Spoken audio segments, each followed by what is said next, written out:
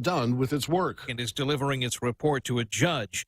The investigation stems from a phone call between the then president and Georgia Secretary of State Brad Raffensperger, in which Mr. Trump is alleged to have asked how to find enough extra votes needed to win the state. The grand jury cannot issue indictments, though its findings could be used to eventually charge someone.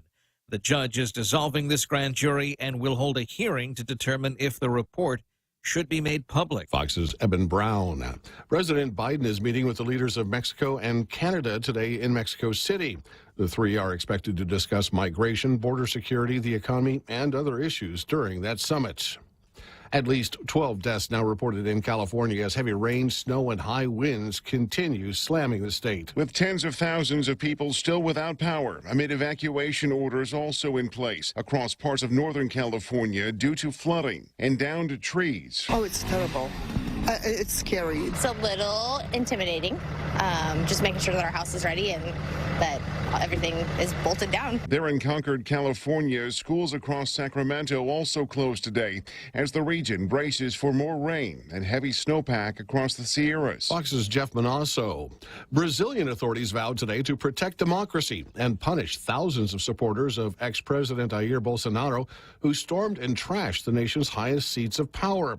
Protesters swarmed into Congress, the Supreme Court, and presidential palace yesterday, with many wanting the Brazilian army to restore the far-right Bolsonaro to power and oust the newly inaugurated leftist Luiz Inácio Lula da Silva.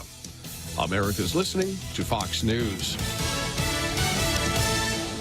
Family Finance has been serving the people of Guam since 1959, and they will continue to be there for you in the years to come. Whether you're looking to get a personal loan for that summer vacation or paying off those long overdue bills, Family Finance has got you covered. Apply for a personal loan from $1,000 up to $4,100 by calling Family Finance in Hagåtña at 671-475-4545, Upper Tumon 671-647-5626, or in Dededo 671-633-4473. Join us at Mezcla Chamorro Fusion Bistro and see why they've been crowned Guam's best Chamorro food restaurant for 9 consecutive years. Experience Chef Peter's candied salmon over scallion coconut rice, octopus tinactac, Chamorro platter, and their award-winning gourmet burgers. Or if you're looking for something healthy, try their keto-friendly menu. Come and enjoy Mezcla's half-a-day service at their Hagåtña location from 11 a.m. to 2 p.m. for lunch, 5:30 p.m. to 9 p.m. for dinner, or 10 a.m. to 2:30 p.m. for their famous Sunday brunch.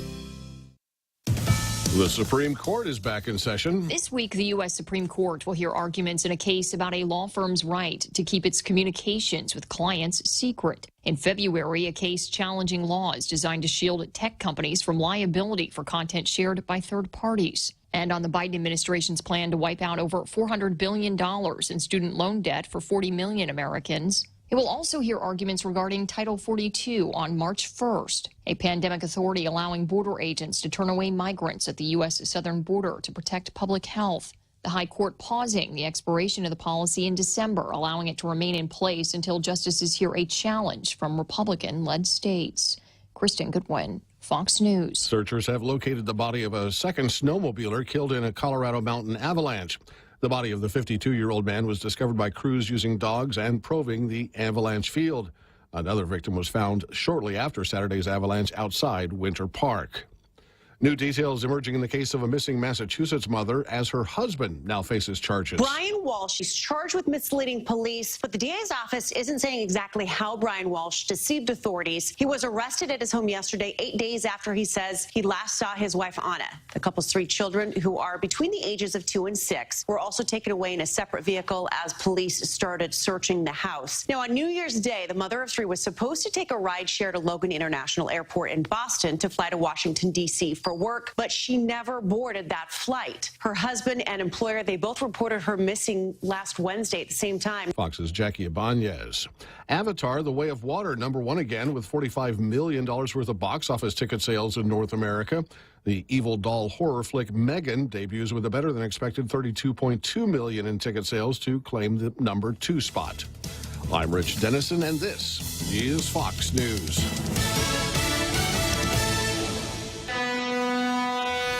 Half a day, this is Josh here at APL. Our expertise and extensive network can help you grow your business and reach out to more global markets. As a responsible carrier, APL is also committed to a sustainable future, whether it's protecting the environment or investing our efforts in giving back to the community. Our dedicated teams in Guam, Saipan, and on U.S. mainland are here to support you. Call 588-4651 or visit www.apl.com. Your crack is showing. My what? Look at all those cracks on your phone screen. Dude, you need a new phone. Tell me something I don't know. Well, then you need to check out GTA's trade-in deal. Trade in your old phone and get up to $800 in credit towards a new phone. That's enough to get a new iPhone 14. Please hurry, because I am tired of looking at your crack. For a limited time, get up to $800 towards your new smartphone with eligible trade-in and unlimited plan. Visit GTA retail stores or GTA.net for details. Terms and conditions apply. GTA, we start with you. Everyone has a busy schedule these days, and sometimes we forget to schedule our routine dental checkup and cleaning. Don't neglect your dental health. Schedule one today with Dr. Robert Yang and his Smile team, conveniently located at the East West Business Center on Marine Drive, Upper Tumon. Call us today at 647-8702 or 3. Again, that's 647-8702 or 647-8703. We make smiles happen. Half a day and good morning, Guam. It's 6:06 on Tuesday, January 10. I'm Donna De Jesus with a look at your local news on The Point. 33-year-old Nicholas Bamba has been accused of stealing his mother's bank card to support his drug addiction. Court documents state that the victim was buying clothes for her son and paid with using PIN debit when Bamba stood close behind her. She later noticed that her bank card went missing. When reporting the missing card to the bank, she was told that multiple transactions occurred in the last few days and about $4,000 was spent. Bamba told police the allegations were true and that he took his mother's card when it was left unattended. He added that he withdrew an unknown amount of money from numerous ATMs in December. He told police that he used the money to pay for his habit of using meth. Bamba was charged with theft of property. Meanwhile, 37-year-old Jameson Carriaga has a history of assaulting a woman known to him and not complying with court orders. He is back behind bars and faces a possible sentence of 19 years in prison. He was charged with burglary, interfering with the reporting of family violence, 2 counts of family violence, and criminal trespass. The charges stem from 2 incidents reported by a woman who was previously in a relationship with Carriaga. In November, the woman called the police saying Carriaga had climbed through a storage window and assaulted her. She told police that Carriaga took her cell phone and prevented her from contacting them. She was able to walk to the Central Precinct Command in Sinahanya to report the incident. The officers noted bruising and abrasions to the woman's face and body. Last week, Carriaga assaulted her again, and she waited until he was asleep to leave the residence and contact police. Officers again noted the visible abrasions from the incident. We'll have more news after this. Guam Community College Spring 2023 late registration starts Monday, January 9th through Friday, January 13th. New students can apply at guamcc.edu/apply or in person at GCC. Returning students can register, add, or drop classes using their MyGCC login. Register or apply now, online or on campus at Building 2000 from 8 a.m. to 5 p.m., January 9th till the 13th. Stop thinking about getting back into the classroom and just do it. The AG's office has told defense attorneys that any unaccepted plea offers sent under the last administration have been withdrawn. AG Doug Moylan started his new policies after being sworn in last week. He explains that there will be new processes to determine plea offers that fall in line with his campaign promise to be tough on crime. Moylan confirms that if plea deals were already agreed upon under previous AG Levin Camacho, they would be honored. Defendants who are in the pretrial conference phase of their proceedings will also be expedited and prioritized. A tougher stance when requesting bail for drug defendants is also being taken. Prosecutors have been arguing for large cash bails as part of Moylan's new policy to reduce the number of drug defendants released from jail pending their trials. And BPT rollback legislation has resurfaced in the 37th Guam legislature with Senator Jesse Lujan's Bill 3, which would set the BPT back down to 4% from the current 5%, except that an existing lower rate for certain small businesses is maintained. Lawmakers passed legislation last term that expanded the threshold for small businesses to be taxed at just 3%. With the enactment of that law, about 90% of small businesses on island should now be taxed at the 3% BPT rate. But the Guam Chamber of Commerce continued to call on public officials to roll back the BPT across the board. The BPT rollback is one of the key proposals that the Republican minority committed to revisiting this term. Lujan also introduced Bill 4, which would suspend the BPT on food and medicine for 12 months due to the increased cost of living on Guam from the COVID-19 pandemic, inflation, and a slow economic recovery. And those were your top stories right here on The Point. Now here's Ray with your weather. No, first, cute dog. I'm going to put it, there's a picture of a cute dog. We're going to His start name with is Fried Chicken. Oh, it looks like, it doesn't look like this. This is from the same bunch that look like to you, because you've got lousy eyes. No, they do look like fried chicken. It's a cockadoodle or something like that. I don't know what it is. Cockadoodle? But it is. Aren't they just toy poodles? Whatever. I don't know. Somebody asked me, what kind of dog is it? I said a brown dog. It's cute. It looks like a bear. So I got word. So it was originally out of 4 pups, 1 boy, and that was already spoken for, and then 3 girls. And I think this is the last of the girls that's available. So if you did not get what you wanted for Christmas, and it was a small furry thing, and you're like, it's already after 3 kings, and you're going to Christmas yourself anyway.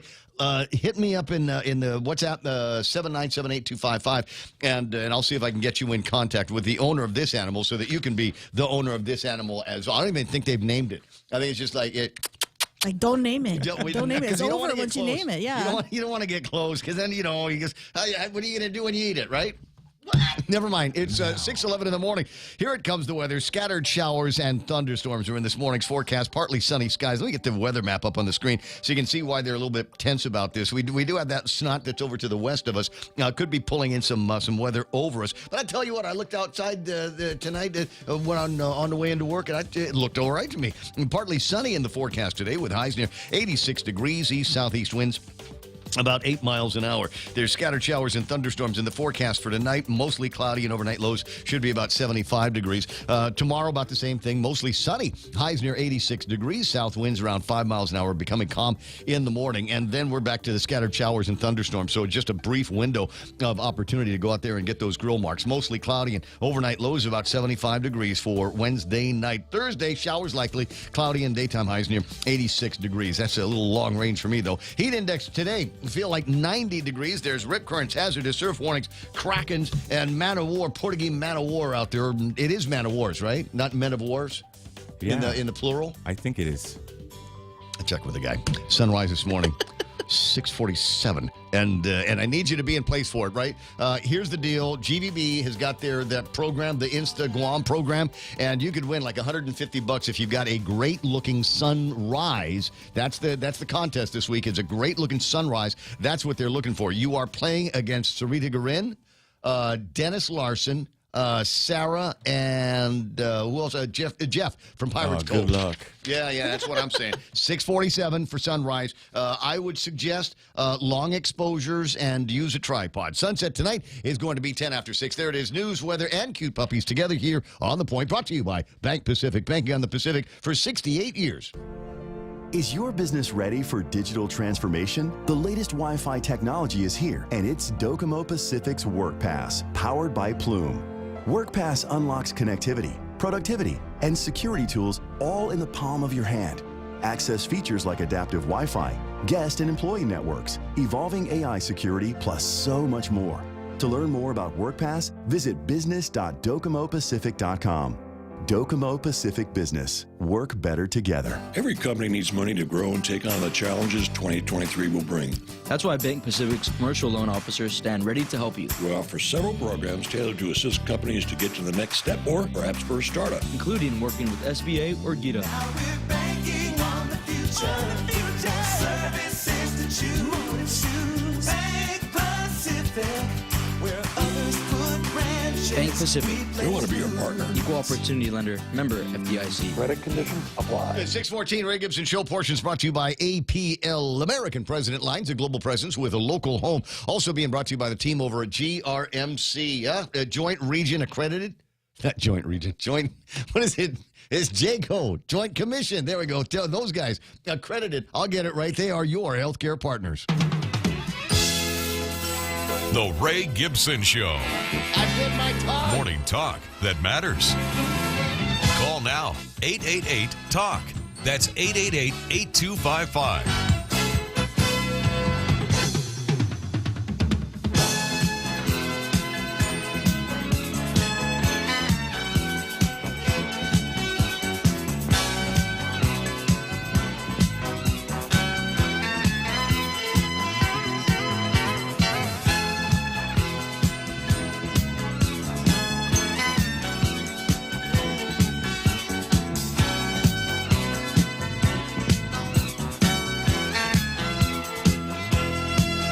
Serious.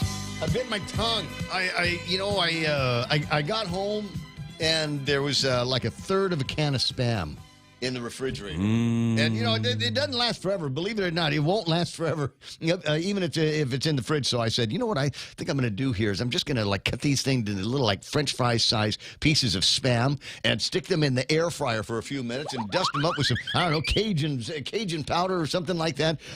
And I did. And I was so Magodai. That's the only way I can describe it. I was so Magodai for these things. I picked them up and I stuck them in my and somehow managed to bite my tongue in the process. So I got this little thing I'm not going to show you because it's the inside of my mouth is gross. Oh, wow. Oh, did you want to see I'm it? not going to say it's karma, Ray. What? For what? What did I do? What is it? Is it karma because I asked Jesse Lujan to do my show before I asked Chris? Yes. Well. Maybe if that's the way the world is going to be working. So in addition to that, I just wanted to let you know the current issues with my mouth, including the fact that I bit my tongue last night, and I think they call it's a liar sore. Oh yeah. You ever get that? Yeah, it's a. It happens to liars all the time. There's just a little kind of sore that you get on your mouth, and it usually goes away in a couple of days. But I've had this now for a couple of days. So That's a kissing sore, Ray. That's not a kissing sore. Come on, man. I don't have that. I never went to Lights. You went up in the tree. Or Cosmos. I never went to any of those places where you can get kissing sores. That's enough. That's enough out of you, Mr. Producer Man. Real Joe, get the phone when you call at 888-8255, 888-TALK. Talk to him about kissing sores. I'm sorry. Should I start all over again? Stop it, man. I'll start all over again. Welcome to the program. Excuse the mess. It is the Ray Gibson Show on 93.3 The Point. My name is Ray. Thrilled, as usual, to be here with you, regardless of the status of my tongue and all kinds of stuff to talk about. Not really. There's a whole mess of stories that are in the newspapers this morning that, frankly, we covered yesterday. So I will do what I can to go and find important and interesting and provocative talk issues that will keep us busy for. How long is the show today? Are we doing 4 hours? 4 hours, yeah. Crap. All the way. In the States, you only do 3 hours. They're short of it. Yeah. It's like major, all the big market morning shows, Are you afternoon hinting shows. at something? What? Are you hinting at something? No. I like the last hour of the show. It's one of my favorite. I like all of the hours, but I think in the last hour of the show, I can let my hair down a little bit more, and we call it the small talk portion of the show because that's where I take kind of the other things that are in my head and post them out there, and it seems to be working. It's a good formula. It's been we are Pika's best, right? Still? True. Okay, got it. So anyway, welcome to the program. Ray, thrilled to be here with you. It's Tuesday morning, and just excited with all the topics that I've got in front of me. I'll share those with you in a couple of minutes. But first, an introduction. We'll go around the horn. There's Real Joe. Like I said, gets the phone when you call 888-825-888-TALK. Did you have a good yesterday? Perfect. Do you know who I met? Who did you run into? I ran into a guy from Hawaii, the actual island of Hawaii. He's out here. He's an arborist. What's that?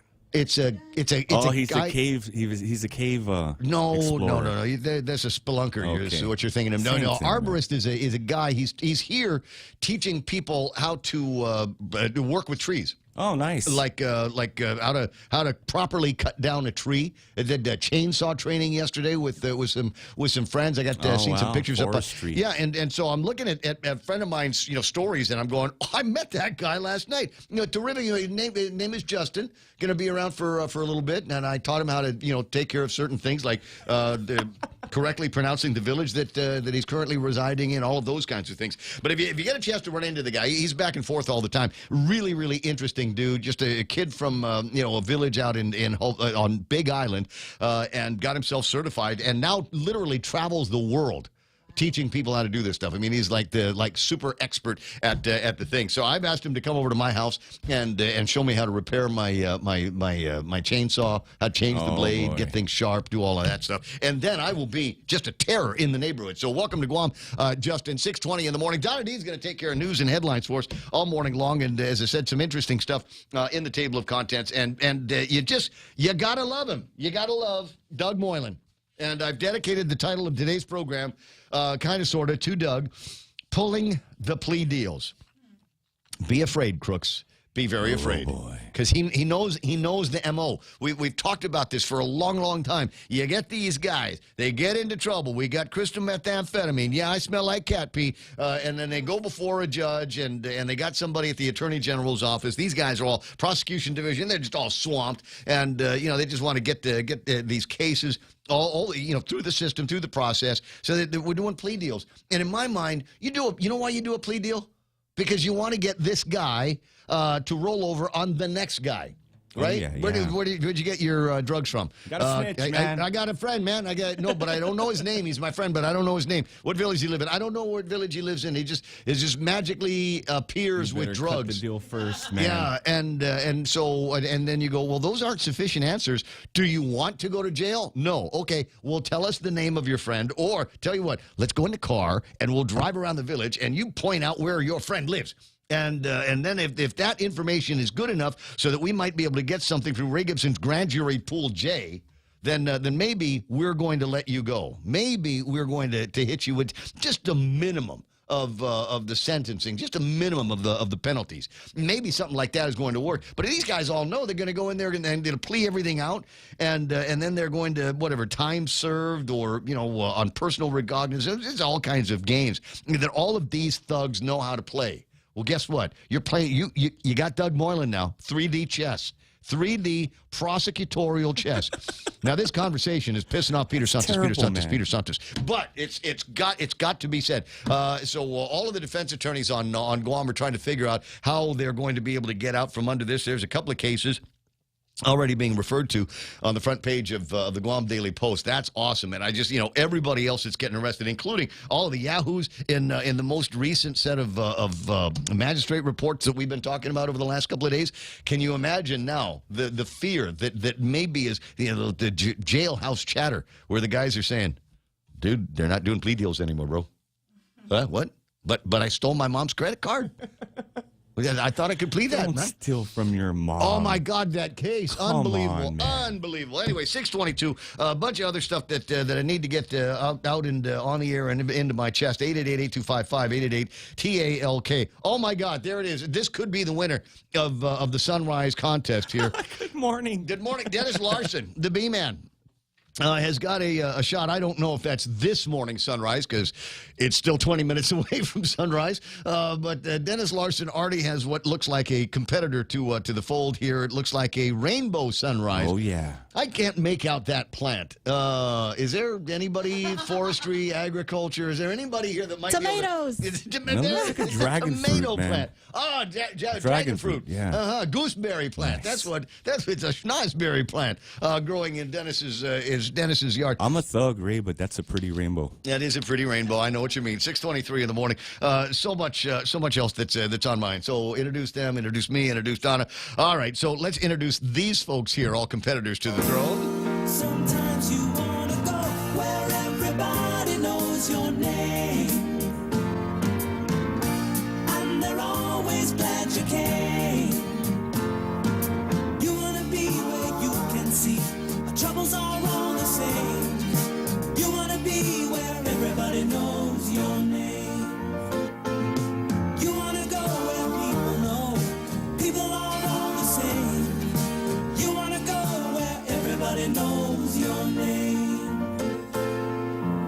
6:24 in the morning. All right, there it is. That's not what I wanted to put up, but it's there anyway. Win $150 cash in the weekly contest, the InstaGuam. Go to visitguam.com/InstaGuam, not Instagram, InstaGuam, and they'll have all the information you need to get your picture up into the scene, regardless of what kind of flora it happens to be from around the neighborhood. I think that's going to, we'll leave that up to don't disqualify yourself. Leave that up to the judge and find out what they've got to say about this.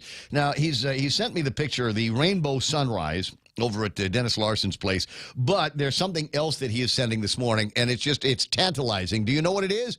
It's eggs. Oh, no. So that costed him like what, $20? I don't know what that would be about $2,000 right there. $25 worth of eggs. Oh, wait, no. Including the ones on the side right here. You see those? Them's his own eggs, right? Those are his own eggs. He's got egg-laying chickens over at the farm. Now, I understand, according to him, he's got where the chickens lay the eggs, there's a camera on them 24 hours a day, 7 days a week to make sure that some of the thugs in the neighborhood that might be hungry for cheap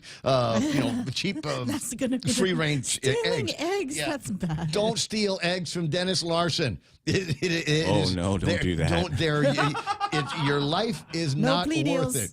Well, I don't know. Some people have got cheap lives. The bees are going to get you, too. The bees will get you. Yep. And I just got confirmation for those of you that saw the puppy dog and are wondering, is that still available? Might I still be able to add that to my family? The answer is yes. Going rate, I believe, is $1,500.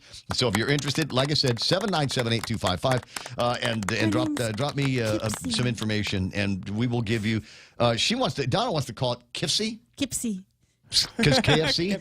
Because it looks like fried chicken? Some Kipsy? Looks like the chicken bone? Okay. 6:20. So, all right, fine. We'll move in that direction if that's the way you want to go to. Anyway, so did we already play the song? We did play the song. Okay, number one is big man Rico Blancaflor. Morning, big man. I got Dennis Larson on screen, Jay Nauta, MT Farron, half a day to Juanita Machi, and who else is on? Bunker Franklin Meno checking in this morning. That's nice. Charles Craw, Patty Santiago. Hey, look, Jay Rojas. Happy birthday to you. Happy birthday to you. Happy birthday to you. I see it. I got, let me see. Mahalo, Jerome McDonald is on. I see Patrick and Martha A. Tovis. VFW online. Post Canteen dude says $4,000 is the jackpot in Friday's Queen of Hearts deal. What do you say? Like 35 cards still left on the thing? Oh, yeah, not too far. So, the odds get better every week. Prince Priscilla, Castro, Torres, Buenos, and Havana, Kina, McCausland, Auntie Bennett, Lujan Duenas. Did everybody check out her new profile picture? She got her hair did. Oh, yeah. Looking good. Tax looking season. good. California weather alert, and we are now waiting for the big one this time. Strong winds, heavy rain. 150 residents are out of power. Flash floods, sinkholes, and landslides are expected. The Russian River over 32 feet deep, and homes may end up floating down the river. We are advised to stay home. Good morning, Ray, Donna D, Real Joe, and Jerry Roberts. Did you hear about a storm in California? Yeah, it's a little bit of a storm, but they freak out over there. I guess. They do. Well, I mean, they get a little bit of the water. Landslides, right? They trip out, yeah. I mean, like entire neighborhoods dry, disappear as a result of the landslides that we've got. Shelley will know if we've got particular friends out there. She'll find out whether they're in any kind of danger or not. Bill Petit's online. Good morning. And to John Ray Titano, John Marich, and let me see, Francis Wolford. Good morning. Michael Jr. Leguana watching from Las Vegas, Nevada. Remember what happens in Vegas. Now, it doesn't stay in Vegas anymore, right? They changed that? Yeah, it's on Instagram. It's everywhere. Post your sin on Instagram. We all want to see it. Don't worry, won't judge you. Won't judge you. I got Manny and Ning Regis, John, Harold, Minglutnia, Napati, Buenos, and Haffaday. Lottie Solis is on. Brad Wood, good morning to you. And let me see. Colin Clark, his checking in. So is Anna Marie. Nice to see Marjan Conception. Marla Carbolito Castro is watching. So is Frank Talon, Tim Zedeker, Dave Duenas, Beba. Nice to see Lena McDaniel. Lena McDaniel, just like me, unbelievably excited with the news that Doug Moylan is just taking a hammer to criminals here on Guam. So what was it last week? It was, you know what? I don't like this personal recognizance releases because and I love the word he uses. It's illusory. It is illusory. It's a facade. All right, it's a facade. They all got these feelings like, okay, we're going to let this guy out on his own personal recognizant, or we're going to third-party release and all of that. And the guys walk out, and frankly, it surprises me they aren't breaking into cars at the courtroom. At the courthouse parking lot, right outside, because none of these guys have any fear of the law or justice or anything like that. Hey, look at that car! I bet I can break in 20 seconds, and and it's going to be my truck, is what it's going to be. So these guys, they already know all of the different ways to get out and stay out, and now the AG is saying, no, we're going to do this on a cash bail. I'd like to see if some of you thugs can come up with the money to do that. And there are people that are, kind of ticked off about that. And now we've got the withdrawal of the plea arrangements. And now if he continues to move at this pace, before the end of the week, maybe there will be something on deportation. Maybe there will be something about deporting some of these thugs that come out here, and I'm of the opinion sometimes that it's the people in those islands going, well, we don't want them here. What would it cost to get them on a United flight out to Guam? Ping pong with these guys. Exactly. Just get these guys out of here, move them to Guam, and maybe life will be better for them there. No. You've worn out your welcome here, and it's time to go back to where you're from. And if I had my way, I'd figure out ways to deport even the citizens from around here, because some of them have worn out their welcome in a neighborhood. So deportation. And Lena, this morning, asking, and I'll ask Doug when we get him, are you going to do you think, because I don't remember asking him this question during the course of the election, but is there something now that AG, Doug Moylan, Tough on Crime, can do about game rooms? No. About the game rooms in the villages. What is that? What is it? You know what? And they just kind of they popped up. We had the old piece of legislation, and they said we'll go ahead and license these machines for as long as Guam Memorial Hospital has bills to pay. And it was supposed to be a finite number and a finite number of bills that were supposed to get paid with that revenue. Something happened. Chris Duenas remembers the story very well, because they had morphed into a piece of legislation that he started with. At any rate, you have that, and then all of a sudden the games room popped up, and there was no end. There was no sunset on when that was going to happen, because they dropped an exhibit or something like that, and nobody ever went in to change it. Unfortunately. So, yeah, maybe there is something that can be done, and double-checking on the feasibility of the licenses that allow these things to continue to populate our villages. 6:32 in the morning. Thanks, Lena. Good to see you there. Jose Martinez, listening from the island of 1,000 ponds. That's Guam. Ron Castro, our favorite dude artist, is there.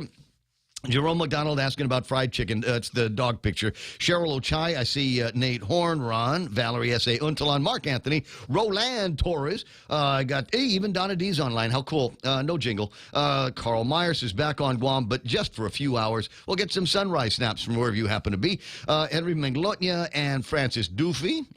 Jeff Pleadwell talk about man o' war. That's what we call him. Dennis Larson says Portuguese. Right on. And let me see. Zama Martinez. Zama. Wonder if we're related. I have clothes from Zara. Is clothes. I cannot fit them anymore, but, that's why I'm going to the gym now. Payless at Micro Mall is finally open, says Dennis Larson. The question is there a deli on the inside? Donna wants to know. I believe there's an infusion on the inside, and, a produce section. I don't think they're really and open, a meat, though. or is there a deli? Open. What? I don't think they're open. What is it? It's just a softie. It was just soft. Well, but the big one, the big going one hard is yet, the 21st. They have Lone Star bread, though. Yeah. Okay. All right. I know what that's good for. Rudy Rodolfo, the original Burger King, is online here this morning. I see Brennan Fausto, no brother, someone is thinking of you. That's what Donna was saying. So if I've got that little sore in my mouth, Donna says that's because somebody is thinking of me. Yeah, and I gave you 14. That's N. Who's N? I don't know who an N is. I really have to think about an N name. Does it have to start with N, or can it have N's in it? No, it just has to start with N. I guess it's nobody. Nobody is thinking of me. Vote for re-elect nobody. Let me see. Rico's there. Colin Clark, Dennis Larson, Simplex 10.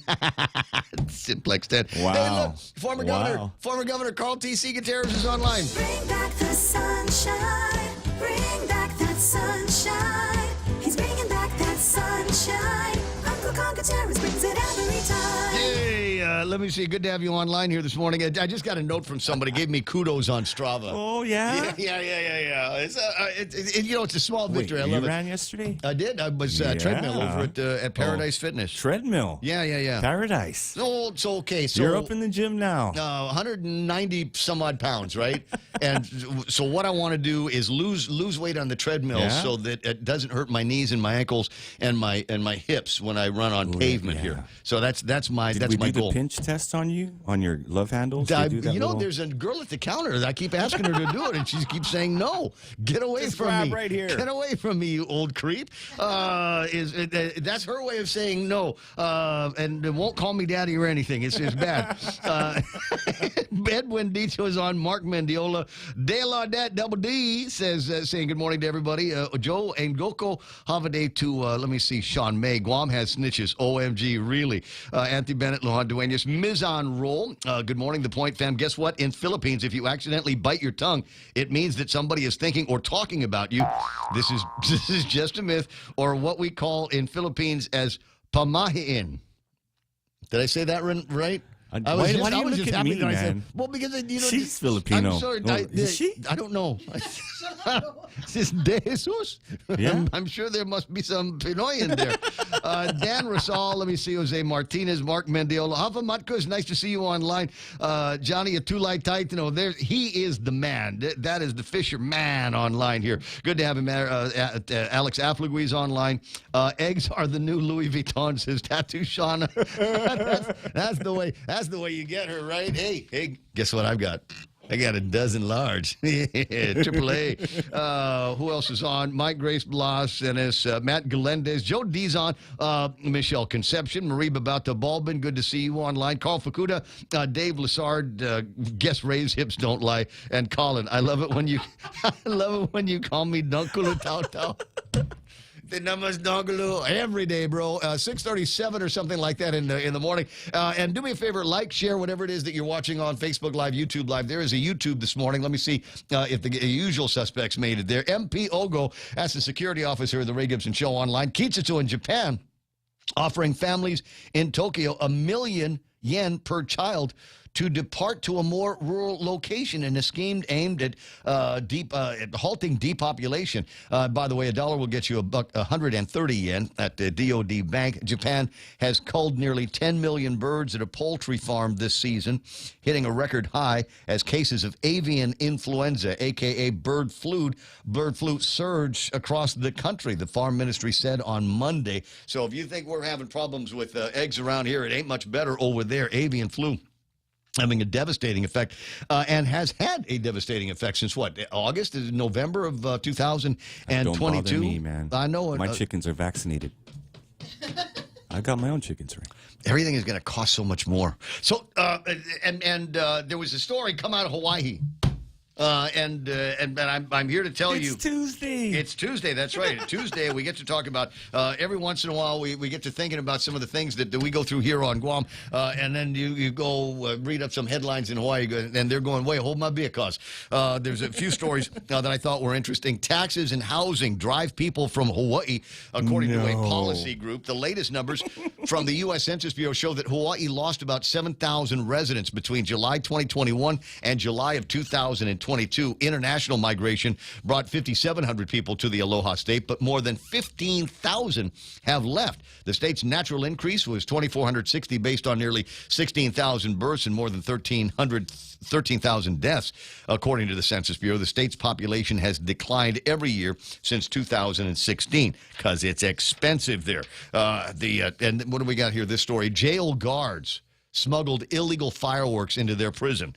We're not the only ones. What else? The other story. There's an attorney general there. Has joined a new coalition challenging Florida's Don't Say Gay law, which bans the discussion of LGBTQ issues in schools, which is interesting because nowhere in the actual paperwork does it say "don't say gay," but it looks like they're trying to groom the kids in Hawaii.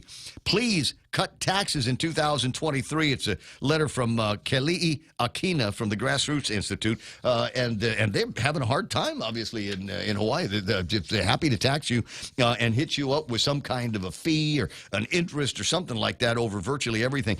We've got problems with crystal methamphetamine here on Guam. They've got them likewise there, and they're seeing more drug overdoses, including drug overdoses with crystal methamphetamine. I did not realize that you could OD on crystal meth. I just thought it'd keep you up for 3 or 4 more days than normal, right? You lose weight, you just lose your teeth, and then I have no idea. Well, I know, and I'm sorry to look at you every time we come up with one of these stories. But they're also talking about fentanyl, and fentanyl. That's bad. Is becoming a big problem. They're expecting it to get worse. They say that the problem is a supply issue in Hawaii. It's like $15 for a pill of fentanyl. And in like the streets of San Francisco or other major cities, you can buy a pill of fentanyl for like $1, and then you die. And then you die. And I shouldn't say it like this, but I just get this feeling like that's what's eventually going to happen is you get these guys on meth, and they're going to try to push the limit. And they're going to push the limit to fentanyl, and they'll just die off. And maybe that will end our problems with that particular drug on Guam. 6:40 in the morning. But one of the things, and I looked at this and I said, gee, I wonder where we stack up. There is a national study conducted by an outfit that wanted to know who had, in the United States of America, the most expensive Domino's cheese pizza and the most expensive pizza cheese pizza. And Hawaii, in the nation, came in with the most expensive pizzas for both of the pizzerias. I thought we would have beat them. Well, as a matter of fact, what? this time we get to say hold my beer, because maybe Guam has beat Hawaii on this one. You'll find out in a minute. It's 6:41 in the morning. We'll jump into news and headlines with Donna D right now and come back with the pizza story. It's all ahead on the Ray Gibson Show. Hop and Donna, what happened? 23-year-old Travis Jerome Uggan faces charges of reckless conduct, reckless driving, and driving without a driver's license after speeding past minors on the street several times, nearly hitting one of them. The incident took place on the 5th along a dark street in Santa Rita. Court documents state that Uggan has caused trouble in the neighborhood before. And Police Chief Stephen Ignacio has confirmed that the Frankie E. Smith precinct in Tumon is back on island power as of yesterday afternoon. Right before New Year, the precinct was forced to go on generator power after an electrical fire occurred within the fuse box where a bird managed to build a nest. GPA was able to make the necessary repairs. And cleanup is nearly complete at Apra Harbor following an oil spill that was reported Sunday afternoon. Port General Manager Rory Respicio says about 100 gallons of oil leaked from a fuel line at the F1 pier. The Coast Guard and Guam EPA were contacted to make sure there's no harm caused by the spill. TriStar Terminals, Unitech, and port personnel are leading the cleanup. And those are your local headlines on The Point. Now back to Ray. Okay, I have an old girlfriend named Noreen. Is it so? She was the What? Nothing. I'm just saying. So I'm trying to cut through this pahilila Do thing. you owe her money? No. Do you owe her child support? I have no financial connection to that particular N in my life, but I don't know. Maybe I ought to check. Maybe so tell you what, we'll take a break. I'm going to send Noreen a quick text here and find out if I've been far from her thoughts over the last. What time did I bite my lip? It would have been about 8:30 last night. So I'll let you know here in just a couple of minutes. It's 6:43. Be right back. What's for breakfast at KFC under $3.95, you ask? What's for breakfast at KFC that's different than the other guys, you ask? KFC's chicken wrap, sausage wrap, the Colonel's chicken congee, chicken fried steak, sausage biscuit and gravy, and biscuit sandwiches made with KFC's original fluffy biscuits. All for under $3.95 and all only at KFC. Plus, with waffles and the Colonel's chicken fried rice, we've got something for everyone. So visit KFC for breakfast today. It's finger-licking good.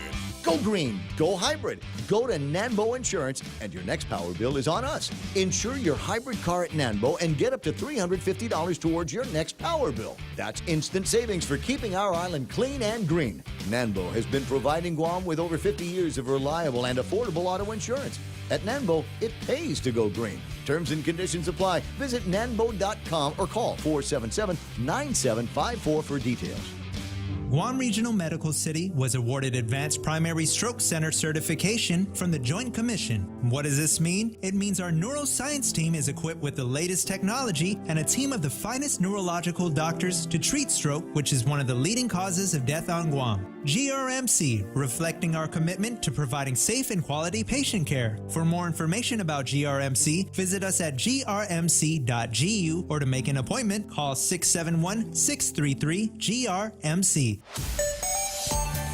I got it already busy up certain sections of the north end, watching a little bit of traffic, not too much in front of Anderson Air Force Base. A little bit of traffic as you get closer and closer to the main village area in Zigo, southbound Marine Corps Drive, all the way through Dededo, looking good. A little bit of traffic on Isangsong, trying to get to the road, the main roads. And then Ukadu's running a little bit busy here this morning, as you might imagine. Intersection at 1 and 3 starts to build up and slow down a little bit just as you pass that intersection at 1 and 3. Closer and closer to the Micronesia Mall, Camp Leon Guerrero. Might see a little bit of traffic at that intersection. Southbound, all the way to 8, 10, and 16 should be running fairly clear for you. 10 and 15, that intersection is groovy.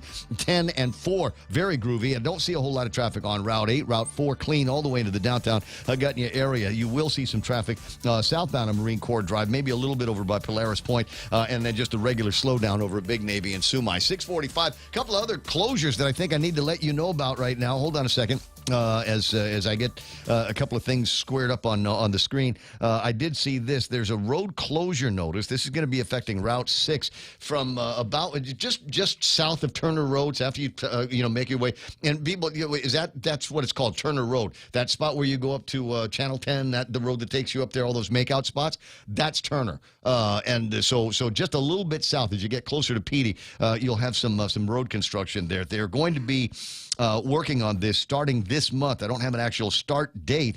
There are going to be delays due to excavation work, pipe and electrical cable installations, and road restoration in the area.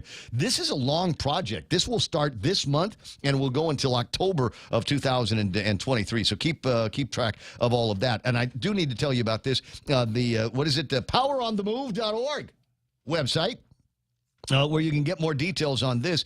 But tomorrow, Route 1, Marine Corps Drive and 5th Street, that is the intersection by the GCIC building, we'll see single-lane closures northbound and southbound. All other lanes will remain open.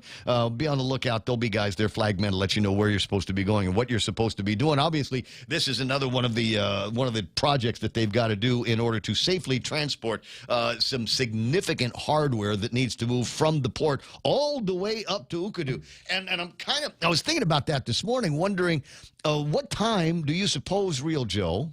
Because nobody's. I mean, they say a mile an hour, 2 miles an hour, something. But if they left the port at what particular hour, like 9 last night? Yeah. What time would they get to here? What time would they get to be around the Kmart DPW area so that we can go outside and, just supervise? I think 4 or 5 hours. Right? Yeah. I don't know. I can't tell. I know a guy that's gonna be doing some driving, so I'm gonna see if they've done anything like a rehearsal and know where it is going to be. The poweronthemove.org website should have some information. I think it will have a traveling map, so you'll be able to see in real time where the caravan is between the port and Ukadu. I think that's going to be kind of exciting. But again, Route 1, Marine Corps Drive, 5th Street, tomorrow starting at 9. Expect some delays for the reconstruction and the infrastructure work there. 6:48 on the Ray Gibson Show. Happy holidays, Guam. From now through January 13th, the Guam Visitors Bureau is giving you a chance to win $150 in cash just by sharing your Christmas spirit. Each week, GVB will announce the theme of the week, so take your best photo or video and upload to visitguam.com/Instaguam to enter for a chance to win $150 in cash. Winners will be announced every Friday. Brought to you by GVB, making Guam a better place to celebrate the season of giving. Check out the newest hydro and garden center to hit Guam, Crop King Hydro. We have a huge selection of plant nutrients, soils, hydroponic mediums, organic pest control pumps, plant support, tools, and so much more. Call 635-4769. 635-GROW. Open Monday through Saturday, 10 to 6 at the Dededo Satina Mall, right across from Payless and Paradise Fitness. For whatever you grow, think Crop King Hydro. Crop King Hydro. Crop King Hydro, yay. Is it my turn? Do I have what am I supposed to say something? Sir. Okay, all right. I'm sorry, I was waiting for the thing. Today, lunch over at Wendy's, why don't you? They've got the new Italian mozzarella chicken sandwich and the cheeseburger. Comes in both flavors, crispy chicken fillet or juicy beef. They top it with a slice of Asiago cheese, is crunchy, gooey fried mozzarella and savory marinara sauce. Then they spread that on the crown of the new toasted garlic nut bun. You can even upgrade your combo with garlic top fries. They season that with garlic herb sauce. Don't miss out. Head on over today. Choose wisely. Choose Wendy's. Bringing you closer to the action. Any speaker, anytime. Watch and listen live Where's on Sarita? ThePoint.gu.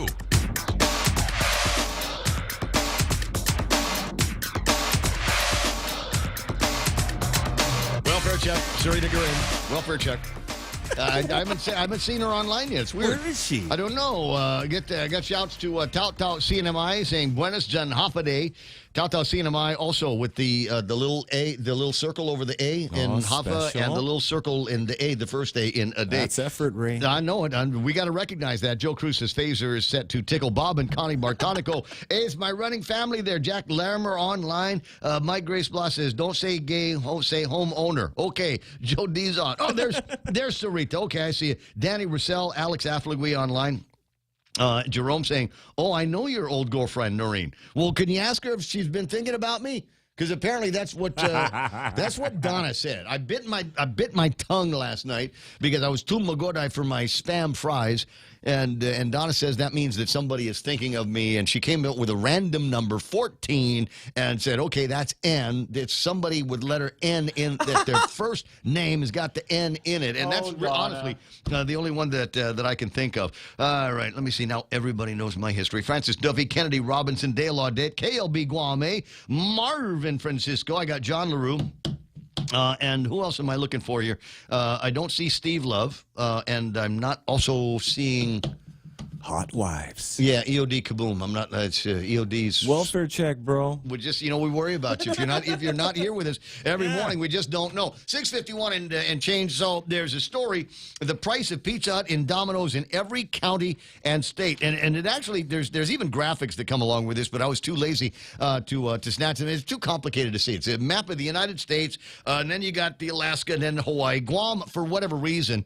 Because, we're not in the drop-down list. Oh, wow. And so we've been excluded from this. Net Credit sourced the price of a large cheese pizza with a classic base from Domino's and Pizza Hut in the biggest city of every U.S. state and the capital of every county. While they were doing so, they also took note of a few sundries, such as the most expensive and most unique pizza joint item in each location. And you can find this. I'll see if I can find a link for you if you really, really want to see this.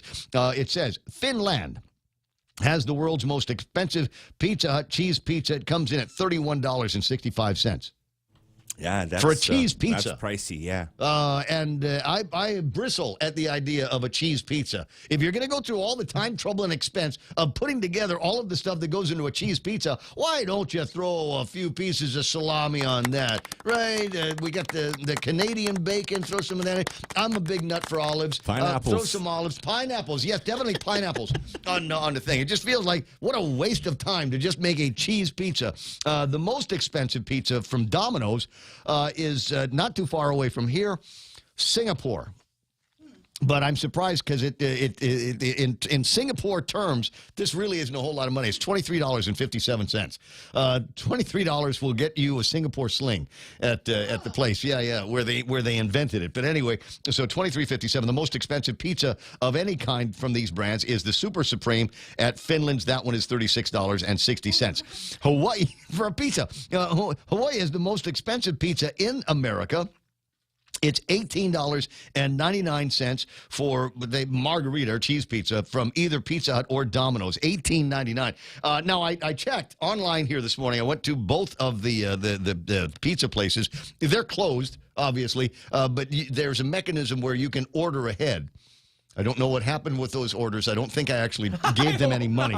I'm not sure. But anyway, so it's according to my calculations and according to just, looking it up on the thing. So what did I say? The most expensive pizza in the United States, $18.99 for Pizza Hut or Domino's in Hawaii. All right, stand back. In Guam, Pizza Hut, that pizza, $19.99. We are the most expensive pizza, cheese pizza in the United States of America. All we do is win over here, Ray. We just win it. Yep. $19.99. Now, I tried to order the same pizza from Domino's.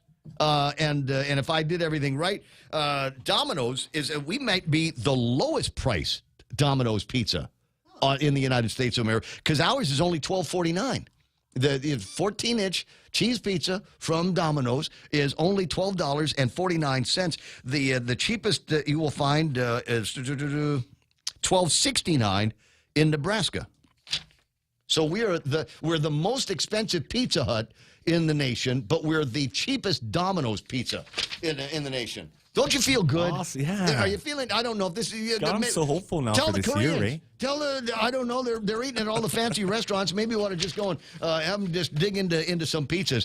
888-825-5888-TALK. I'm sorry, I got the important stuff out of the way early. Now you can move on with your life. Still got to get kids to school and all of those kinds of things. Some of the things that we will be talking about. I spent some time on the radio yesterday with former Governor Carl T.C. Gutierrez. We don't need to play the thing. But yeah, thanks. there's going to be a meeting with the GVB today. They're going to be electing some members of their board, going to be making some changes to the rules of the board. I think that's going to be an interesting conversation. I may be able to get some of that in real time at the location a little bit later on today. We'll find out tomorrow if I'm successful. Guam Solid Waste Authority is going to be having a meeting in the next couple of days as well.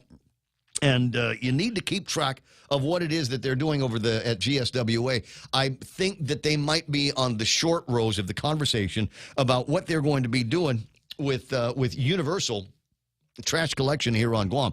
Right now, you don't get the guys from GSWA in front of your house unless you pay them to come over to your house. The governor wants it other. The governor says, no, we got to figure out how to get it like it was before, where it doesn't matter. Everybody is a subscriber to the system. So how is that going to work? Does that mean that everybody will have to get become a member of the GSWA family, or are we going to find another way to fund that? What are those costs going to end up being? So they've got some rates that they, I think, are putting together that they will eventually take to the Public Utilities Commission and find out what they're able to get away with and what the best case is going to end up being. Is it going to be they're going to charge everybody more for it? Does it mean that maybe there will be something that we're going to pay, I don't know, in a consumer tax or something like that? So we'll prepay, I suppose, for the disposal. They've got all kinds of other things that they're going to have to work through, i.e. getting more vehicles in town, fixing the ones that they've got. And other costs that seem to be associated, climbing costs that seem to be associated with closing, finally, the ORDOT dump. I think that's going to be interesting. So we'll watch out for that. One of the other interesting stories that came out, are you one of the 61 people that had too much to drink at Christmas and New Year's and needed a ride? Oh, yeah. Were you? How was that? No, I wasn't. You weren't. Okay. You remember a few years ago, the cops participated in one of those programs. I mean, a long time ago. And so you could call the police and they would come and pick you up, or you could have them come and pick somebody up and take them home. It was actual PS, police service dig that they were doing a few years ago. And I remember distinctly hearing from a friend of mine who called the police department asking them for a ride. Forgot that he called the police department asking them for a ride and woke up in the squad car and kind of came to in the squad car and didn't quite know what to make of his surroundings, unfortunately. And I'm wondering how many guys of the 61 used that Safe Drive program in order to get home on Christmas and New Year's and woke up in the back of one of those 988 vans. Yeah, how's that? Hey. What am I doing here? Did you have my wallet? Did you get my phone? And then one of the other things that we talked about a little bit yesterday with Chris Duenas is the end of the public health emergency. And they're crowing about it this morning now in the Guam Daily Post, talking about how Lulian Guerrero has made it so we will continue to be able to avail of the SNAP expansion for as long as the federal government supports that. And so we've ended the public health emergency, but we have a new emergency. It is the food insecurity emergency. I know. Roll your head, roll your eyes. I can feel the gravity change with all of the eye rolling that goes on here. It's actually affecting the weather here with everybody doing this at the same time. The governor has declared an emergency to continue the local SNAP expansion. Here's the thing. They were trying to, in one of the iterations of Bill 11 and the veto override, actually called people in from public health and questioned them on why they needed to continue the public health emergency. And they said, well, we got these rules on the SNAP thing. And everybody says, well, they ended the public health emergency in Hawaii, but they're still using the SNAP expansion. How did they do that there? And this is months ago now, but I guess somebody finally figured it out over at the over at Adelup and said, oh, we just make a separate declaration. Oh, that's how you do it?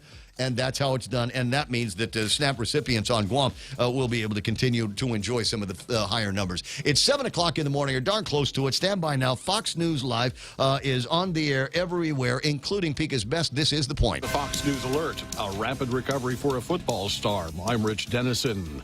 Just a week after suffering cardiac arrest in Cincinnati following a routine tackle, Buffalo Bills safety Damar Hamlin has been discharged from the University of Cincinnati Medical Center. He still has a little bit of a ways to go in terms of his ongoing recovery. We're thrilled to where he is today. He's up, he's walking around, he's got an amazing, genuine sense of humor. Dr. William Knight IV, he was flown to Buffalo earlier today, where he'll continue his recovery at a hospital closer to his family. The special grand jury in Atlanta that's been investigating whether then-President Donald Trump and his allies committed any crimes while trying to overturn his 2020 election loss in Georgia has finished its work and issued a final report. The end of the special grand jury moves the investigation one step closer to possible criminal charges against Trump and others. Brian Walsh, the husband of a Massachusetts woman who hasn't been seen since the New Year's holiday, appeared in court today on charges he's misled police investigating his 39-year-old wife's disappearance. Norfolk County Assistant District Attorney Lynn Bayland asked for bail to be set at $500,000, and the judge agreed. In the basement, crime scene services recovered and found blood in the basement area, in a section of the basement. There was also a knife that was found. On the knife, there was also blood. On his phone pinged in the area of the house on January 1st and 2nd, Bayland said Walsh appeared to have misled investigators about his whereabouts on the 1st and 2nd, noting he was seen on surveillance at Home Depot buying more than $400 of cleaning supplies. Fox's Jessica Rosenthal. An afternoon sell-off on Wall Street erasing some gains made earlier in the day. The Dow down 112 points, the S&P closing down 2, the NASDAQ in positive territory closing 66 points higher. America's listening to Fox News.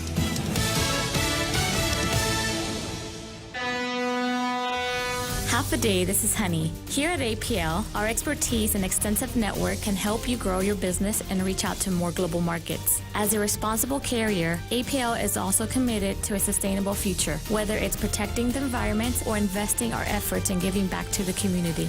Our dedicated teams in Guam, Saipan, and on U.S. mainland are here to support you. Call 588-4651 or visit apl.com. Guam Community College Spring 2023 late registration starts Monday, January 9th through Friday, January 13th. New students can apply at guamcc.edu/apply or in person at GCC. Returning students can register, add, or drop classes using their MyGCC login. Register or apply now, online or on campus at Building 2000 from 8 a.m. to 5 p.m., January 9th till the 13th. Stop thinking about getting back into the classroom and just do it. Authorities in Texas are looking for a man who shot and killed an armed robber. Surveillance video inside a Houston taqueria shows a masked man armed with a gun robbing the place Thursday, including customers at gunpoint before one of them, also armed, opened fire, shooting and killing the suspect, then grabbing the stolen money and returning it to patrons before fleeing the scene. Houston police have been seeking the man, who's being hailed as a hero on social media. They now say his attorney is making arrangements for him to talk to investigators. He hasn't been charged, as experts say the shooting under Texas law appears to be a clear case of self-defense. Jeff Manasso, Fox News. A federal terror trial gets underway today in New York City. Saifullah Saipov could get the death penalty if convicted of driving a truck down a bike path on Halloween of 2017, killing 8 people. Prosecutors claim ISIS videos inspired him to commit the attack. The rental truck he used was decorated with an ISIS flag.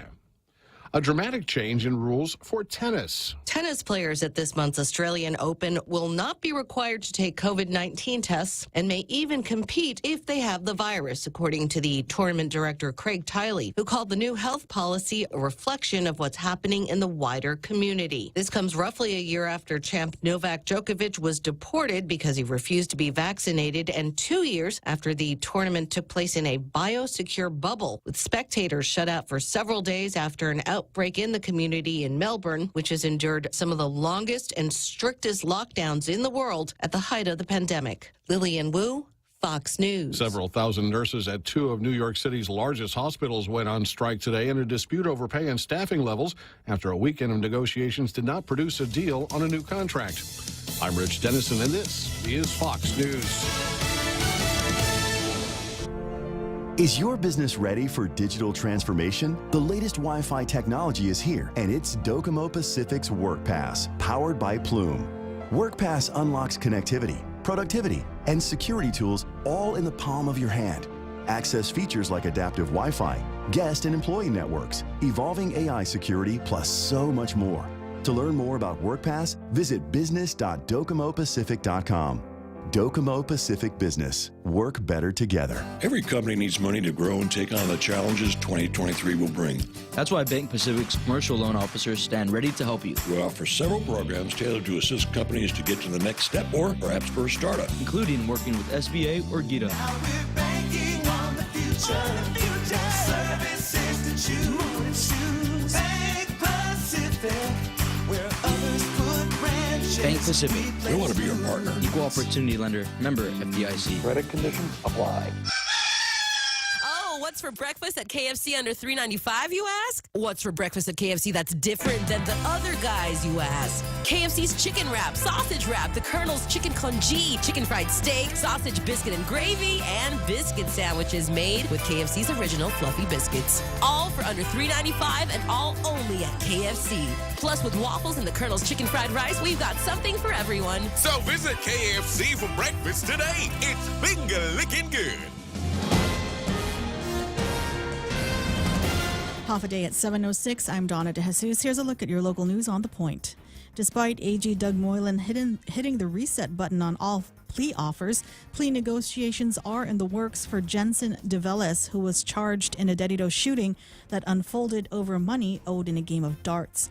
DeVellis and co-actor Justin Duenas were accused in the August 2021 shooting along Tranquilo Court that sent another man to the hospital.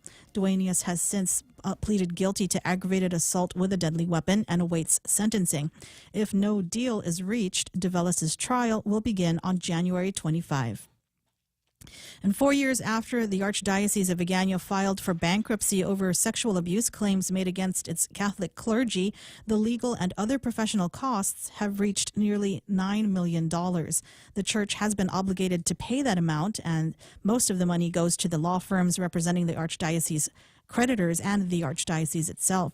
District Court Chief Judge Francis Tidinko Gatewood approved a fresh batch of billings exceeding $1.5 million for services rendered last year, bringing the total court-approved professional fees to almost $9 million since 2019. So far, the Archdiocese paid $7 million of the court-ordered amounts. Survivors of clergy sexual assault have yet to receive compensation.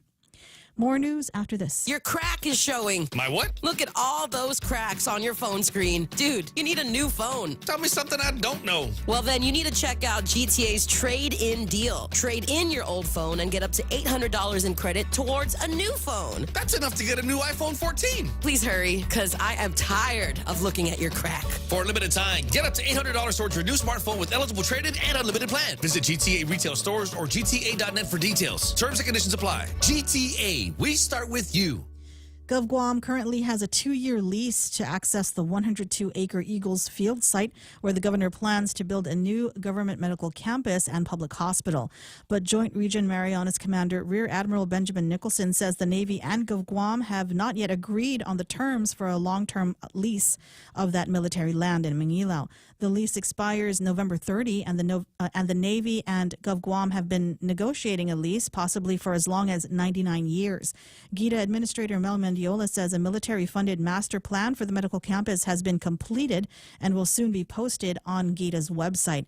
The medical campus could cost Guam taxpayers about $1.4 billion over several decades to purchase the facility on a lease-to-own basis. Nicholson says if all parties concur, JRM hopes to sign the lease agreement early this year. And Guam is expected to get its next round of approval from the U.S. Department of Agriculture's Food and Nutrition Service for a pandemic funding. Governor Lulian Guerrero signed a new executive order specifically to help the thousands of families needing food. Guam's public health emergency, which started in March of 2020, expired at midnight on Saturday, January 7. The emergency SNAP allotments require both the federal COVID-19 emergency declaration and a local declaration. This new food insecurity declaration was issued January 6th. More than $73 million in SNAP emergency allotments were issued for Guam since the start of the pandemic, or the start of the public health emergency.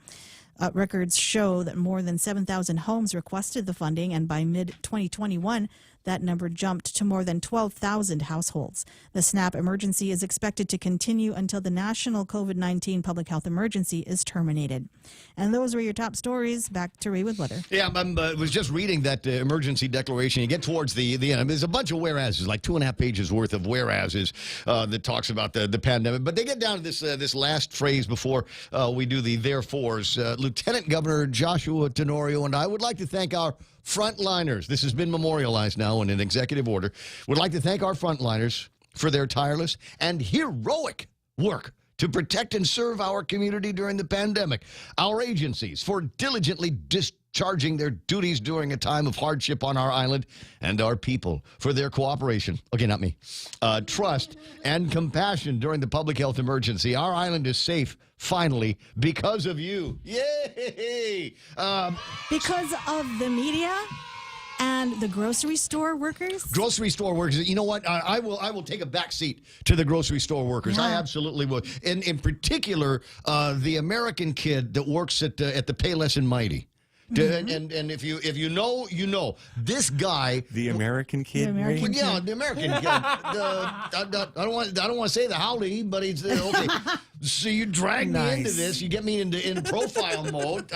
Blame Joe. Blame Joe, everybody. We were all American. We're all American. Well, I mean, you know, the white kid. Okay. The tall white kid over at Payless. If you know, you know. This guy, Good guy. when it was just the beginning of all of it, nobody knew what the heck was going on. I mean, I did, but nobody paid any attention. But you get this kid out there, and he had the whole PPE thing down. I mean, it was a science. Everybody, you know, there's 6 foot distancing and all of that. And before he would call you to his little cashier cell that they have there over at the he would literally wipe everything down. And the little conveyor belt that you put your food on, he would wipe it down for an entire cycle before he'd allow you to come over and put your stuff on it. And the guy's got gloves and he had a mask on and a face shield and all of these kinds of things. I know the guy you're talking about. You know the guy I'm talking about. That. Yeah, can you imagine 8 to 5, all of that stuff? And on top of everything else, he might be one of the most courteous cashiers I've ever met in my life. It was a pleasure to be in front of him. So I don't know. I'm not saying make him CEO or supervisor or anything like that. But the guy did the job, and it was probably right up to the very end of the public health emergency, continuing to do all of the mitigations. Remember we started a new way to use the word mitigations, and that was one of them. He was there every single time. I'd see the guy do the work, and it was the same thing over and over and over again. Good job, for staying the course. Your long nightmare is over. Rest now, young Howley. 7:13 on the Ray Gibson Show. What I supposed to do weather, right? Okay, here comes. Wait. Sunrise over at Dennis Larson's place. And this is the picture that he sent me. My God, I love the interaction, Dennis. You were just crazy. Thanks for being a part of the show. We were talking about the Instagram thing. You can win $150. I think everybody should flood the thing with marijuana, either marijuana, actual marijuana like you see on the screen. That's what it looks like, Mom. Or some other kind of drug paraphernalia associated with cannabis, right? Maybe your CBD, whatever, the CBD that you add to your coffee in the morning, your wake and bake tools. Come on, James Howard, get in the fight, get in the battle. While I'm doing that, hold on. There's yet more. Jeff from over at Pirates Cove is sending me his submissions for best sunrise over on the eastern side of the island. It could win him $150. Same for you here. Let me see. You got that picture. I'm going in order here to a point where we can finally get to see some kind of sun. There it is, ladies and gentlemen. Sol up there in the sky, eastern side of the island. That should get you into a Taco Tuesday situation in that part there. 7:14. Here it comes. The weather. Partly sunny. Highs near 86 degrees. East-southwest winds around 8 miles an hour. National Weather Service is suggesting that there will be some scattered showers and thunderstorms. It might be some of that chop that is above us right now. It could actually come lower into our latitude and bring with it some of those showers and T-storms. Mostly cloudy tonight. Mostly sunny tomorrow. Highs near 86 degrees, but they say scattered showers and thunderstorms could be returning to the forecast area by tomorrow night. With the heat index, it'll feel like 90 degrees. Rip currents, hazardous surf warnings, man of war in the waters and on the shores. And as we say, they're just like the legislature. They can hurt you even when they're dead. It's 7:15 on the Ray Gibson Show. Be right back. Half a day. Burger King fans rejoice. The new Italian Royal Crispy Chicken is now available. Crispy white meat breast filet topped with warm marinara sauce. Melty mozzarella cheese on a toasted brioche bun. Top this off with jalapeno bites and a refreshing Coke Zero. Of course, like all good things, the Italian Royal Chicken will only be available for a limited time. Happy holidays from your friends at BK in Tuman Bay, Hagåtña, the Micronesia Mall, and the airport. You rule. For all your real estate needs, call the professionals at Hoffaday Realty. Jody, Saran, Libby, and Lolita, and they'll take care of you on every step of the real estate process. No worries. Just contact Hoffaday Realty at 588-4232 or 588-HOFFA or email them at hoffadayrealty@gmail.com. They're at 426 Challenge San Antonio, Suite 204 in Tamuning. Open Monday through Friday, 10 to 4. Hoffaday Realty for all your real estate needs. No, I'm reading something here. It's on Facebook. The Guam Running Club announcing their 48th Cross Island 10-mile run. It will take place at 6 o'clock Saturday this weekend. Race day registration at 2 locations, at the starting line and at the finish line. You're wondering, wait, was that you can register at the finish line? Yeah, that's where you park. You'll park your car at the end of the race down in Agate, and then you shuttle yourself up to the Kamachili store for the starting. Is that where it's starting? Because normally it started closer to the cemetery at the bottom of the hill. Are we starting at the top of the hill here for this 10-miler? Have we added a little bit? You got to run to the gate or whatever. I don't know. I'm just curious minds here. Have we eliminated that? It's one of my favorite runs. I don't know that I'm in shape to do it right now because it's 10 miles and there's a hell of a lot of hills on Cross Island Road. And so, just FYI. But in the beginning, the route used to start lower on the hill, and then you'd have to run up to the Kamachili store before you got to the flat. Which is the beginning of the unpleasantness. So I don't know. I'll see what I can find out. But if you want details on all of that, it says Go and get yourself registered. $5 for GRC members, $10 for non-GRC members. Bus fee from the finish line to the start is going to be $3. Race start time is at 6 due to construction in the Sumai area. The last 3 miles are rerouted through the military depot and Santa Rita Village. The finish line remains the same, and there's an online map at mapmyrun.com, the 2023 GRC 48th Cross Island Road Race. A lot of interesting things are going to be happening with that. 717. And what do you mean we're going to pass the construction there? That's half of the fun, is just running on the cockeyed roads in old days. Anyway, we're at 717 in the morning in the Ray Gibson Show. Portions brought to you by APL, American President Lines, a global presence with a local home. Rediscover talk radio here. Your FM News Talk Superstation. This is The Point.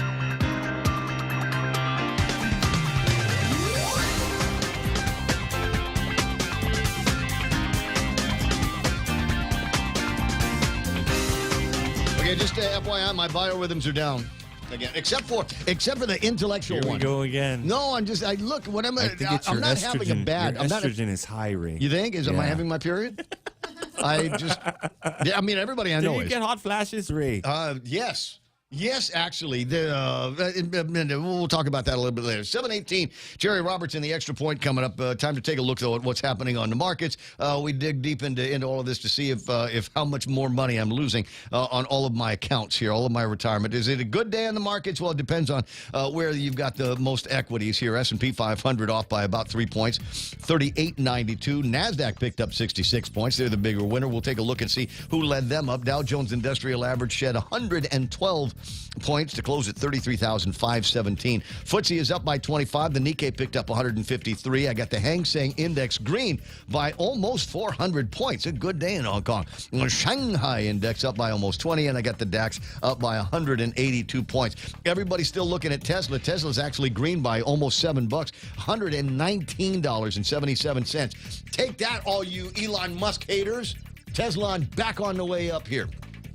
Just saying that.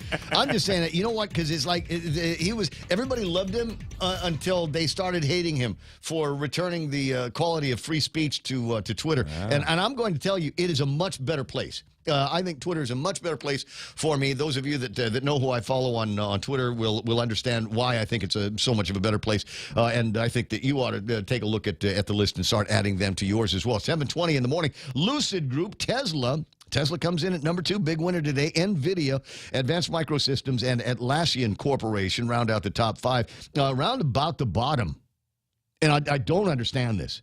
Lululemon. How is it possible that Lululemon could be in last place for the NASDAQ? I know people, that's all they wear, literally, is Lululemon. I'm going to wear it to the gym. I'm going to wear it to the grocery store. I'm going to wear it to church. I'm going to wear my Lululemons everywhere. Now, we've got Regeneron and CGen, Dexcom, and eBay rounding out the bottom 5 on the NASDAQ. And just because I'm curious, let me just take a quick look and see who's doing good on the Dow. Salesforce, Intel, Goldman Sachs, Microsoft, and Walt Disney Corporation. But possible Walt Disney could be on the way up because they might be deciding that they were right when they said go woke, go broke. You know who's decided that? Who? Victoria's Secret.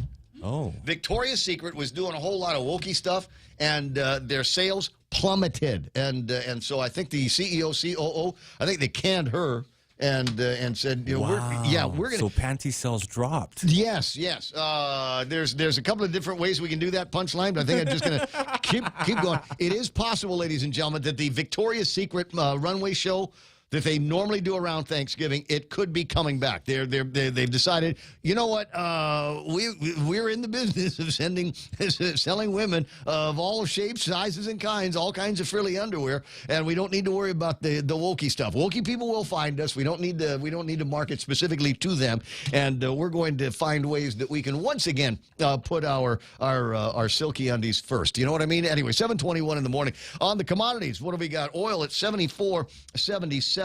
That's actually, and I had another number here earlier, 74.98 from my earlier searches here, up by $1.18. Tapas is frozen at 81.13. We should unstuck that maybe tomorrow morning. The yen at 131.68. You might be wondering if that's higher or lower than it was. Yen getting actually a little bit stronger. It's 131.68. Yesterday it was 132.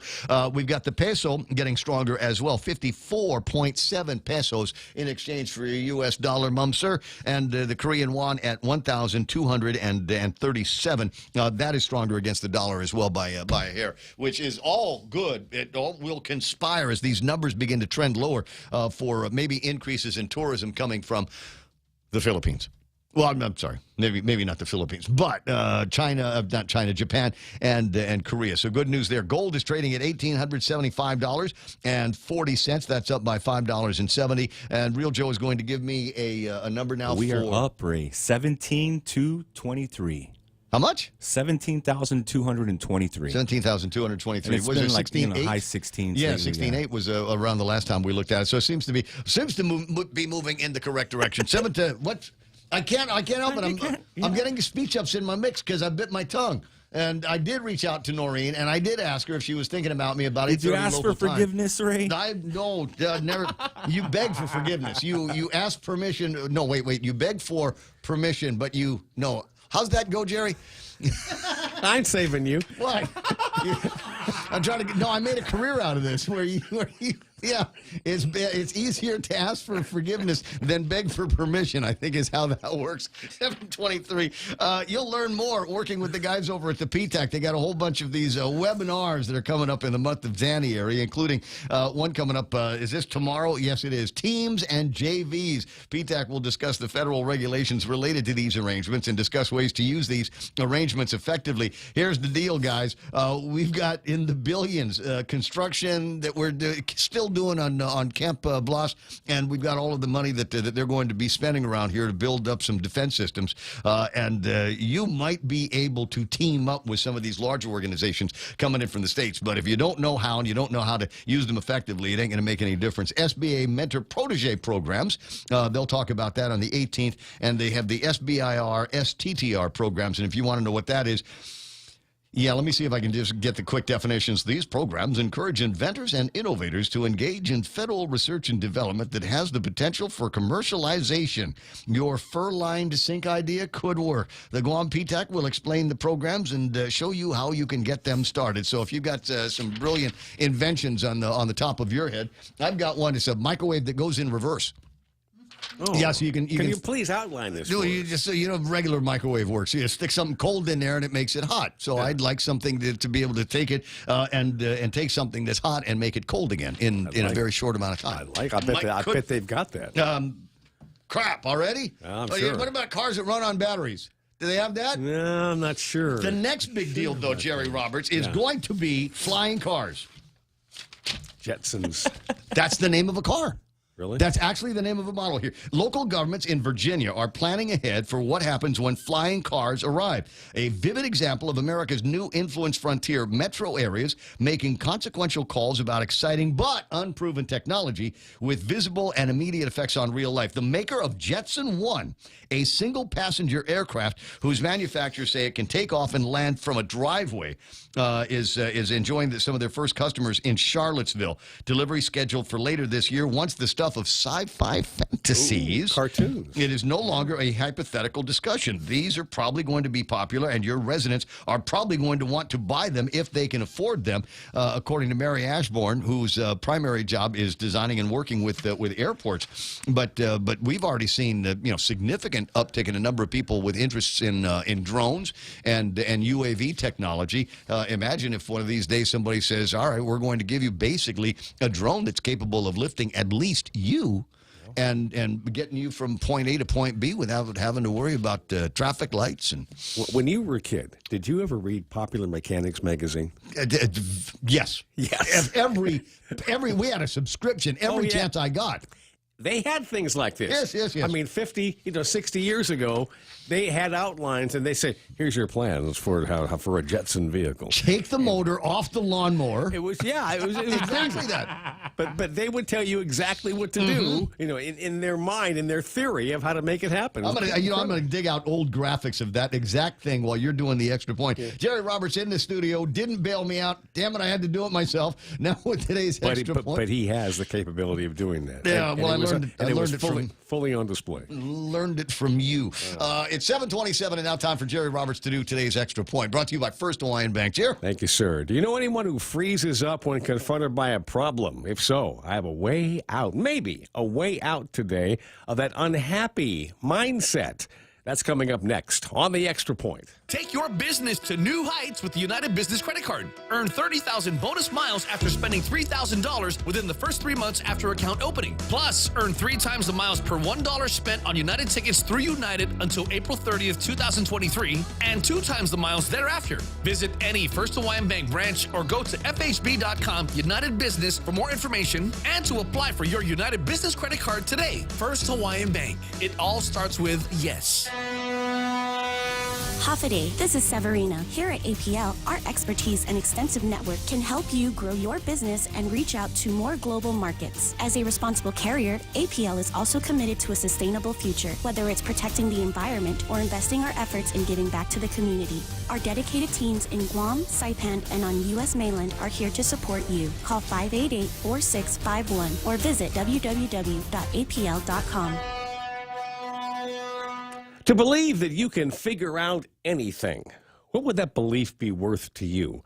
This is the core concept of the book, Everything is Figure-Outable by Marie Forleo. We'll spend some time this week talking about the principles outlined in her book.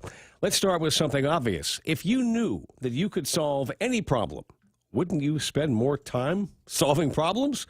You bet you would. If you've got 50 or 100 or 500 workers where you toil, and they all thought that way, what would that be like? What if only half of them thought like that? Believing that you can figure things out is a crucial mindset to have when it comes to tackling challenges and achieving your goals. It gives you the confidence and the determination to keep going even when things get tough. How do you make it happen? Well, to implement this belief, it's important to keep an open mind and willingness to try new things. Seek out information that can help you understand a problem or a challenge. Now, to go a step further, it's also important to break problems down into smaller chunks and to seek out resources and guidance when you need it. And above all, be persistent. Don't give up. Your answer may lie right around the corner. The key is action. Taking action is a big part of the process of figuring things out. It's important to not let fear or uncertainty hold you back and to take small, manageable steps to take towards your goal. This builds momentum and a degree of confidence as you make progress. Look for resources and people who can help you figure things out. Don't be afraid to ask for help. There's no shame in this, no shame at all in asking for help. Yet so many workers have a feeling that seeking help signals weakness. Wrong. It's the exact opposite. Not asking for help is a weakness. It also tends to slow down the process. Experimentation also plays a part in this. Don't be afraid to try new things and see what happens. See what works. This has the potential to turn solutions, mere solutions, into absolute breakthroughs. Doesn't happen very often, but when it does, it's good. Now, the topic of risk comes up. We've talked about that recently. It's important to take calculated risks when necessary. Carefully evaluate the potential risks and rewards of a particular action before deciding whether or not you want to take it. After you've done that, and when the dust clears, evaluate how things went. The problem with risk is that a huge number of workers avoid it because managers bark at them if they make mistakes. If you're going to beat me up when I try and fail, then guess what? I'm not going to take risks. Then I hear from managers who moan about workers who don't step up. And my question is always, when it comes to failure, do you build them up or do you beat them up? And finally, for today, figuring things out takes time and effort. Be patient and keep working at it. Setbacks and obstacles along the way, well, those things are normal. So don't get discouraged when they happen. More on this tomorrow. For now, the message is simple. Believe, believe, believe you can figure things out. That's the extra point. Be responsible and make something good happen today. For 93.3, The Ray Gibson Show and First Hawaiian Bank, I'm Jerry Roberts. All right, I found an image, although it's an interesting image, of a flying car, the kind they told us that we would be driving in the 1950s and 1960s. But actually, you were talking about Popular Mechanics. The editors of Popular Mechanics actually came out with a book, and this is the cover of the book, The Wonderful Future That Never Was. All of the things that we were supposed to be able to do, meals in pill form, that kind of thing, and we be able to take a whiff of something and eliminate that cold that you've got here, and flying cars, the wonderful future that never was. I might actually download that book and see what else we're missing out on that we were promised. Living in space, living underwater. We used to get those. You remember those books they'd give us in school?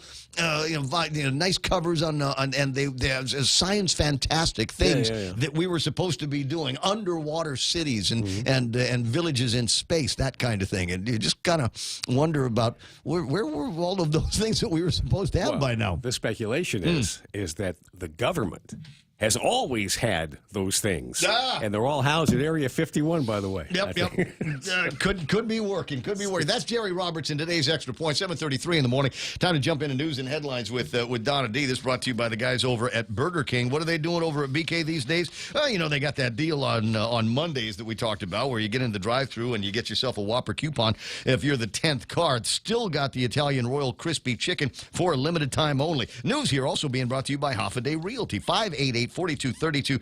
That's where Auntie Lolita works, 588-4232, HoffadayRealty@gmail.com. On the World Wide Web, they want to solve all of your real estate problems. Now with news and headlines, here's Donna D. 2 men were arrested yesterday by Agate Marina Port Police after officers discovered both men had outstanding arrest warrants.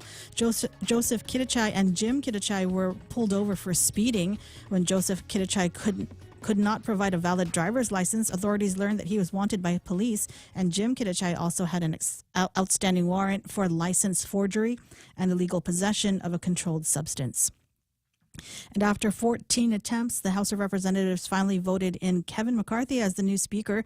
This means Congressman Jim Moylan was officially sworn in as the first Republican delegate in decades. The final tally came in early Saturday Guam time. Moylan's office says there may be a more formal swearing-in ceremony this week. And the USPS has announced a rate increase for letter mail, postcards, flats, and other market-dominant products that will go into effect on January 22. They are proposing a 4.2% increase to first-class mailing prices, which will bump up the price of a Forever stamp from 60 cents to 63 cents. Postcards will increase from 44 to 48 cents. Certified mail and metered mail rates remain the same. The USPS is also raising fees for P.O. Box rentals this month. And those are your local headlines. Back to Ray. Who still uses the post office? I mean, Tammy, I know you're there. Tammy, I know you're listening. I've tried to, as much as possible, minimize opportunities for me to step inside of a post office or a bank or doctor clinics or things like that. I just hate waiting for. There's a lot of places that still they can't receive like home delivery, so you have to rent a box. Ah, that's right. Okay, I'm lucky. I get my stuff here. Now, I consider that a perk of employment is to be able to get my mail shipped to me at work. I'm not one of those guys that floats around a whole lot in radio. So as far as I'm concerned, this is a good enough permanent address. But I do feel awful for folks that get stuck into those situations where, I got a package. What do you got to do? Stand in line for an hour before you go and get the thing, or two. And that's why people like private mailboxes, right? But for the most part, anything that comes to me and I have to send back to them, if it doesn't come in one of those pre-approved envelopes, the pre-posted envelopes, I generally don't bother with it. I'll send a note through First Hawaiian Bank, and at First Hawaiian Bank pay the postage to get it from one point to another. I've just found it to be a whole lot easier that way. Love you, Tammy, but just I only like seeing you here at the radio station and not over at your work. It's 7:36 in the Ray Gibson Show. We'll find out what's going on in traffic, what kind of lines people are behind there in just a sec. Wow, nice smile. So perfect and all. Thanks. I owe it all to Dr. Robert Yang and his smile team. They do wonders for a healthy, happy mouth. Got teeth? Don't wait until they hurt. Schedule your routine checkup and cleaning with Dr. Yang and his smile team. Suite 119 in the East West Business Center, Upper Tumon. Call 647-8702 or 3. The best thing that happened to teeth since toothpaste. Dr. Yang and his smile team. They make smiles happen. Happy day and a happy new year from KFC. And me, I'm Colonel Sanders. And to kick off the new year, I'm bringing back one of my best deals, the $25 fill-up bucket. That's 10 pieces of original recipe drumsticks and thighs with 2 large sides of red rice for only $25. It's the highest caliber meal for you to spend less money. KFC's $25 fill-up bucket is available at all KFC restaurants island-wide and here for a limited time. KFC, it's finger-licking good. Okay, let me get into traffic mode here. I got to click on this and then get it up on the screen. Oh wait, I got to refresh this. You look where the screen is right now and see what locations are running a little bit red, and let's see how that changes as we zoom in and get more information about what's happening on your roadways. Yep, shifted around, didn't it? Little bit of traffic and the delays coming in on the Waisangsong and Ipao side. We've got traffic moving slow southbound. Once you get from the intersection of 1 and 3, slow all the way to the Micronesia Mall. Hey, where the new Payless is, B. Now, what else do we got here? A little bit of traffic on 16, making your way up to 8, 10, and 16. You are going to see some delays through there. Now, what am I looking at here in front of this area? Looks like it might be around Untalon and the Wendy's area, but it looks like there might be a little bit of a slowdown there. Both directions, usually indicative of an accident, and you're far enough away from the traffic lights, so I'm not sure what the heck might be going on there. But expect some delays there. 10 and 15, likewise, seeing a little bit of traffic on Dairy Road. Maybe that's everybody trying to go get their tree mulched. Their Christmas tree mulch, because I think that's the place where that's going to happen. 4 and 10 busy, and look at what's happening over here up on Route 4. If you're making your way through, we got traffic slow in both directions up around Twisted Tattoo, Cost You Less Express, that area. Once you get past that light, expect some delays. Not sure what's going on. Could be some kind of an accident as you get from Ordot into Telempago. Seeing a lot of intersection traffic in the downtown Agutnia area, even traffic on is that O'Brien? Is that O'Brien Drive that they got? No, it's not. That's up at on the way to Big Navy Hospital and Guam High. You will see some traffic southbound Marine Corps Drive. Looks like it gets very, very busy as you make your way towards Big Navy and Sumai right now. 20 away from the top of the hour. There's your traffic on the point. Guam Regional Medical City was awarded Advanced Primary Stroke Center certification from the Joint Commission. What does this mean? It means our neuroscience team is equipped with the latest technology and a team of the finest neurological doctors to treat stroke, which is one of the leading causes of death on Guam. GRMC, reflecting our commitment to providing safe and quality patient care. For more information about GRMC, visit us at grmc.gu, or to make an appointment, call 671-633-GRMC. Guam Community College Spring 2023 late registration starts Monday, January 9th through Friday, January 13th. New students can apply at guamcc.edu/apply or in person at GCC. Returning students can register, add, or drop classes using their MyGCC login. Register or apply now, online or on campus at Building 2000 from 8 a.m. to 5 p.m., January 9th till the 13th. Stop thinking about getting back into the classroom and just do it. News to fill your mind. Talk to get it out. The Ray Gibson Show. Call now, 888-8255. I'm having an ARG moment on screen right now. I saw this on Facebook, and I thought, all right, I'm going to help this guy out because I love him so much. He's one of my favorite chefs on the island. Is Chef Eddie. And he posted on Facebook this morning, if we've ever worked together in the past, Delmonico, Rotten Apple, Colors, or Roy's, and it wasn't completely horrible. I love that pitch, and it wasn't completely horrible. And you find yourself wanting to join the team rebuilding the F&B at Bayview Hotel. Would love to hear from you. Message me. And he says this is for both kitchen and front of the house. We have various positions to be filled. A lot of restos are looking for people with experience. I tell you what, some are so desperate they're even asking me if I want to work in the restaurant. Well, actually, it was a bar, and I said no. I would drink my salary. I could tell you right now, I'd probably still end up owing you money, and I'd have to work. So I don't know. But anyway, so Chef Eddie looking around for people to join. I don't know what the theme is going to be, but Chef, if you're listening, if you're listening, I want you to tell Chef Eddie, I'd like to have two things on the menu. And you can hide them if you want to, but I just like to know that they're there, and I promise you I'll try to eat there at least once or twice a week. I want Chef Eddie's chicken cordon bleu and Chef Eddie's bacon-wrapped shrimp. Right? Yeah. There was, and I can't remember, this is the ARG moment that I'm having. One of you will remember. There was where the new Shirley's is in that building, the Hamilton Arms, if that's what they still call it. There was a restaurant in there. It's literally the tip of my tongue, but I bit my tongue because Noreen was thinking about me, and I can't say what the name of the restaurant was. Was it Ray Lim's dad used to run the place, and Chef Eddie was behind the kitchen, and he'd just whip up the best bacon wrapped shrimp in the world, and it's a chicken cordon bleu that was just incredible. It got a nice piece of ham on the inside, and the cheese, and the chicken was done just right. And I can't remember the name of the doggone restaurant that was there, but Chef Eddie, please do me a favor, stick those items on there. He always tells me, he said, if you ever want it, just let me know, and I'll be happy to put them on. Ivory. Tracy says it right. It's Ivory is the name of the restaurant. What? Sorry, everybody else is getting it wrong. Ivory. Army Lynn says Le Tassi Bistro. No, it wasn't that. Bill Petit says Le Tassi Bistro. No, it was the Ivory restaurant.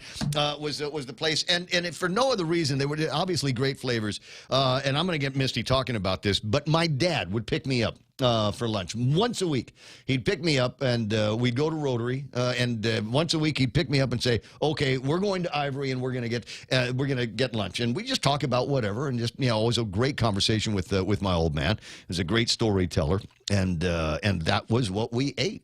We'd order a couple of rounds of the shrimp with the bacon wrap on it, and chicken cordon bleus, and absolutely loved it. The only time he didn't have chicken cordon bleu was on those rare occasions when liver and onions was the special. No, Wow, not for me. Not for you. Son, you want to taste? No, Dad, I don't. Papa, I don't want to eat that. I will never, ever eat that. I will never, ever, on my own, go to Payless, even if it's the last thing to buy. What do you got there? Liver. How do you cook it? Like a steak, but with onions and on the side.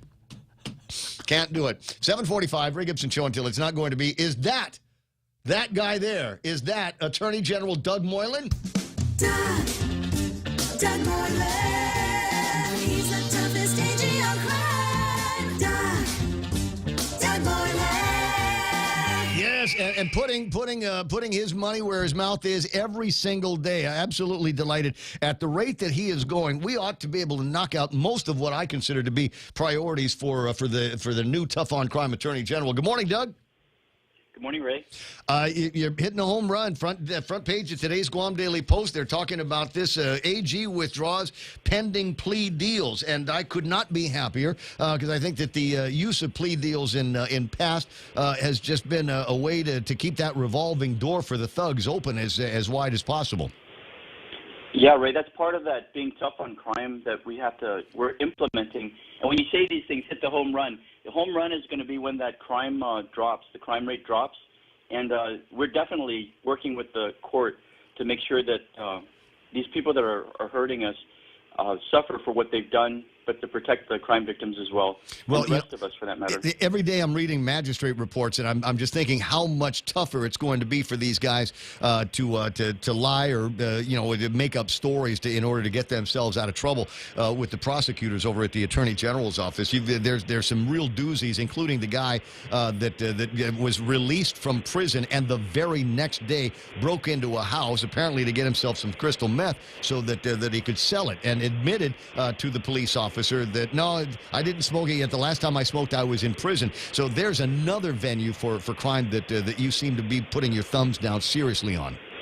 Right. Director Cabancho, myself, Major Ogden up at DOC are well aware of this problem. It's been there for years. So, there's certain people that are being caught for bringing in the meth. So we're going after those people. They're going to be the reason why other people should not be able to do that.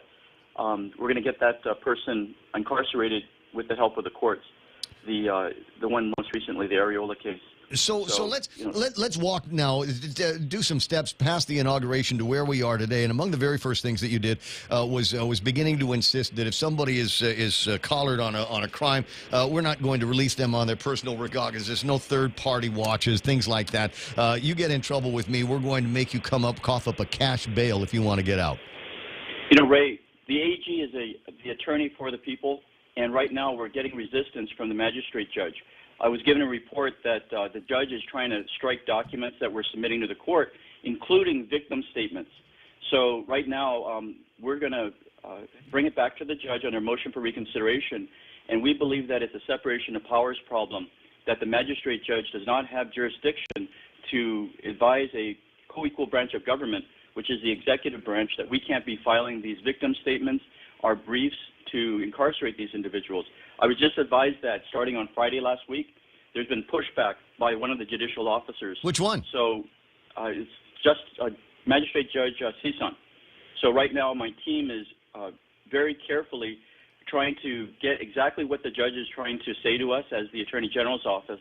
What are you saying that we cannot be bringing these type of requests for incarceration? And part of it, yes, was the personal recognizance bonds are basically illusory because when somebody breaks the court's order, I've never heard of a situation where they actually take them to task paying for that. That's just one aspect of it. But what's different from our office than the former AG's offices is we're actually providing written briefs with a team, including investigators, victims advocates, and the prosecutors that are doing within 4 to 5 hours a complete rendition of how bad this individual is. And the approach was to stop the catch, release, and reoffend pattern and cycle that's been going on.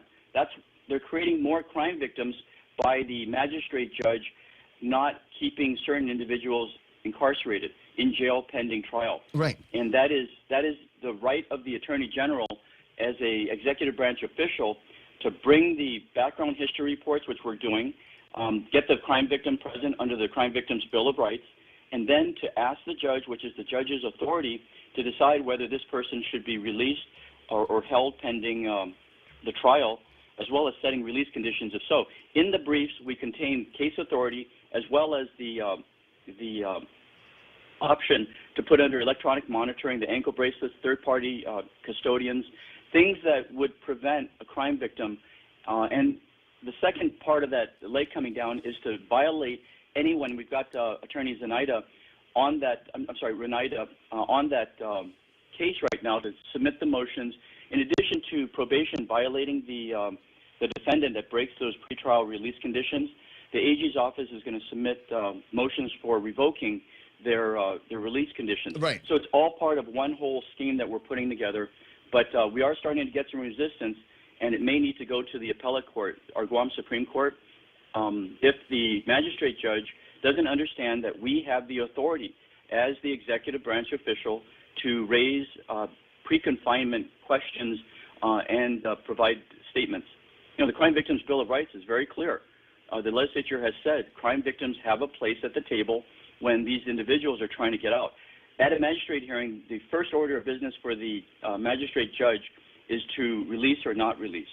And again, as an attorney, it should be based on the recommendations of the Attorney General's office, as opposed to, wait a second, I'm the judge, jury, executioner, et cetera. When we get cases, especially it seems to me that we're rife with them, where you've got felony on felony releases. Is there extra that needs to be added on top of that? Do we have language in statute that says, all right, you were given a chance and we let you go, and while you were out, you violated the terms of your release or the terms of a stay-away order or whatever. Are there additional penalties that can be added? And then the defendant's reminded, look, we're letting you out, but if you get in trouble on this, number one, you're going straight to jail, and number two, we're going to be adding significantly more penalties because you're not paying attention to the instructions. Ray, I think the law is already there to provide for the penalty. The plea agreements is the first part of it. Don't negotiate out these agreements. You need to set the deterrence by providing the punishment. If the defendant doesn't want to accept the plea that we provide on the table, which will be a fair plea given everything, all the evidence, then it's up to the judge to sentence. It's 5 to 25 years if a person does felony on felony violation. So, it's a minimum of 5, and it can go up to 25. The judges, that is within their discretion, within their power to punish. And they're the only ones that can provide the punishment and sentencing. They can even reject plea agreements that they don't believe is fair to the, usually it's to the people when they think it's too light on the punishment. But yes, we did clear all plea agreements that were on the table under the former AG, and now we're making it tough. Of course, we're going to prioritize the pretrial conference ones, the ones that are close to trial. Judges want it. There's no way to run this criminal justice system by just doing trial after trial after trial. But we're prepared to do that. We've got the trial team set up. The acting chief prosecutor, Heather Zona, is an excellent civil and criminal attorney. So, I'm trusting the people that I'm putting into place, and I'm watching how the system is working.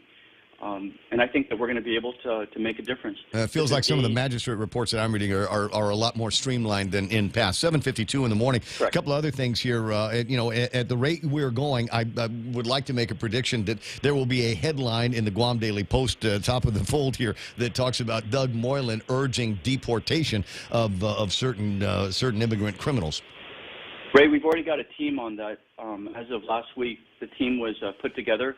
And as recently as yesterday, with my conversation with Tony Lamarena, the former senator and former director of Department of Corrections, we're in the process, as well as working with Director Camacho right now, and as I said, Major Uggan, to deport people that are deportable, use ICE, the Homeland Security's ICE rules to get them deported. I've got the name of Rodney Sayama, who we're going to be contacting in order to see who we can immediately have deported from DOC, how we set it up for purposes of the plea agreements to have them deported. There's a whole slew of things. I'm also in conversation now with former Senator Carlotta Leon Guerrero at the governor's office, as well as Congressman Moylan, because they've got the compact impact discussions on. We need to put in provisions to stop what occurred in the last negotiations, where they did not provide a quick and fast way to deport these non-USA citizens coming from the other islands. So, we're working at all cylinders to get this thing working. Lena asking the question this morning about what about game rooms here? I mean, I've always felt that they were in kind of a gray area legally for their existence. Is there work being done at the Attorney General's office, or a conversation about reviewing the laws surrounding these game rooms and determining whether or not they are in fact legal? I was under the impression for many years that enough of that work has been done and they were in fact illegal. Well, I believe that the Guam Supreme Court has issued numerous decisions on it. That hasn't been on our radar as of the gambling issue. Former AGs have litigated that up and down the court system, so I'll have to recheck that. But it's not on our radar right now. All I hear about game rooms is that they're always being hit for the cash by these meth addicts. Yeah, because that's where they can find the green these days. One other thing before I let you run, because I know how busy you are here. I don't want to take up too much of your time. It's now, where are we, the second week of the Doug Moylan administration of being tough on crime. But among the other things that you said that you would be doing right away was preparing the paperwork to lift the injunction in district court on Bill Areola's abortion law. Are you going to be doing that soon? Right. I'm on day 9 since I was inaugurated. The team is already assembled in the civil division. They have until the 15th of this month to provide me the draft, and then within 30 days is my time frame in which we're going to fulfill that commitment to file the motion to dissolve the injunction. So we're on track. All right, I got you. 7:55 in the morning. Attorney General Doug Moylan, always appreciate the time on the radio as a candidate and now as the Attorney General's office. And keep doing what you're doing. Keep getting the team to work to achieve some of these goals. And we will keep telling the criminals that their time in crime, in the field of crime, is going to be absolutely limited. Be afraid, crooks. Be very afraid. Have a great day, Doug. You too, Ray. Thank you very much. It's 7:55 in the morning in the Ray Gibson Show. 888-825-5888-TALK. What's Natalie Weber? Says, check out Hulu for the program Shark on a tough AG. Oh. I don't know. Never heard of it. Man. Well, you know what? I've got Hulu. I don't know how much longer I'm going to have it. Everything is going up. I got word from Apple that my Strava. You know what Strava is, right? Oh, yeah. Okay. I pay. You pay? Yeah. You know what? You're paying more. What? They've changed the price. Thank you for the raise, Ray. This is, oh, my God. They've gone from 7 some in the for last year a month to 11 some a month. And so here's the thing. I'm just getting back into Strava. You know, I've always had it, and you know, it's always been, you know, clocking my runs or walks or you know, this is how desperate I am for attention on Strava. When I mow the yard, that's a workout. Nice. I put that down as a workout, and the Strava gives me this little map. It's activity, man. And I can see the front yard. You're scribbling. Little concentric squares getting smaller and smaller and smaller. It's priceless, and I can see Ray. myself going to the back. Hey, dude, it's burning calories, right? Yeah, and you're tracking your fitness and now, everything, and people are clapping for you and cheering you on. Yay, me. Okay, so it's keeping track of the treadmill information that I was up to yesterday, but it's going to cost me more to get it done, and I don't know where it's going to give. I've already decided that I'm going to go just to keep just the 2 Mr. Browns in the morning, And I've been drinking the vitamin water, right? But it's 110 calories, and I forget what the cost is for the bottle. But I thought, you know what? Maybe I just need to put that on a financial diet as well, so I can continue to afford all of the other good stuff. Where are we now? 7:57, 7:58. What do we got to talk about? Not enough time to bring up anything of any vital importance around here, other than an annoyance. And I'm all for free speech. I'm all for people being able to use all the social medias any way they want to. And I would, in almost any case, never say, please restrict the amount of times that people can be able to see this particular story or anything having to do with this particular person. But I think Elon Musk needs to, I think for the sanity of the planet, go in, and anytime there is a mention of Prince Harry, we need to bury every single one of those mentions of Prince Harry. Did you see where he's written a book called Spare? Yeah. He talks about his brother beating him up or something like that. Yeah, getting rough with him, or killing a lot of people. I don't know. He's just creating problems. These two that were asking for privacy all the way through. Oh, please respect our privacy. But you can't. Every time you turn the TV on, they're doing an interview, or there's something on Netflix, and now there's a book about him that many people are saying an absolute fabrication. And so I'd like to send this plea out to Elon Musk and the guys. I think the less that is said about Prince Harry and Spare, and really everybody in the royal family, I think everybody'd be just really, really have it. Concentrate on everything else in the social media. But this guy is a waste of space, if you ask me. And I don't know that. I think I might have already started talking about him for too long. And so I'm going to leave. Larry, that's Diana's boy. Yeah, no, lost his your mom and his hairline like mine. All right, where are we now? Was closing in on 8 o'clock in the morning. On the way, the usual brouhaha that is the 8 and 9 o'clock hour of the program. Lots to talk about. Did you find my cousin Uncle from? No, but we're getting Kathy Calvo. Oh, even better. Okay, absolutely. Yeah, even better. She watches me on Strava, too. All right, so, and the reason why is because we want to find out all the goodness that has to do with the new Payless, but also what it is that my Payless family is doing about getting eggs and the price of eggs and many other staples under control, for heaven's sakes. It's 8 o'clock in the morning. The radio station's KUSG, Agutnia 93.3. Pika's best. We are The Point.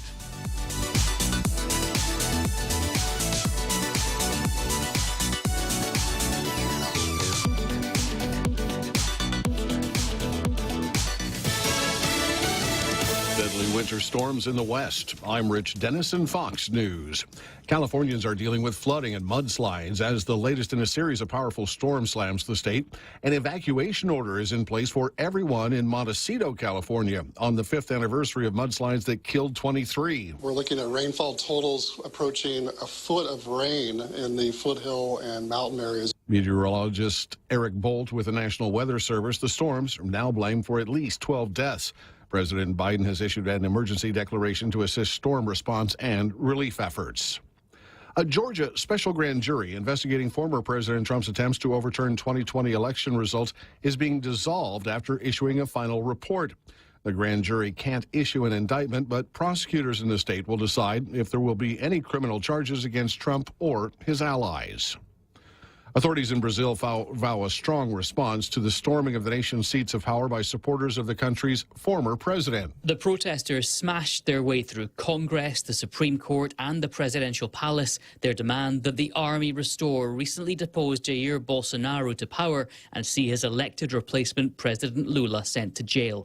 More than 1,200 people have been arrested, the justice minister saying the uprising amounted to terrorism and coup-mongering. Since losing the vote, Bolsonaro, who's believed to be in Florida, has been stoking unsubstantiated suggestions of electoral fraud, but condemned this attack. Fox's Jonathan Savage.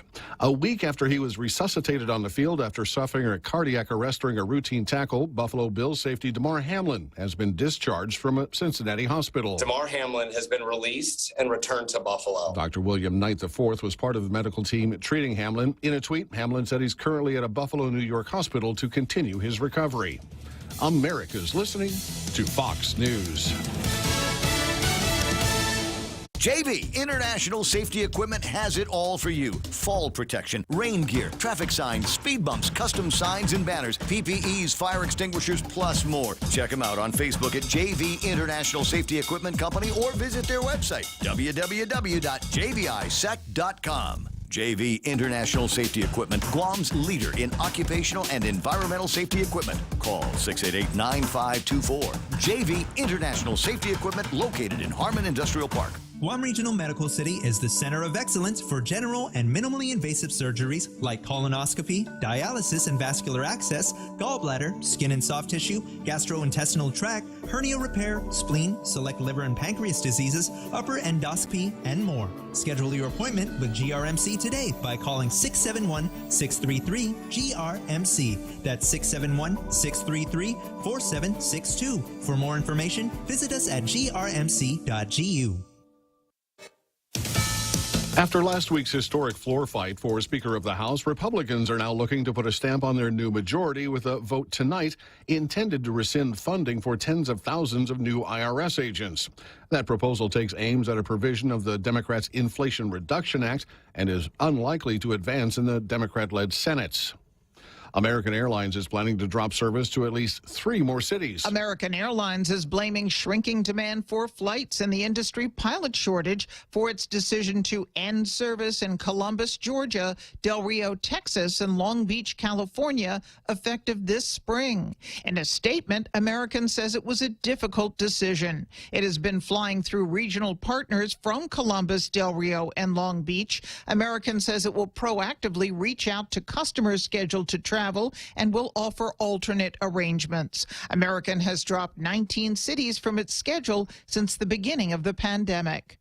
Ginny Cosola, Fox News. The excitement's building among college football fans. A bulldog versus a horned frog. Who do you like? College football's national championship will be awarded tonight at SoFi Stadium in Englewood, California. In the 9 years that college football has held a 4-team playoff, no team has won 2 years in a row. Tonight, the Georgia Bulldogs, who won the game last year over Alabama, heavily favored to win again. They take on the Horned Frogs from Texas Christian University. TCU went 13-1, Georgia 14-0 this season. TCU has not won a national title since 1938. Start of this season, the odds on TCU to win it all, 200-1. Horned Frogs underdogs versus the Bulldogs by nearly 2 touchdowns. A horned frog, by the way, is not a frog, but rather a lizard. Kickoff tonight, 7:30 Eastern Time. Jared Max, Fox News. A mixed day on Wall Street with the Dow and S&P down, the NASDAQ closing higher. I'm Rich Dennison, and this is Fox News.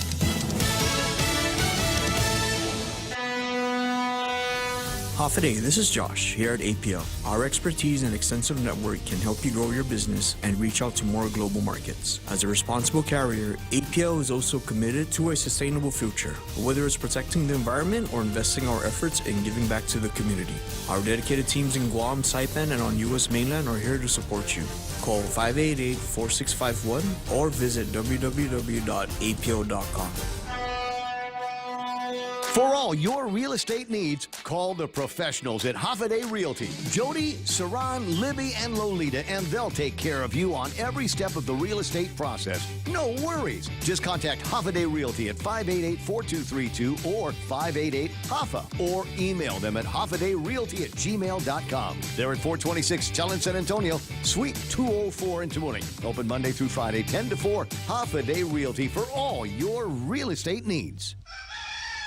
Have a day and a Happy New Year from KFC. And me, I'm Colonel Sanders. And to kick off the new year, I'm bringing back one of my best deals, the $25 fill-up bucket. That's 10 pieces of original recipe drumsticks and thighs with 2 large sides of red rice for only $25. It's the highest caliber meal for you to spend less money. KFC's $25 fill-up bucket is available at all KFC restaurants island-wide and here for a limited time. KFC, it's finger-licking good. Your local news is brought to you by Nambo Insurance. Skip the line, pay online. It's fast, easy, and secure. Visit Nambo.com for more information. Half a day, it's 8:06. I'm Donna DeJesus with a look at your local news on The Point. 31-year-old Marvin Hortiliano was arrested and is facing charges of possession of a Schedule II with intent to deliver and possession of a Schedule II. Court documents state that Hortiliano was pulled over on January 3 after failing to stop at a stoplight. He had an airsoft gun inside his car along with an ice pipe and several baggies of powder, which he told police was meth. He was also found with more than $1,000 in his car. And a convicted felon caught twice with guns got 41 months in prison. Sean Michael Rosario pleaded guilty to being a felon in possession of a firearm and ammunition and learned his fate before District Court Chief Judge Francis Tidinko Gatewood. Rosario told the court he was sorry for making the same mistake and will try to be better. He was convicted in 2012 for theft of property and criminal mischief and was not allowed to carry a gun. Last February, he led police on a brief chase in Dededo when he crashed into a parked car. He was captured with a firearm. Then in May, a search of a Dededo residence found Rosario with another gun and meth. He was on supervised release at the time. Rosario was also caught with a gun back in 2019. More news after this. Go green, go hybrid. Go to Nanbo Insurance, and your next power bill is on us. Insure your hybrid car at Nanbo and get up to $350 towards your next power bill. That's instant savings for keeping our island clean and green. Nanbo has been providing Guam with over 50 years of reliable and affordable auto insurance. At Nanbo, it pays to go green. Terms and conditions apply. Visit nanbo.com or call 477-9754 for details. Senator Jesse Lujan is seeking a temporary 24-month waiver of the Jones Act to help bring down prices. It's an old law that prevents cheaper foreign-flagged carriers from shipping between U.S. ports, including Guam. The Jones Act was passed more than a century ago to protect American shipping interests from foreign competition. Offshore states and territories like Guam, Puerto Rico, and Hawaii have been seeking exemptions for years because of the higher consumer prices created. Lujan says Guam needs at least a temporary waiver due to inflation. Lujan's resolution is tied to Guam's growing military presence and critical geopolitical and strategic importance. He's appealing to the Department of Defense and Homeland Security, which are both authorized to waive Jones Act requirements. If passed by the legislature, the non-binding resolution will be sent to Washington, D.C. And the Guam Chamber of Commerce will be hosting its annual Guam Economic Outlook Forum this week to get an idea of what Guam's economy will look like this year. One of the presenters will be UOG professor Dr. Maria Claret Ruane, who says inflation remains high at 6.2%, which is evident at the grocery stores and gas stations. She says a lot of the expenses is driven by fuel costs, but the good news is that fuel costs have been decreasing since last summer.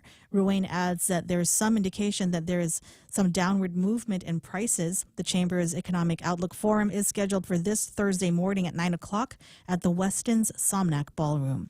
And those were your top stories. Now back to Ray with weather. Wait, I got beetle nut in my mouth. Wait, hold on. Why? I put beetle nut in my mouth while the news was playing. Why? Because I chew beetle nut. Why'd you wait until after the break? You should have, I'm pondering. I was going through stories and news and stuff like that. And hey, why does it look like that? Which one? Oh, I thought it was a stick. It's okay. It's basically a piece of wood with flavor. 10 after 8 o'clock in the morning on the Ray Gibson Show. Here it comes, the weather. For today, it says scattered showers and thunderstorms. Partly sunny with highs around 86 degrees. Winds out of the east-southeast, maybe 8 miles an hour. Same thing for tonight. Mostly cloudy skies, possibility of scattered showers and thunderstorms. Tomorrow, during the day, it says mostly sunny, but at night, it said mostly cloudy. Scattered showers and thunderstorms could be returning back to the forecast area. So that might be tomorrow for a few scant hours during the day. The only shot for grill marks. Thursday says showers likely cloudy and highs near 86 degrees. Winds out of the east. Is that where we're going these days? All right, east-northeast. Heat index today is going to make things feel like 90 degrees. Rip currents, hazardous surf, sharp rocks, and man of war in the water. So be very, very careful when you get out there. Rip currents are in effect, and we've got these warnings that have been going on since like forever. Sunrise this morning was at 6:47, about the same time tomorrow. Sunset tonight will be 10 after. There it is, news and weather together here on The Point. Join us at Mezcla Chamorro Fusion Bistro and see why they've been crowned Guam's best Chamorro food restaurant for 9 consecutive years. Experience Chef Peter's candied salmon over scallion coconut rice, octopus tinactac, Chamorro platter, and their award-winning gourmet burgers. carbs. Or if you're looking for something healthy, try their keto-friendly menu. Come and enjoy Mesla's half-a-day service at their Hagåtña location from 11 a.m. to 2 p.m. for lunch, 5:30 p.m. to 9 p.m. for dinner, or 10 a.m. to 2:30 p.m. for their famous Sunday brunch. Every company needs money to grow and take on the challenges 2023 will bring.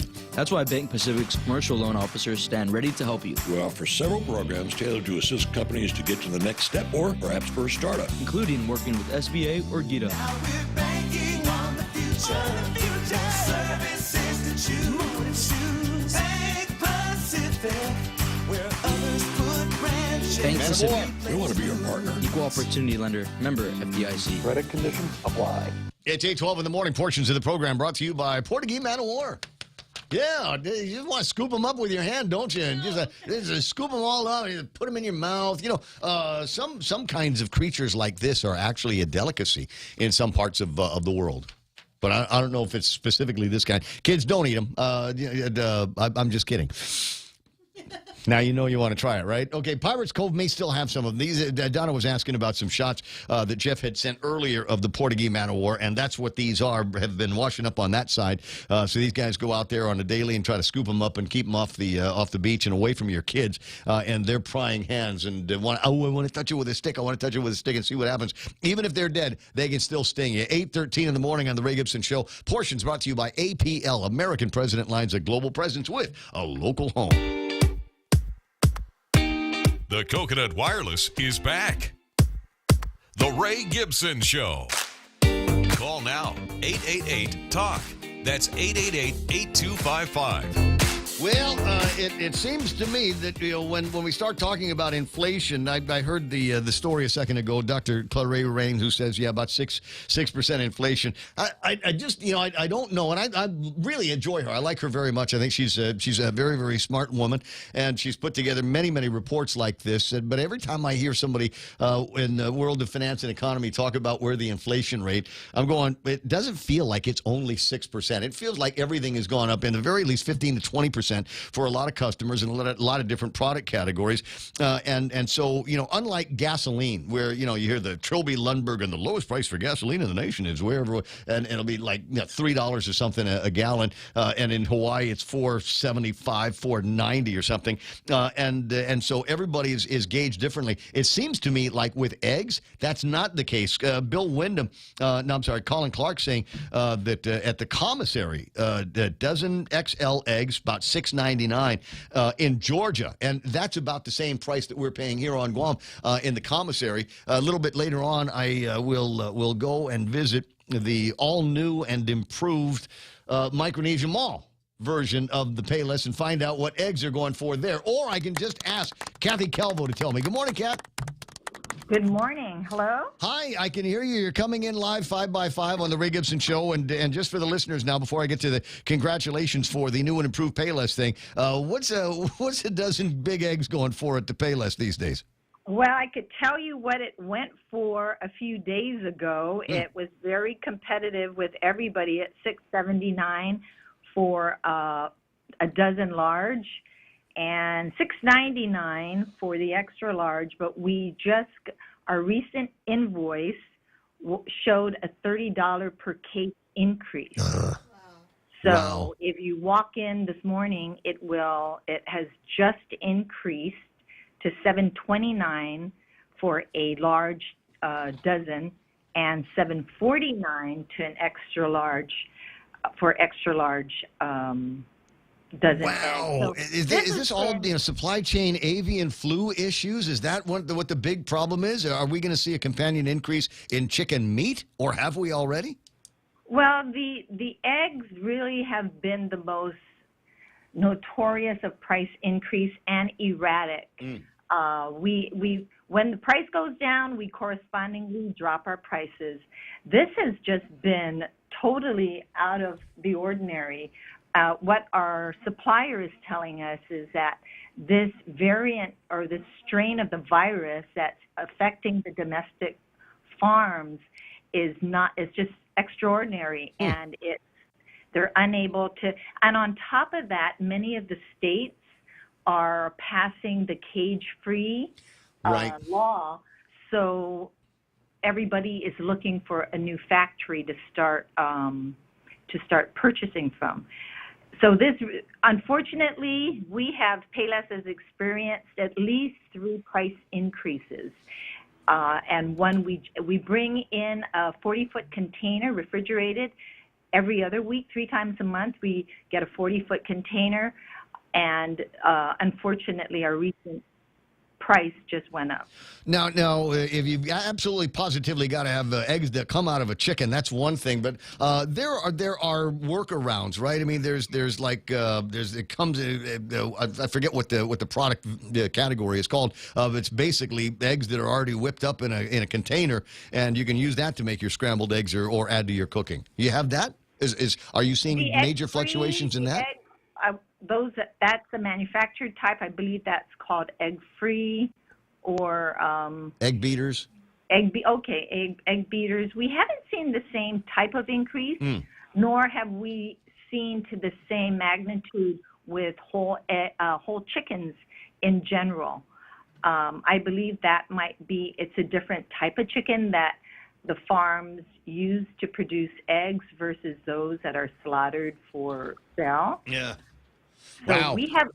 Prices have gone up, but not to the same magnitude with whole chicken. Well, didn't my cousin Mike Benito and Mike Limtiaco once upon a time have a plan to create some kind of egg manufacturing thing here on Guam? And I don't know what happened to that story, but it seems like we could sure use a big local option right about now. Absolutely, and if that was available to fill some of our shelves, we would definitely go there. But you're going to have that conversation with your primo. I will. Yeah, I will check him out later. All right, so let's go to the other big piece of news. Congratulations, you've opened, at least in a small way, soft way, the Micronesia Mall Payless, right? Yes, it's been one full year. Oh, wow. Ray, we closed our doors January 9th, 2022.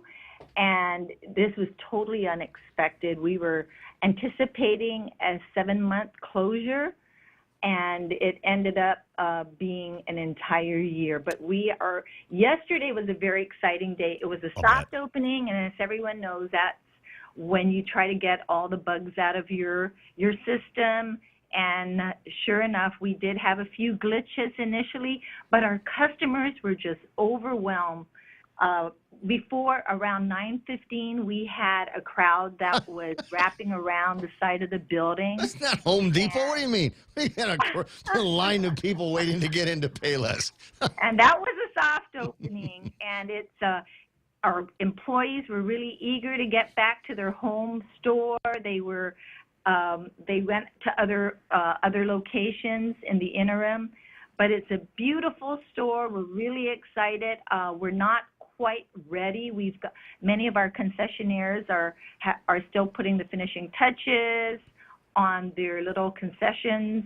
We've got an infusion in there. Mm-hmm. We have Crumbs Bakery, and Brian Artero has a Lone Star, a smaller version of Lone Star. Donna was mentioning that. Donna had mentioned that Lone Star bread, you can buy Lone Star bread over at the Payless there. He should be open hopefully in a couple of weeks. Okay, all right. And then the fourth concession is Guam Brewery, and that might be about a month. They've got a couple of flavors that I like over at the Guam Brewery, absolutely. So that should be in about, hopefully within a month, they would be able to open up. And our grand opening is on Saturday, January 21st. Okay, January 21st. Put that down there on the calendar. And the reason why I want to make a big deal about this is because I live mere steps away from the Payless in Mighty, and I'm tired of people from Dededo coming down to my Payless and taking all the good parking. Right? You're not alone. Everybody, this Dededo Payless people, your store is open. Go there now. There's plenty of parking at the Micronesia Mall, and alleviate some of the pressure into the Payless in Mighty. For heaven's sakes. Absolutely, absolutely. Everybody, the other outlier stores are happy that there is more parking available, and there is ample parking in our mall store, and it's now facing Fatima Road, which allows more accessibility to parking within that area with the multi-level parking area stretching all the way around to the side mall. And by the way, we do have an alternate entrance that leads into the mall. Really? So we're connecting into the mall. That's nice. So I can do my Beyond the Box stuff and then go swing by there and get some Guam Brewery beer on the way home. All right, totally in love with the idea. I may take advantage of some of that parking up in that area. It's my go-to has always been the Mighty Payless, but there's it's always nice to have options. Now, one of the other things that Kat and I have in common is we both pretend to be runners from time to time, and. And so I'm going to be where there's the early announcements. So I can challenge myself. I would like to be ready to run the 10K again in the Kick the Fat race that is going to be coming up. You guys unveiled the date for that, right? We certainly did, and yesterday was supposed to be the live day for online early bird registration. Unfortunately, I believe Manny had run into a few glitches, so we are going to be using our local company, organization. That's a Guam Running Club. They've procured a chip timing system. Ooh. So we're going to be working with them, and they will have that up and going real soon. But our Payless Kick the Fat 5K, 10K is scheduled for Saturday, March 18. And this is back to live running. And it's no more tees and 10Ks. Yay. Fireworks, music, everything, all the bells and whistles that we've had in prior years. So it's going to be very exciting to get back and seeing everybody once again. Oh, yeah, absolutely. I know that we've been doing this since about May of 2022. Some of the 5Ks coming back, but it's not like the old days where we were 5K twice a weekend in some cases. Of course, this weekend there's the Cross Island Road Run, but even that's using a different route because of the construction down at the other Payless there. Exactly. Down in Sumai, unfortunately, we've been at the mercy of the road construction. So I understand it will be diverted into Santa Rita, I believe. Yeah, I think we're going to be running through the village. Information on this you can find with the Guam Running Club. They've got a very, very active Facebook page and want to hear from you for Kick the Fat, Cross Island Run, some of the other things that they've got going on. 8:24 in the morning. Kat, it's always a pleasure talking with you. It's even bigger pleasure to see you. January 21st is the grand opening. I will do everything I can to move my schedule around so I can show face. Please come and join us, and thank you for calling, Rick. Yeah, it's always a pleasure. Hugging a kiss to the old man. I'll see you soon. Caesar Usmaasi, yes. Right. All right. That's what I want to hear is Uncle Paul going, it's a Payless thing. There we go. 8:24, and there's the answers to all of our questions. The crumbs, and there's going to be a Lone Star Junior and an infusion in the place. You may not buy groceries. A deli? Isn't the crumbs the deli? I don't think it's the deli. Is it a deli? I don't know. I don't like think the so. one that they have at Mighty. When she said that, I thought we were talking about the same thing. I'll cut some cold cuts for you, Donna. Yeah. Cheese. You ever hear of Subway? You got Subway. Subway's in the building. They got one in the building up there. You could go from. But I thought that was exciting. The idea that you'd be able to go and do mall shopping and then do your grocery shopping and then head out. Not have to go outside. Like, oh man, until you're going to be going to your car. All right, and as I said, the very good news is now that one is open. All you dated old people, all you Harmon area people, your place is now open. Stop coming over to my place. My God, one of these days, be able to park like right in front of the Payless in Mighty. That will be among the happiest days that I've got for me. What are you talking about? I only went there twice. What, the Mighty one? Yeah. Where have you been shopping? Are you Oka. going to the Oka? Oka or Jigo. I don't know. It's Oka's one of those places. Every time I go in there, it's like I'm going. This is kind of how do I want to say this? Is a cool kids table. When you get in there, you get a little bit of that Tamuning snooty when you go in there. No, what? No, I'm not. You're I'm not not from wrong. that village. No one's there during like food stamp week. It's empty. 8:25. I don't know what that says about the residents. Let me say, what's that? Kathy's, yeah, I think it's spelled with a K. It says, my friend Renee, he's gonna back me up on some of the things that I might have missed with the conversation. I missed the mall access Kathy was talking about is the former entrance beside the former GTA. Okay, that leads to Concourse 2 of the mall. This was open yesterday. I wonder when Payless will open this access door. We'll see what we can find out. Renee, I appreciate you checking in. And one last thing, because we were talking about pizza earlier, and this ask me, this might be among the most important things, is that the state of Hawaii has the most expensive pizza, Domino's or Pizza Hut, in the entire nation when they start talking about states. But when we add the territory of Guam, as it turns out, Guam has the most expensive Pizza Hut cheese pizza at $19.99. We have about the cheapest Domino's cheese pizza in the nation at $12.49. The lowest price in the United States mainland is $12.99 in Nebraska. So Guam's doing good on one, not so good on the other. But when we were talking earlier, Real Joe, you'd mentioned, hey, what about the Hawaiian pizza? Yeah. The Hawaiian pizza is considered, this is according to the same article, at best, decadent. At worst, it is an abomination for its peculiar pineapple and ham combo. Heck. In fact, the ham and pineapple pizza is not Hawaiian at all, but sort of a Greek-Canadian thing. The real abomination with pizza in Hawaii is the cost of a margarita at Pizza Hut or Domino's, both $18.99. It is the most expensive cheese pizza for either brand in the whole U.S. Ingredients are more expensive in the islands. However, Pizza Hut, run by a different company than most of the mainland stores, they set their prices independently. And I want to say that they're the same people that run the Pizza Hut here on Guam. Did you ever see the Pizza Hut commercials? And it's like, hey, that's Hawaiian brothers. That's not.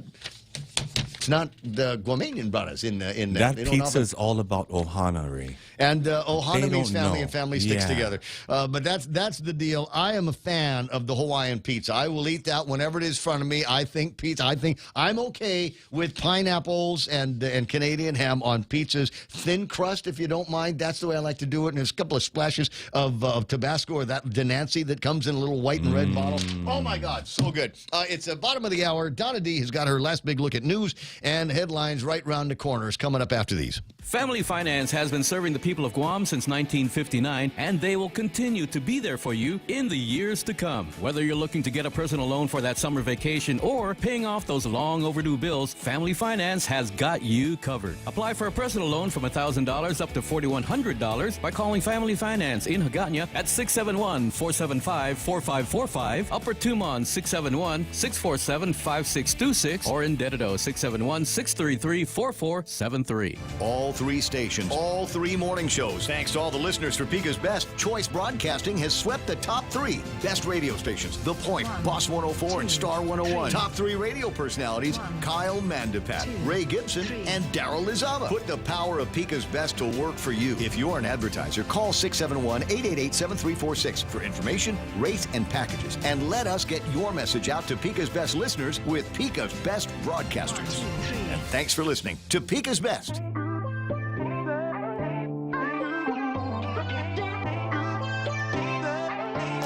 Juanita Machi. I'm quoting Juanita Machi now, who says that Hawaiian pineapple pizza at Sbarro is good. I've always had good over at Sbarro's. It's an excellent place to go. People that put pineapple on pizza. How dare you, says James Howard. So not everybody is got that the same excitement for it, but I don't know. There's something about it. I like pineapples. What can I say? I do too. Bottom of the hour on the Ray Gibson Show. Time for our last big look at news and headlines with Donna D. Donna, how'd we do? What happened? 3 teens were charged as adults for trying to enter a woman's residence to fight with her boyfriend. Last Wednesday, police responded to a Mongmong condo where Jerem Alice Onichi, Sander Aweni, and Alex Aweni were identified as the offenders, who officers noted smelled of alcohol. Surveillance footage showed some of the incident, including one of the defendants hitting the screen door with what appeared to be a machete. They were charged with attempted home invasion, attempted burglary, and criminal mischief. And the air conditioning has been restored at the 911 call center at Guam Homeland Security and the Office of Civil Defense. PIO Jenna Blas says a purchase order was issued in November for the installation of a rented 50-ton air conditioning unit. Fire department dispatchers moved back to the offices in Agana Heights last Friday. And people were lined up outside before the Micronesia Mall Payless opened its doors at 10 o'clock yesterday morning for its soft reopening. General Manager Mike Benito says there was a great turnout despite technical issues. After an extensive one-year renovation, Payless reopened and expanded the store with a $4.5 million renovation budget. The grand opening is Saturday, January 21. And that was your last look at local headlines. On the point now, back to Ray. You know, I should have asked. I feel as a journalist I'm compromised. I should have asked the question, does the peanut butter machine work there? There's a peanut butter machine? There was a peanut butter machine at the Mighty One. Oh, that's right. What? It grinds peanuts and it makes your peanut butter right in front of you. But I think it broke. Sorry, I got somebody excited there. put Where is it? I've never, where? It's, over by the infusion in Mighty. They had the whole thing that was supposed to be over there. So, but I don't know that I ever saw it working. And you could buy like fresh almonds and fresh peanuts and stuff like that, and make your own. Yeah, make your own peanut butter with the thing. But I didn't want to. I don't want it to go. Oh yeah, thanks, Ray. Thanks for bringing that up. You know, because it's okay. It's funny. Okay, so here's the thing. We've been friends since like grade school. And I can totally hear her saying that. Oh yeah, hey, thanks, buddy, appreciate it. 8:32 on the Ray Gibson Show. 888-8255-888-TALK is the telephone number. You need something. The meme machine is online. Plain Boy has sent this one in. It's a picture of Batman and Robin sitting at the desk in the Bat Cave, and he says, "Well, Rob, it's old Batman and Robin, by the way, the good one." That says, I'm afraid the Bat computer has finally met its match. Even it can't decipher what Joe Biden is saying. So, you know, I was cruising around TikTok yesterday. I'm waiting for judgment. Anybody? Okay. No. Nobody's going to judge me for being on TikTok yesterday. It's not a law yet, Ray. Okay, right. So they have this thing. It was a bad lip sync. Have you ever seen those? Yes. The bad lip one sync. with Congress? So they try. Oh, those are funny as hell. But they did one with Joe Biden on it. And the thing is, and I don't know if you've watched any of the bad lip sync ones, but it sounds like Joe Biden, and it actually sounds like it's crap that would come out of his mouth. You know, just kind of disconnected words and phrases all of a sudden. And I'm going, yeah, that could totally be Joe Biden. I'd play the thing, but I don't know if I'd get in trouble with you'd get in trouble, man. Is there TikTok police or something like Service. that? Geez, Chinese boaters will come to my home in the middle of the night. Say, you play Joe Biden video. You play Joe video, huh? Chinese is great, Ray. Thank you so much. Oh my God, there it is. That's gonna get me canceled. I swear it's gonna get me canceled. It does sound like my wine. Hey, cuz you play Joe video, huh? Studio time is 8:33. I better stop talking now. I'm shoveling myself into a deeper hole. Excuse me. I'll be right back. Guam Community College Spring 2023 late registration starts Monday, January 9th through Friday, January 13th. New students can apply at guamcc.edu/apply or in person at GCC. Returning students can register, add, or drop classes using their MyGCC login. Register or apply now, online or on campus at Building 2000 from 8 a.m. to 5 p.m., January 9th till the 13th. Stop thinking about getting back into the classroom and just do it. Half a day. Burger King fans rejoice. The new Italian Royal Crispy Chicken is now available. Crispy white meat breast filet topped with warm marinara sauce. Melty mozzarella cheese on a toasted brioche bun. Top this off with jalapeno bites and a refreshing Coke Zero. Of course, like all good things, the Italian Royal Chicken will only be available for a limited time. Happy holidays from your friends at BK in Tumon Bay, Hagåtña, the Micronesia Mall, and the airport. You rule. Power on the Move, poweronthemove.org and the World Wide Web. And they, from time to time, will ask me to make certain announcements about some of the things that they believe that you need to be aware of. And if you are one of those people that spend some time on Marine Corps Drive in the downtown Hagåtña area tomorrow, starting at 9 o'clock, there's going to be some activities that will take place on your roadways. They're going to be doing some more of the infrastructure changes in the area. And so starting tomorrow at 9 and until 3, single lane closures, northbound and southbound. All other lanes will remain open. This is going to be at the intersection of Marine Corps Drive and 5th Street. 5th Street is the one over by the GCIC building. Some of you may remember that as the headquarters for the Hagåtña Theater, which eventually turned into Circus Bruno. I'm just going to let you have that memory on your own. I'm not going to dig into my own memory banks with the naked trapeze people and the security guard out in front. There was a security guard from the waist up, from the waist down. They made him wear a tutu, a ballet dancer's tutu. And some of you that are younger than me are going to go, you're making this up. No, find an old fart like me, and they'll say, oh, my God, he's absolutely right. That's exactly how it happened out there. There may even be pictures. It's 8:36 in the morning, so be on the lookout for that. If you want details on everything that's going to be going on that stretch of roadway, go to poweronthemove.org on the World Wide Web.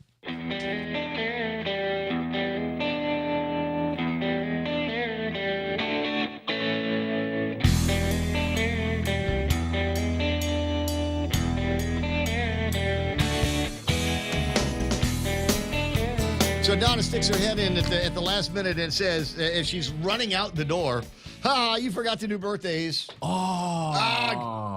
Sorry about that. For those of you that's the big portion of the program, it's like, screw anything else that the Gibson's talking about. I want to know what celebrities have got birthdays today. If you want my body and you think I'm sexy, come on, honey. Let me know. Rod Stewart is 78 years old. Hot legs. 78 years old. Hot legs. Are you still in school? I love you, honey. Da-na-na-na-na. I shouldn't sing. But so Cody's wife, Amanda. I love him. On Facebook yesterday. Sorry, let me just digress here. The stream of consciousness seems to be rather wet today. But anyway, so Amanda remarked on Facebook. She says, with as many people that like country music, you'd think there'd be a country music station on Guam. You think there might be somebody out there 7 days a week that might be investing themselves into old country, new country, kicking country, and all of that kind of thing on a 24/7, 7-day-a-week basis. To be honest, I don't know that anybody's ever really tried the thing in all of these years. There was a time in the early 1980s, around that urban cowboy time, where there was a lot more country music on the radio. I'm here to tell you that we have, as a matter of programming course, have found a number of current country hits, and we will program those on Star 101 from time to time. You might hear them, and I've got my own playlist that has got some of my favorite country tunes in there. I recently discovered Wagon Wheel, as you know, and I'm trying to learn all of the lyrics to Rocky Top by Alabama, and I actually saw them perform that live. And Amanda's waiting for me to go. Point? No, at a convention in, maybe it was Dallas or something like that. They were at that time kind of the big act in the country, and the National Association of Broadcasters hired them to do the gala night event. And I'm a kid from Guam. I don't know anything about country music, and I get up there and I go, oh man, it's a country act at the end of the convention gala. Oh man, it's country.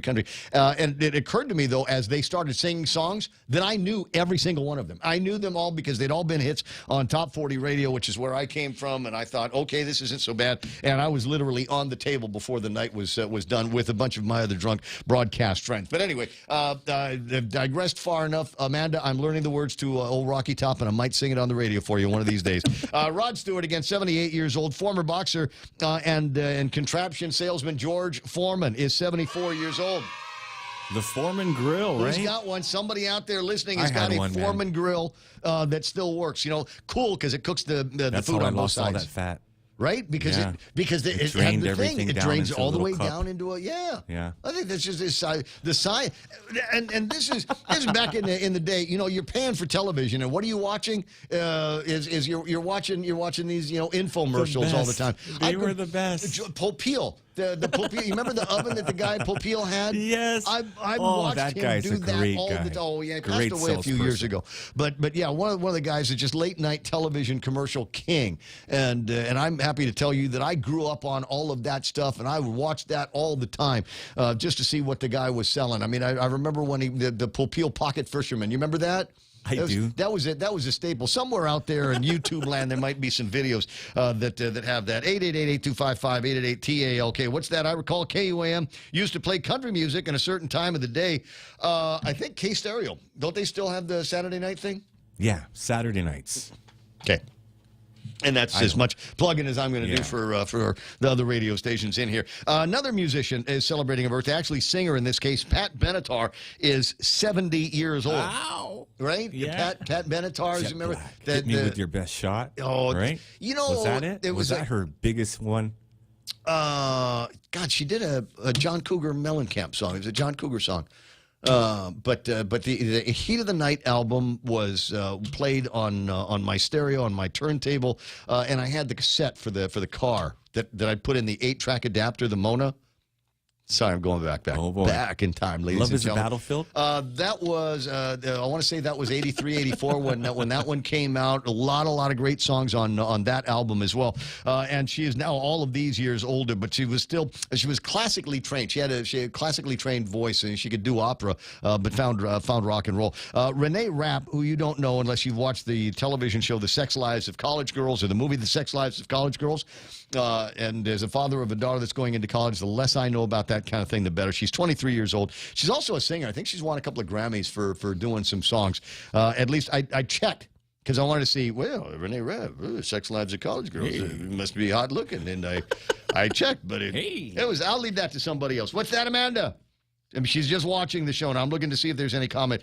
Cody James said, I sent Amanda a message that you were mentioning her. And Amanda is watching. Yes, Amanda, I was talking about you and your desire for a full-time 35-hour-a-week country music station on Guam. I know guys in the radio business. Maybe they'll work on it. 8:42 in the morning. If you're looking for something to celebrate, it is Houseplant Appreciation Day, Bittersweet Chocolate Day. You have any houseplants, Real Joe? I mean, real houseplants. I'm not talking about the thing that you need the Crop King Hydro to keep alive. All our houseplants went outside, Ray. We put them outside. Now they're outside plants. So I didn't realize, this is me being stupid, right? So somebody gave me, and I had, every house should have an aloe vera plant. And I got my hands on an aloe vera plant. And I thought the container that it was in was kind of ugly, so I went to Home Depot, bought another container that was beautiful, and I put the plant in that one. But I forgot to make holes in the bottom. So every time I'd come in from a hike or working out outside or something, I got water. I'd just pour it in there and go, oh, look at me, I'm watering the plant. Plant's going to be healthy for the rest of my life. Oh, this is so great. And then I realized that the plant was beginning to die because it had too much water in it. How much water was in the thing? How much? Right up to about halfway. It was literally drowning in water, and I emptied it out and I left it outside to dry out and watched it die a very, very slow aloe vera death, which means I don't have any of that stuff at the house. So it is joined now some of the other plants that I've tried to keep going. Pam Duvall. All the plants you gave me, at least two of them are still alive. I've got a guava plant that is alive, and this little butterfly plant that is absolutely gorgeous. Super hard to keep alive, but I've been working on that. Anybody that's given me a Donny plant in the last couple of years, gone to be with Elvis. Okay. Sorry, just can't keep those things If you need alive. aloe vera, I got, man. I'll give you some. Right on. Lemongrass. I'd like lemongrass. No, I don't have any of that, man. I know where I can get it, but I don't think I'm allowed to. That. I don't think I'm allowed to. Some of you, this might go, he's doing that recurrent rant again. Okay, I might actually be asleep and this is all happening in my head. But again, what are the rules of the, quote, community garden across from the old police station in Agana? There are some plants there that I would like to be able to get to put into the dirt around my house, but I don't know if I'm allowed to do that. I don't know who's allowed to go there. Man. I feel like I might get arrested or something someone like that. will show up right when Shoot you least me with a expect pellet it. gun. Come out of the bushes. What are you doing there? Hey, boy. But what? I'm a member of that community. Are you? Family still has property in Agana, so I'm wondering out loud, somebody please tell me, what are the rules? Can I go there and cut off a few things? Can I? And they've got lemongrass all over the place. I'm going, can I just reach in and grab a clump of that? Maybe you got to plant something in order to take something, Ray. Mark Cruz has asked Shelley Chrysostomo. I'm afraid of her. Yeah. No, but I will. I'll see what I can find out about what the rules and regulations are. But it seems to me, what is the point of having a community garden if members of the community can't go out there and be able to snipe every once in a while something on there? Where was I? Cut Your Energy Cost Day, Poetry at Work Day, Shop for Travel, Peculiar People Day. That's encompasses all of us. And Save the Eagles Day. Are they talking about the Philadelphia Eagles? Is it time for me to go into the world of football? Could be here in just a minute. 8:45 in the morning, 888-8255-888-TALK. Hoping to hear from Joe Sanchez before too much longer. No. Joe is with the Department of Education. Ed, what happened? Yeah, he got called into a big meeting, he said, so he won't be able to call. Oh, no. Morning. Yeah. Oh, that's terrible.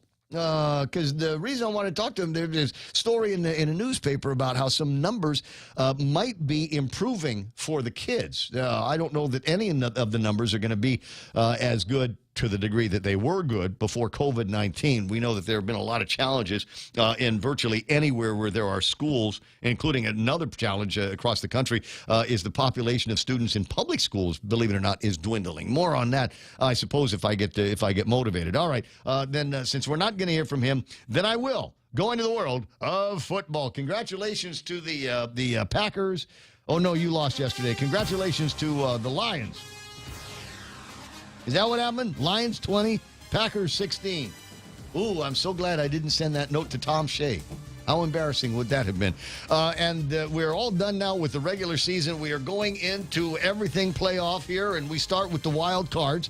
The dates and the times have been set up. So this Sunday and Monday through Tuesday are going to be big days for football fans on Guam. This one here, you're going to have to pick a side here.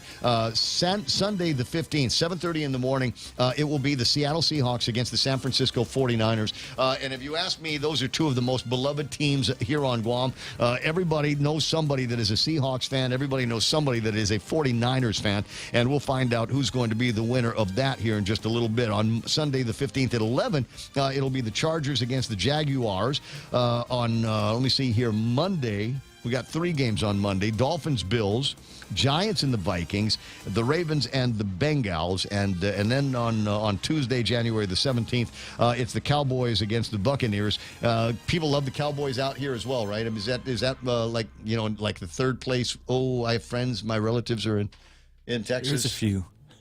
There's a few Cowboys fans out here. Well, gee, what happened to the Carolina Panthers? How come they're not? Oh, they're just not good. Okay, I got you. Where's the Bills? Bills are going to be playing the Dolphins. The Dolphins are probably going to take a knee in light of the whole Damar thing. And can I call it now? Buffalo Bills are going to win the Super Bowl. Because Damar, right? Everybody behind them. They got all of the energy. Yes, it is a time of prayer here for Damar and the entire Buffalo Bills team. Remember when they told them they couldn't pray out there on the field to do it back in the locker room? I do, and then everybody started praying. That's the way the Lord works in mysterious ways. You just never know how He's going to reach in and touch your soul. Maybe it will happen in the world of football. Yeah, 8:48 in the morning, 888-825-5888-TALK is the telephone number on the Ray Gibson Show. Items in the table of contents, and it being the day that it is, for the most part, I've gotten to just about everything that there's. It's in the news, but frankly, a lot of this stuff we talked about yesterday. Jesse Anderson Lahan's rollback bills. Dude, we already had him on the radio talking about the rollback bills. Trying to make it so maybe a little bit more attention on Guam with our supply chain issues, our cost issues that might be impacted positively for consumers if we do something about the Jones Act. But I'm not holding my breath. I don't know. The Jones Act is one of those things that has been talked about since the beginning of talk radio. And some people will say, well, that's why everything costs so much to get to Guam, because everything's got to be on the Jones Act shipped, and they're not efficient, and they're old, and whatever. And it's a scam that it only benefits people that are affiliated with those companies, those shipping companies. And then some people say, well, if you do away with the Jones Act, maybe nobody will come to Guam. Maybe they'll unless there's some requirement there, maybe nobody's going to show up and make port calls to Guam. So I don't know. You take it where you want to. I've just been watching it and talking about it for a number of years, and it occurs to me that nothing has happened. And if it's just little us here on Guam that's going to be sending messages out to current bunch in Washington D.C., I don't know if that's going to make any difference. It would be one thing if it was just Guam, and we'd go, well, we're tilting at windmills, but the Jones Act also has an effect on the state of Hawaii, and everybody loves Hawaii. So why haven't they done anything about the Jones Act in Hawaii? Alaska, it affects Alaska as well. Lisa Murkowski was here on Guam a few years ago talking about that, the Jones Act being a common enemy for this territory and the state of Alaska. But even with the big state of Alaska behind the call for less Jones Act, doesn't seem to be anything happening. There are all kinds of other places where that's involved. So, I don't know. I don't know that anything is going to happen with that, but I appreciate the effort that's going into it. As far as rolling back the business privilege to 4, like it should have been after a year, I don't know. it becomes one of those things where, yep, I appreciate you bringing that up again. I appreciate you making that among the very first things that the legislature is going to be looking at. But we know it's going to need 10 votes, and I don't know that you got 10 votes. Maybe 9 for sure with the breakaways and on the Democrat side. But I don't know if there's anybody in the Adeloop 6 that is going to be changing their mind and bringing it back. Now, what was it that the guy said? Les Carlson says, we'd be happy to entertain that as long as it was replaced with another revenue source. And I'm going, inflation is your revenue source. That's where the increase is coming. That's why we've got a surplus here. It doesn't have anything to do with a whole lot more money being thrown around. It is because of the inflation train and the fact that goods and services are up as high as they are, several percentages higher, and that means that the government of Guam is making more money because of the additional cost for goods that are taken into that 5% BPT. So that's where the replacement is going to be. It's going to come from inflation. And even if it doesn't, I don't know that that's the worthwhile answer. If you ask me, the worthwhile answer is, well, if the government of Guam is going to be making less money, then maybe we ought to find ways to make the government of Guam smaller. Maybe we ought to look at payroll. Maybe we ought to take a look at some of the things that we consider valuable and really, really scrutinize all of that. We'll start with what's the name of the women's thing? Women's Affairs. Yeah. Bureau of Women's Affairs. Thanks very much. We'll start with that one. We'll find a place for her. What do we need that for? Jane, What do we need place. that? Why? Look, the island is already run by women. I'd say that the job of the Bureau of Women's Affairs has been done many, many times over.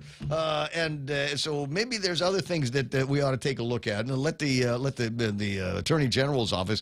Let's go ahead and make that one as big as possible. A lot of prosecutors. Did I tell you I got a picture with Peter Santos? Peter Santos. Oh, that's right. Yeah, I got it. Someone sent it to me, man. You got seen in public. Well, it might have been him. No, it was a third party, man. People looking out for you. No, you see you talking to hold on a second. Peter Santos. Well, we weren't actually talking. I was over at I was doing. Did he buy you a beer? My homework. Oh, that's right. I was homework. I'd finished up with my run. And went over to Moses and got myself a couple of cold ones. And that you see there, that's the Tinatla Chutney that I'm always talking about. So good. It is good. And so he comes over and he takes he kind of motioned towards me, and I'm like, hey, Peter Santos. in Moses. And naturally, everybody, including the cute chick that's sitting over here, turned around and said, what? And I said, no. I said, my friend's over there. And so Peter comes over and grabs a snap with me, taking great care to include the girl in the picture. Excellent photography skills. Way to go. I appreciate that. But yeah, we got together, and it was on the same day last week that I want to say I was kind of upset with him because okay, so there's two people that Peter Santos doesn't like. One of them is Mike Sinicolas, remember? And then the other one is Doug Moylan. And now he finds himself, he'd obviously run against Doug for whatever, and because he wanted to help him win. But anyway, so he runs against Doug. And now that Doug has won and is doing all of these things, like asking for cash bails instead of trusting these guys when you gavel them out of the courtroom that they're going to be good and follow the laws and get right with Jesus before their trial, that ain't happening. But he's got a problem with the changes. Change is bad, but change can also be somewhat thrilling. 8:55 in the morning. Thanks, Pedro. I appreciate the picture, and I'll be on the lookout for you the next time that I go and hang out over at the Mosa place. Oh, you run into some of the most interesting people here on Guam at a lot of variety of places. 888-8255, 888-TALK. Let me see. Who's the chick there, Ray? Says Jerome McDonald. I don't know. You're getting me in trouble now. I'm going to bite my tongue again. And it'll be somebody else with a different initial going, so I don't know. Peter's getting buff. Impressive. Thank you. James says, Jones Act is a hard sell, especially with China and Russia making noise security threats. It's a classified need to know. Thanks. I appreciate that. Rico B, what's that? Somebody wants me to get into a legendary country song. You picked a fine time to leave me, Lucille. for hungry children and crops in the field. I've had some good times, been through some bad times, but this time the hurtin' won't heal. You picked a fine time to... See, why do you need to hear the song? All you need to hear is the lyrics. I'll give you a couple of titles of some country tunes that I'm listening to. Sherry Iriarte says, Ray, if you want lemongrass, we have some. Thanks, Sherry. Yes, but I want it from the community garden. I want to go over there with a shovel and start pulling things out of my community garden. I'm sure they're not going to let me. James Howard, so you killed the aloe vera. Very impressive. Thank you very much. That's the easiest plant to raise, Ray. I know. It'll grow on That's asphalt. You killed it, It man. will literally grow on asphalt if it gets enough water and sunlight. But apparently there is a limit to how much water you can put in the deal. The Brennan Fausto says, no, sister, the mall has lots of deli in there, to answer Donna's question about that. Nate Horn says there's a radio station in L.A. that plays a Bob Marley song every day at 4:20. Nate, every market has a radio station that plays a Bob Marley song or a reggae song at 4:20 every day because they still think it's the funniest thing in the world. You remember, like when I was telling everybody on the at the end of January or at the end of December, hey, see you next year. It's still the most creative thing that they're going to come up with within broadcasting. Hey, man, let's play a reggae song at 4:20 in the afternoon. Hey, how about that? And I can't say too much about it because we even do it here. Brennan says, sing it, my brother, Ray Gibson. Let's rock. Rod Stewart, 78 years old. He's getting up there. Who's he married to? Didn't we have a conversation about who he was married? Did you not say the other day that Rod Stewart was an ugly mutt? No, I did not. Somebody did. Somebody did. Nate talking about Trump likes Pizza Hut. He prefers stuffed crust, though. I do as well. Meg Sooth is online. I got Colin Clark, weapon of choice on island, a machete. It's getting there. This is interesting. We're getting a bunch of CNMI listeners. The Shaq Saipan is watching the program this morning on the Facebook side. Nice to see you there. Bonnie Datuan is there. Bertha Maza Cruz, walk-in cooler. Is it possible they've got something like that there? Underground Dungeon, Halloween Store, Guam.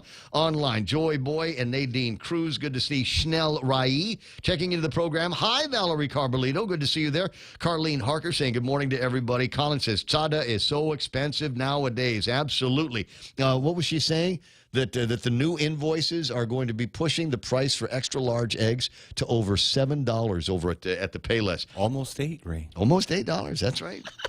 Thank you. I appreciate your math. Mary Fitzpatrick, good morning to you. Keith D. Hattig online saying hello to everybody. Norma Tabayoyong, Joey St. Nicholas. Hey, that's Chief Joey St. Nicholas online. You ain't Chief. Bro, where's my 911? Give me a friend, my E911 system. Hurry up.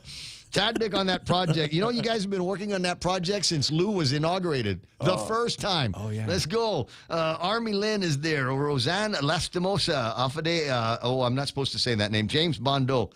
Libby Peer. Hi, Libby. I saw Michelle last night. That's the sister. Mel Barnes, Hank Borja, Army Lynn, Sally Sell, Mercy Greeno, Jennifer Poschnitger, and Tracy Limtiaco, who was right when I was talking about Chef Eddie, who apparently wants to do another F&B thing over at, what's the name of the Bayview? The Bayview. Isn't that? Oh, wait a second. Let me just go backwards in time. Isn't that the hotel that Mad Max ran away from during the COVID times? They were a COVID hotel, weren't they? 14 days worth, and no Chef Eddie restaurant downstairs to order from. All right, tell you what, got a breakaway. Got Fox News Live coming up in the next hour of the program. I have no idea what we're going to be talking about because, as I said, we've kind of gone over everything that's major in all the big news. So I'm going to have to make up some crap. But trust me, it'll be entertaining crap as we get into the small talk portion of the Ray Gibson Show. It's ahead right here, 93.3 KUSG Agana, Pika's Best. We are The Point.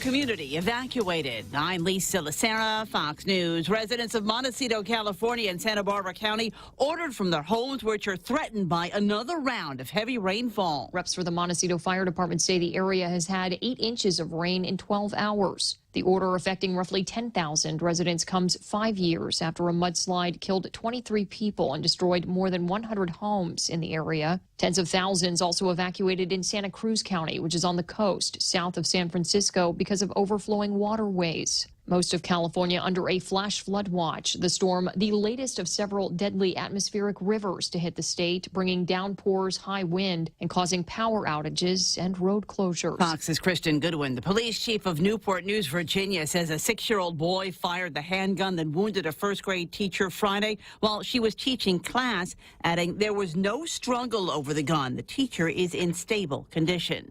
Doctors who treated Buffalo Bills safety Damar Hamlin after he collapsed on the field last week say he's been moved to a Buffalo hospital to continue treatment. Dr. William Knight of the University of Cincinnati Medical Center says Hamlin had been steadily improving before he was released. He has been up with physical therapy and occupational therapy, walking the unit, tolerating a regular diet, meeting with his family and many members of the care team that wanted to see how he was doing. Hamlin's condition has been upgraded to stable. The NFL showed support for Hamlin during all Week 18 games by including a pregame moment of support, painting Hamlin's number 3 on the 30-yard line, and pregame shirts with love for Damar 3. On Wall Street, the major indexes closed the day mixed after giving up early gains. The Dow minus 112. The Nasdaq added 66. The S&P lost 2 points. America is listening to Fox News.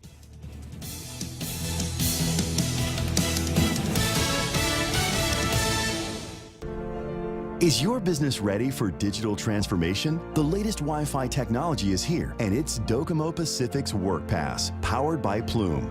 WorkPass unlocks connectivity, productivity, and security tools all in the palm of your hand. Access features like adaptive Wi-Fi, guest and employee networks, evolving AI security, plus so much more. To learn more about WorkPass, visit business.docomopacific.com.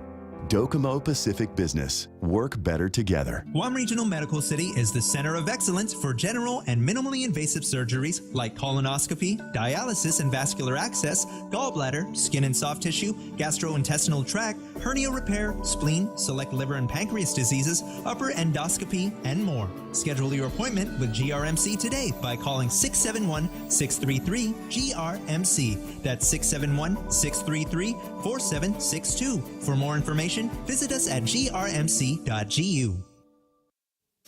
A new requirement started today at a public school system in one part of Michigan. The message, mask up in Ann Arbor, which is about 44 miles west of Detroit. Students and staff are required to wear a face covering entering buildings in the district for the first 2 weeks of class following the end of winter break. It runs through January 20th. The district says it wants to cut down on the potential spread of RSV and the flu, adding COVID-19 remains a pressing concern for health officials. The policy change is aimed at keeping kids in the classroom, putting in-person learning first and designed to keep the kids from being sent home sick. A release from the superintendent said this weekend. CJ Papa, Fox News. The authors of a new study on treating obesity in children say early action is better than watchful waiting. New guidelines from the American Academy of Pediatrics say children struggling with obesity should be evaluated and treated early and aggressively. And that includes with medications for kids as young as 12 and surgery for those as young as 13. The guidance, the first on childhood obesity in 15 years, says the longstanding practice of delaying treatment to see whether children and teens outgrow or overcome obesity on their own only makes the problem worse. Obesity affects more than 14 million young people in the U.S. This is the first time the group's guidance sets ages at which young people should be offered medical treatments in addition to diet, exercise, and lifestyle interventions. Tanya J. Powers, Fox News. The number of traffic deaths in the U.S. fell slightly during the first 9 months of 2022, but pedestrian and cyclist deaths continue to rise. That's according to the National Highway Traffic Safety Administration.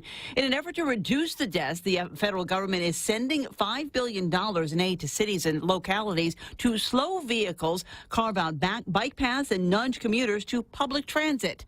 I'm Lisa Lacera, and this is Fox News.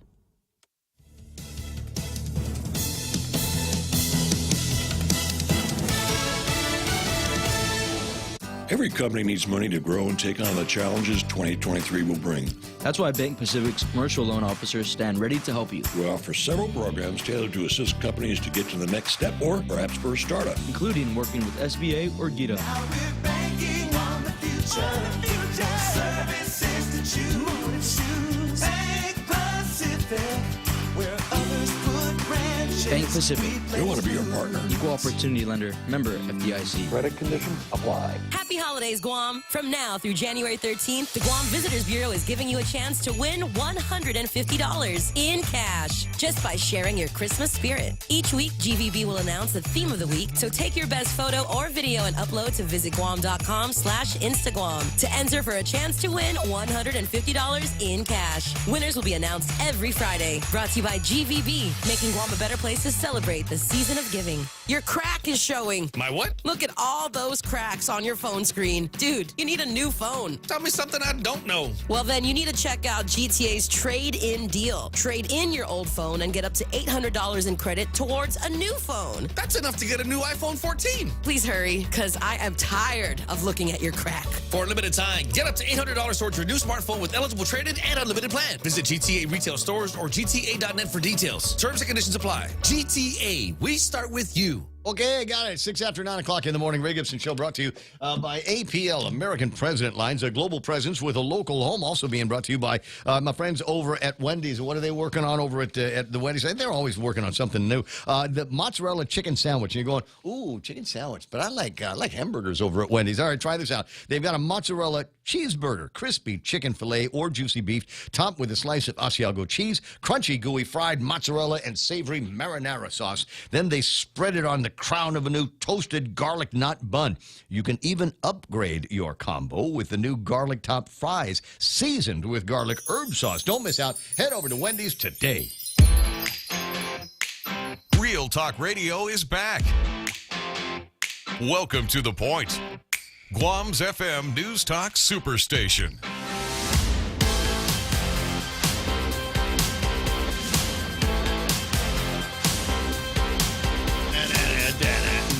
At 888-8255-888-TALK. Thanks, Lena. I appreciate it.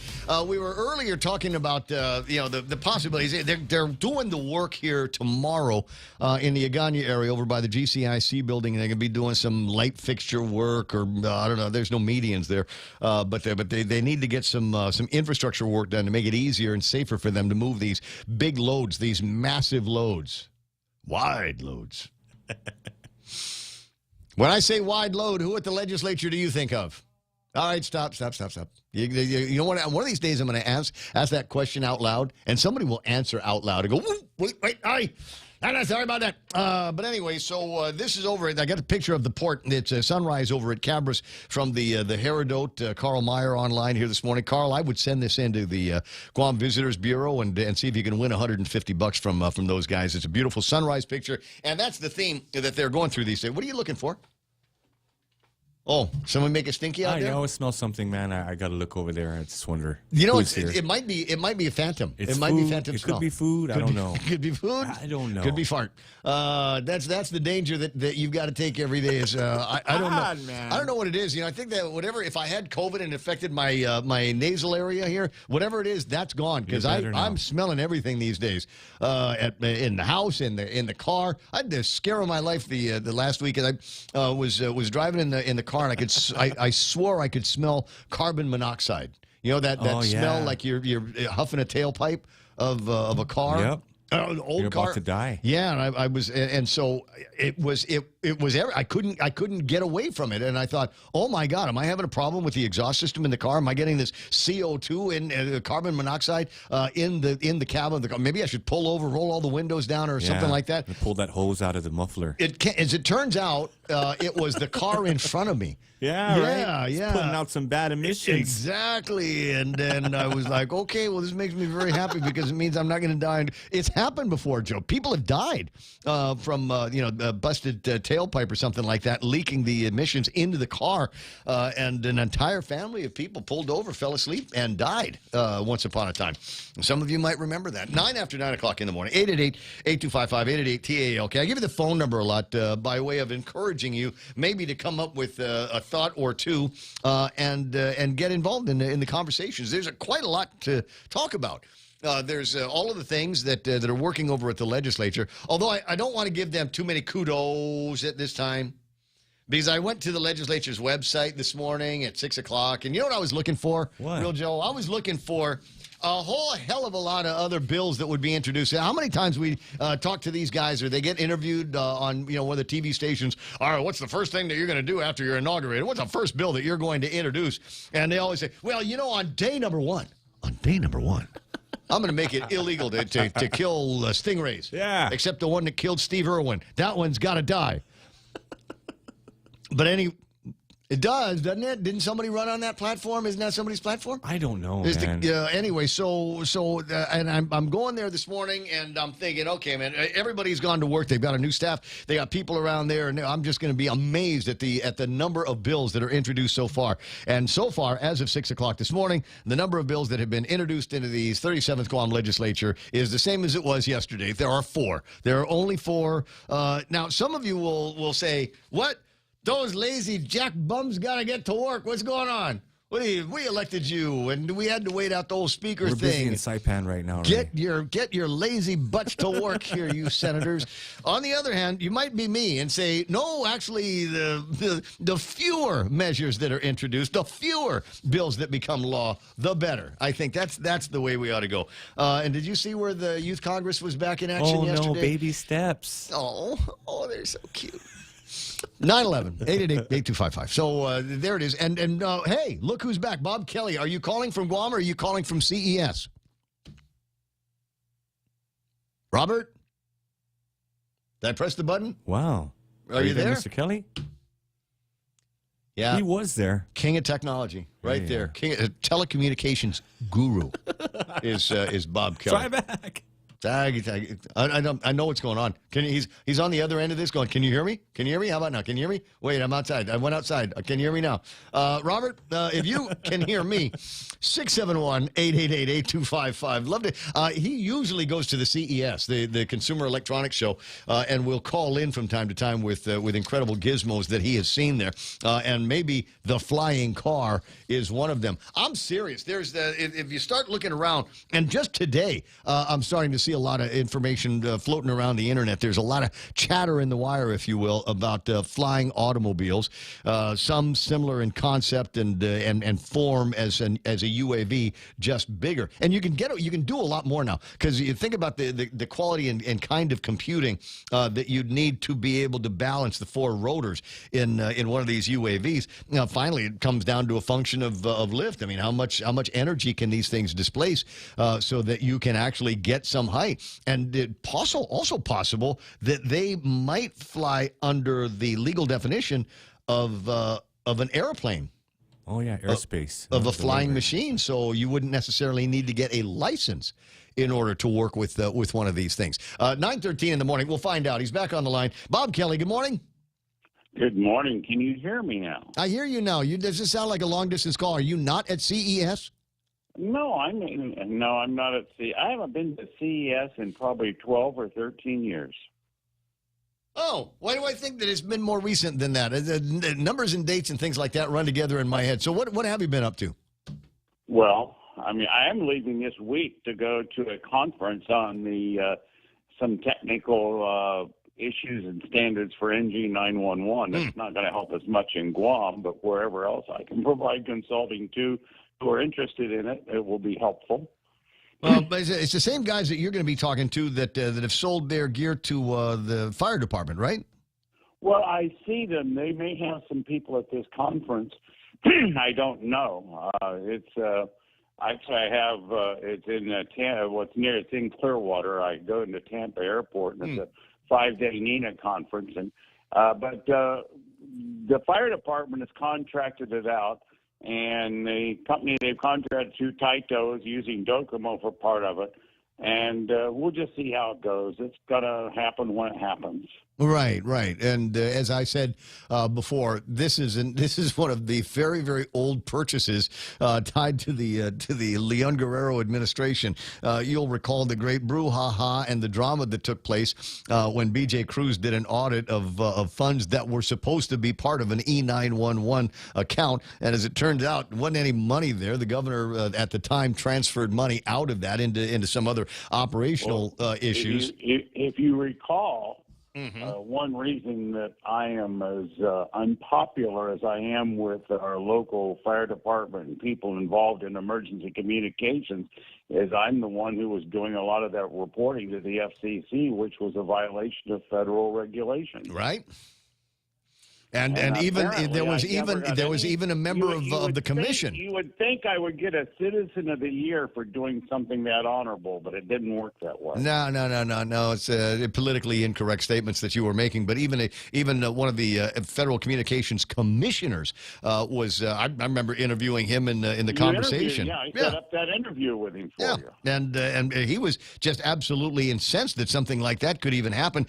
B.J. Cruz was delighted with the conversation because a lot of that also happened to come out of his audits. At any rate, when Governor Lilian Guerrero came in, she recognized it as an important issue, found some money, and made the account whole. And the guys over at the fire department have been involved in the procurement, and I assume at some point arrival, installation, and training on the E911 system. And I'm going, better hurry up because this technology evolves over time, and I'd like to know, what version number there we bought and what version number we're going to be on. Well, we are on I3. The standard we use is called I3, and we are on standard now. I think we're at 2.3 or something, but they'll keep up with that because I think that's going to be part of everybody's contract. Should be. My disappointment is had they done this with a reasonable due diligence and followed some things, they could have gotten this up in the first 2 years of the administration, and it took 4 years. Now, as far as the money going back, that really wasn't Lou's case because it ended up falling back by FCC order for the PUC to make sure it got returned. So there was not. It was a little bit of duress that had to be paid back. All right. Well, you filled in a gap in my recollection of the story. 9:17 in the morning. What else have been? A couple real quick things. Yeah, go ahead. We'll talk first about carbon monoxide that you smell.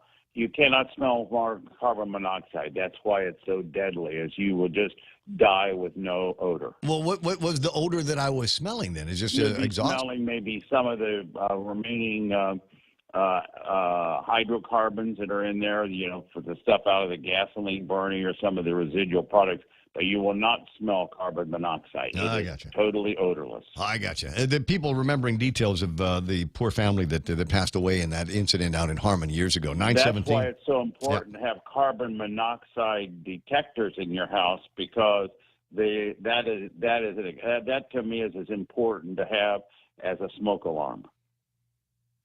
What's the other stuff that seeps out of the ground if you don't have a vapor barrier under the house? Radon. There we go. There's another alarm that'd be good to hang in the house somewhere. Well, actually, radon doesn't just come and go like carbon monoxide, and you can get radon test sets to see if you have radon in the house. Yep. And I think even Home Depot might sell them. I mean, certainly you can get them out of Amazon.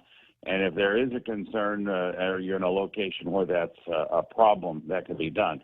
Also, drones. Wanted to mention some things because I've been following some drones and some things that could change things in Guam in the next 5 to 10 years. One is transport, and I'm kind of doing a little bit of work with Bella Wings to see what we're going to get on transport to islands and so on. But one that I find exciting is an emergency transport by the drone.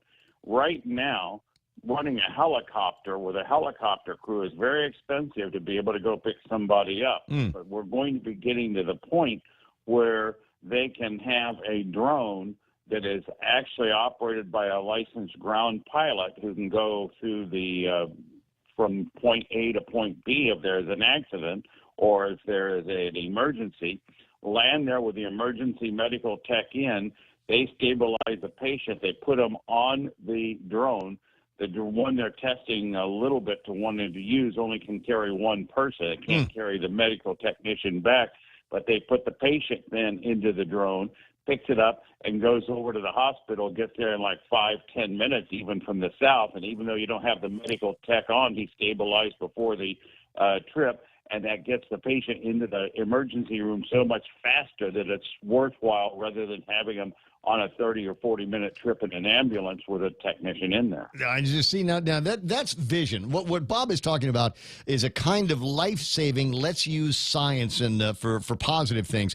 I was looking at the drone technology and payloads, thinking, okay, that's how many 12 packets of Mick Ultra, and how many buckets of KFC does that include in that payload? And then you can drop it to me anywhere. So, oh my God, Ray's lost hiking in the forest again. What do? Send beer and food. I'll find my way out in the morning when the sun comes up, but I just don't want to be without beer and chow overnight in the boonies. Yeah, send me a light or two. Let's talk about something that's being done today in emergency that's exciting, and there's multiple cities in the United States and Europe who've done this already. The automatic electronic defibrillator, or AED, that's what saved the football player's life on the football field, is they had an AED there. And if you can get an AED to somebody within the first 4 to 5 minutes, it really can enhance their ability to live. Now, one thing I've always wanted to see done in Guam, and some cities in the States are doing this, but Guam never has done this, is I would like to see AEDs be put in every police cruiser. And there was an objection by the police department that I'll get into in just a minute, but let me finish on the drone. You can also have several drones strategically placed within a very short drone thing, and if a 911 call comes into the center, because they'll have location when we get our NG 911, you can actually fly the drone to where somebody's reporting a heart attack on that 911 call, and it's on a little kit, and they just open it up, put it on the chest, and it's all automated with a voice telling you what to do, prompting you through step 1, 2, 3, 4, and that could save some lives. Why didn't they want them in police cars? Okay, here's the reason. Because it's not the police mission for public health. And if they had an emergency on a heart attack and they had a crime going on, they didn't want to be diverted from the crime to go do the call to do the AED, because which is then the priority. If they've got somebody who is having a heart attack in Tumon and there's a robbery going on in a service station, or there's a another crime going on, go shoot the bad guy. Where do the police respond? And they did not want that deviation. Now, this was back 6-7 years ago or more, but that was an objection at that time by the police department, is they did not want the police to be diverted. I thought having every police car with an AED would get it to the people very fast and was a great deal, but they were concerned about conflicting missions. Right. Well, obviously, you'd have to make the priority call while you're there based on what the training is and what the nature of the crime is. 9:22 in the morning. Bob Kelly, always fun talking with you. There is, speaking of drones, a story I saw just before you called. Walmart says its drones are delivering products in 7 American states. 36 Walmart stores all across the country have drone delivery hubs operated by partner companies. Walmart completed just over 6,000 drone deliveries in 2022, and the most requested drone items: great value cookies and cream, ice cream, 2-pound bags of lemons, rotisserie chickens, Bounty paper towels, and Red Bull. Congratulations, Americans. Way to go. We're going to be seeing a lot more drone deliveries. That is, I mean, we're at the stage, people say, well, it's not going to be that big of a thing. It caught on. But I think the drone deliveries is where cell phones would have been back in the mid-'90s. I hear what you're saying. Once they became once we get some certain licensing and flying issues taken care of around here, I think they're going to be all over the skies. Hopefully, though, we only use those for powers of good. What I don't need is drones flying all over Tumon and flying all over Agania, and facial recognition attached to these drones so that they're literally following me around or can identify people and as I said, follow them around or register their locations in these vast databases. There is a concern. There is a major concern about privacy invasions, especially with things like artificial intelligence and recognition, scanning recognition, getting as good as it is. Well, facial recognition is already just a given, no matter whether it's by television camera or the video cameras that you've got for security in the stores and so on.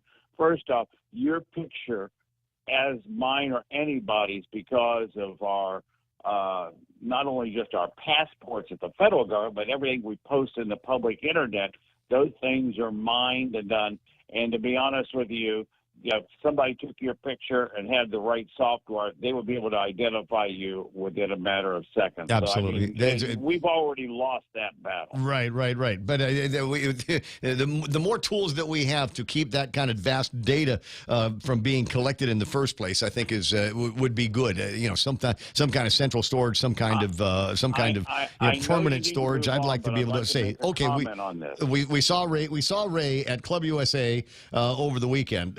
Okay, fine. By Monday, that information should be gone. It should be overwritten on the systems. It should be overwritten in any kind of permanent database, so that I don't have the ghosts of my sins traveling around with me for the rest of my life. Well, let me make a comment on this, because I hear you, and now we've got the fine point between crime prevention, between searching out for crime, and privacy. If you look at the Moscow, Idaho, they went back and tracked that person's tracking weeks after he was out of there based upon what they had in old records. So when you erase the thing, then, are you erasing it from law enforcement? Well, if you erase it from law enforcement, you don't have it. In fact, most systems that I deal with relating to law enforcement require a minimum of 30 days, if not 60 days retention, so that they can go back and do that type of research. And I understand what you're saying, because I look at things that we deal with in law enforcement, and here's the thing that scares me a little bit.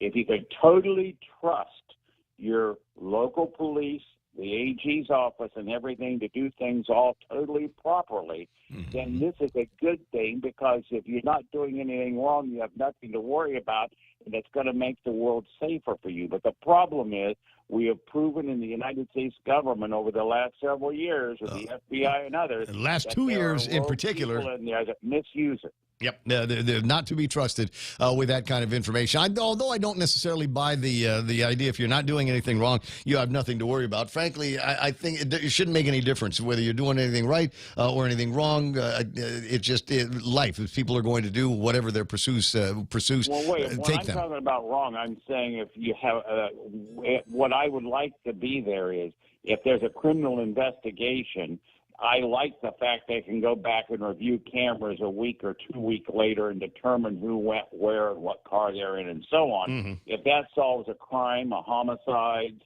or kidnappings, or we can go on and on. So the question is, we've got the technology today that we only dreamed about. I mean, this is not just in the technology of electronics and communications. Just take DNA. We've got everybody that's checking their DNA records for their ancestors, because those are now publicly available to or not publicly available, but available to law enforcement. If they pick up my DNA, they may not have my DNA sample, but if they have my brother's DNA or they have my cousin's DNA, they can still track down to me because of the how the technology is. And that's actually what they did to catch the dude in Moscow who was their murderer. It wasn't his DNA, it was his father's DNA that did the final tracing. Right. So when they are doing this type of thing, yeah, that's an invasion of privacy, no doubt. But was the invasion of privacy to solve a crime like that worth it? You're getting too excited about all this, Bob. So I'm gonna let you run. We'll continue the conversation at another time. Interesting technology. Maybe we'll continue it over a beer. That's a good idea. At 9:29 in the morning, 888-8255, and that noise that you heard there was my doorbell. It's another big brother. Big brother. All right. So the doorbell at my house is capable of telling me when somebody is there in front of the house, and if I do this right, I might even be able to step up on something and actually go, "Hey, what are you doing here? What are you doing here? What are you doing here? Get out of the house. I'm not go home." So we'll let you know what happens on the other side of the commercial break. Be right back.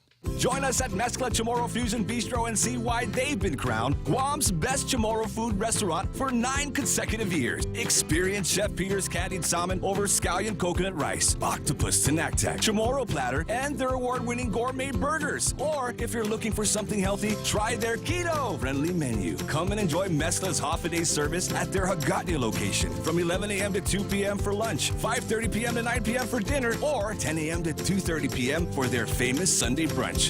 Go green, go hybrid. Go to Nanbo Insurance, and your next power bill is on us. Insure your hybrid car at Nanbo and get up to $350 towards your next power bill. That's instant savings for keeping our island clean and green. Nanbo has been providing Guam with over 50 years of reliable and affordable auto insurance. At Nanbo, it pays to go green. Terms and conditions apply. Visit nanbo.com or call 477-9754 for details. Family Finance has been serving the people of Guam since 1959, and they will continue to be there for you in the years to come. Whether you're looking to get a personal loan for that summer vacation or paying off those long overdue bills, Family Finance has got you covered. Apply for a personal loan from $1,000 up to $4,100 by calling Family Finance in Hagåtña at 671-475-4545, Upper Tumon 671-647-5626, or in Dededo 671-633-4473.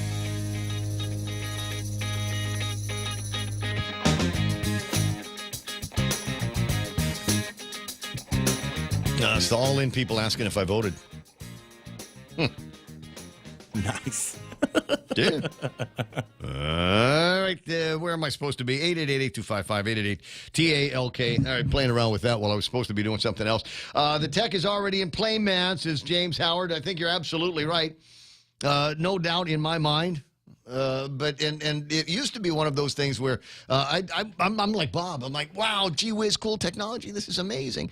And then I go, oh, gee, I wonder to what degree there are records. I wonder how far back they go. I mean, I've been a Google guy for a long time, and location services, things like that, are all set up on the phones. And you go, oh, yeah, it is what it is. And I remember once getting a note from Google, and it said, "Hey, your location reports are ready to look at." And I thought, "Oh, really? Oh."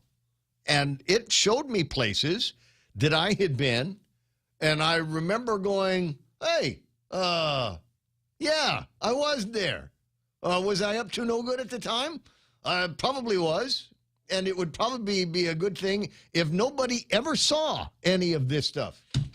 And so you go through the motion on the Googles and all the other stuff, and try to make it so that there's no recollection, no digital track marks for you. But you know that they're always there. You know that there will always be the thing in the system. Can you ever permanently wipe out any trace of your existence in a certain location at a certain time? So that's, I suppose, the fun of this is sorting out where the technology is going to take us, and will it be as bad as things like Dark Mirror, or is it Broken Glass Mirror, or I can't remember the thing. It's on Netflix. Where they're going through potential future, and how all of us are tied in together one way or the other by this stream of data that exists out there, and there's nothing you can do about it. Like these little cameras that they implant in your eyes that go to a central memory thing, and everything that you see is saved somewhere, even though you might not even be conscious of seeing it. And it can be used against you or for you. The other one is, what was the one where everything is tied to your social media score? Are you a nice person? Do we have a lot of thumbs up? You're fun to be around. And then you get invited to everything, and your life is wonderful. But if you cause too many frowny faces on people, and you get too many thumbs down, then it affects everything. Won't be let into any place. Can't let you fly on airplanes. Just wonder where the technology is eventually going to take us. Watch and see those things at play here. Leonida Eve. I'm not even going to try that last name. Thanks for watching the show. We got James Howard in there and all of his conspiracy theories. Good morning, William Civillo, Greg Basnight. Thank you guys for pumping that Motorola stock for E91 Communications. I own a boatload. Congratulations to you, Mr. Besnight. Congratulations. I will identify a suitable dining and drinking location for us to hang out together with all of that extra money you've got in there. Randy Landis online. Alicia Tan. Hi, Pam Duvall, the amazing hot sister of the program. Zama Martinez. Dave Dinsman checking in. Family car started smelling like rotten eggs last week. Then we took a ride down to Agate for work. Then we tried to get it started and head back north. It wouldn't start. Joe, you're a technical genius. Rotten eggs? Yeah, I don't know what it is. The car smelled like rotten eggs. And someone had an egg salad sandwich. I was going to say, Hava Maria Espinosa and Ben Borja. Good morning to, let me see, Jerome's online, Greg Fausto, Jeff Coburn, Joey Tovis, and plenty more. All right, so what else is there in the docket this morning? I have not spent a lot of time talking about some of the things I've been reading about in Hawaii. Frankly, there's a few others that I think this, you know what? I'm going to send this to Jerry Roberts, see if we can turn this into an extra point, because every office, I think, has one, and every office has people that are more comfortable than others using the company restroom. You know who you are. You know who you are. There's, I'm sure that there's somebody listening to the broadcast right now. Why do you work where you work? Because it's close to home. I got to use the bathroom. I'm taking a long break. I'm going home. I'll use it there. I don't want anybody here having any indication of what I might have had for dinner last night or breakfast this morning or the sounds that I make when I'm in the company restroom. There's studies now that have been done. Kimberly Clark did a survey.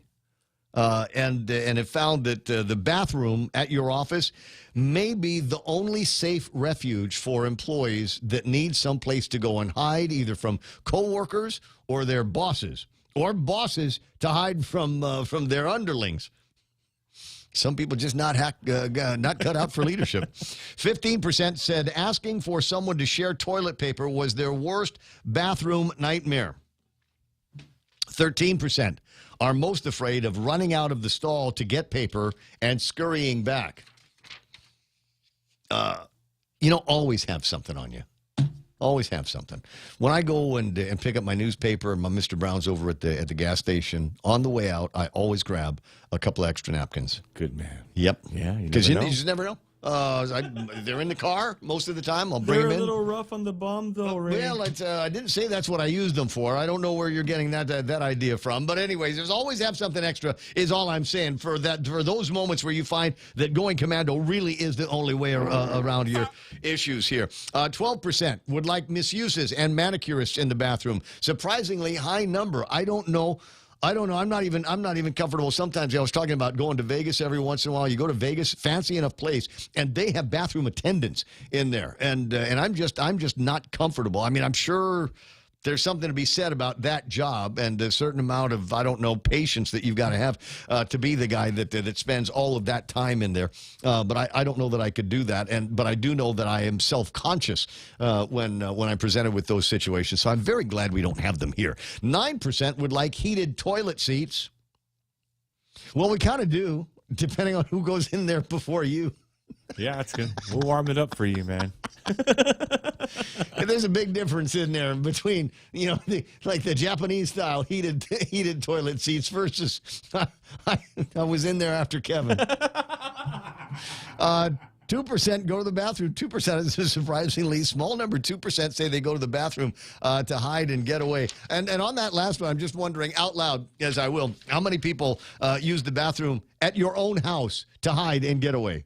How many of you are going, this is it, I need some privacy, I need some think time, I need some alone time, I'm going to the bathroom, and I'm taking my phone with me, and then I'm just going to be in here, and where's Dad? Is in the bathroom. How long has he been in there? Most of the day, actually. I don't know. It must be on a good TikTok stream, 9:38 on the program. Earlier, talking about Hawaii, and guys like Ken Leon Guerrero, and to a degree, my own self worry about this and the cost of living here on Guam. And again, a nod to Jesse Lujan, folks over at the legislature that might be looking at legislation that could make things a little bit easier for consumers. We know what the value and I'm sure it is a knowable number, how much money in taxes and fees have motorists on Guam saved since they did that the rollback of the liquid fuels tax and some of the other fees at the gas stations? We know how many gallons of gas have been sold. That is a knowable number, and we know what the amount is. So what is that number at the end of the day? How much have motorists saved as a result of that knowable number? I don't know how to find it. I don't know. I can ask a guy. I know a couple of guys in the gas station business, but it would be interesting to see. So how much money would be saved if even temporarily we rolled back the business privilege tax on groceries and baby products, medicine? We know all of those product categories. We know what the revenues are. How much money could be saved? And this is the idea that has just been in my head for a long, long time. And I really want them to do that. Will it be enough though? Will it be enough for certain families in the middle class that are looking at the inflation train? Poor people don't have to worry about this. The SNAP money is there, baby. 13,000 families, according to the governor, that are in that program. So don't worry, their grocery needs, their food security is taken care of. Very rich people don't have the same concerns over food insecurity. They will bristle at the idea of $7 plus eggs at the Payless store at the Micronesia Mall, but they're still going to buy it. We'll buy 2 cartons. Spend that $14 on that. But there's a bunch of people in the middle class who are looking, going, yeah, my money ain't going very far. I ain't rich. I ain't poor. And maybe I need to go someplace where the dollar that I earn makes more money. It is a question that Guamanians, and I'm sure even up in the CNMI, tomorrow's there asking themselves those questions. Maybe it's time to go someplace else. In Hawaii, people are voting with their feet. The state's population has declined every year since 2016. Quote, too many local families who've lived in Hawaii for generations are seeing their children move to the mainland or out of the country to better support themselves. In addition to facing this emotional toll, those of us who still live in Hawaii are left to foot the bill for the oversized government. Yeah, go ahead and blame the government on that. It's where the money goes, is the government. And do we not all do the same thing? You know my family situation. I have an 18-year-old daughter, and she's been accepted at a couple of fancy universities in the States. And I can see it happening. I can see her going to college, get a job, get a degree, get a job based on that degree. She's a smart kid and wildly independent. And maybe meeting somebody, move into an apartment someplace. Pretty soon you jump the broom, have a couple of kids, and mom and dad in Guam are just, it's someplace that we go on trips. And we didn't go to Disneyland this year. We went to Guam instead. Saw where I grew up, where I went to high school, where Dad's house was, that, all of those kinds of things. And there's so many I'm sure I'm repeating a story that has been told countless times. I graduated. I'm 80 guys or something like that graduated with me in high school. And there's a good percentage of us that live here on Guam, but there's a good percentage that live in the States. And unless somebody dies, they don't generally come back to Guam. They certainly aren't going to be coming back to lay down, to transport their roots and do that. So we're seeing the same thing on Guam as they're noting in Hawaii. They're encouraging lawmakers to lower taxes and create affordable housing options. Grassroots Institute talked to residents who no longer live in a state. They have a series in the Grassroots Institute in Hawaii called Why We Left. And the answers from among those who left: rent is far too high, even if splitting the cost with a friend. Former Wahiawa resident Colin Slocum said, one day I do wish to return, but until the economic possibilities make it appealing enough, there is little to incentivize anything other than a few return trips. Governor Josh Green, who was sworn in last month as governor, said in his first budget address that affordable housing was one of his top priorities.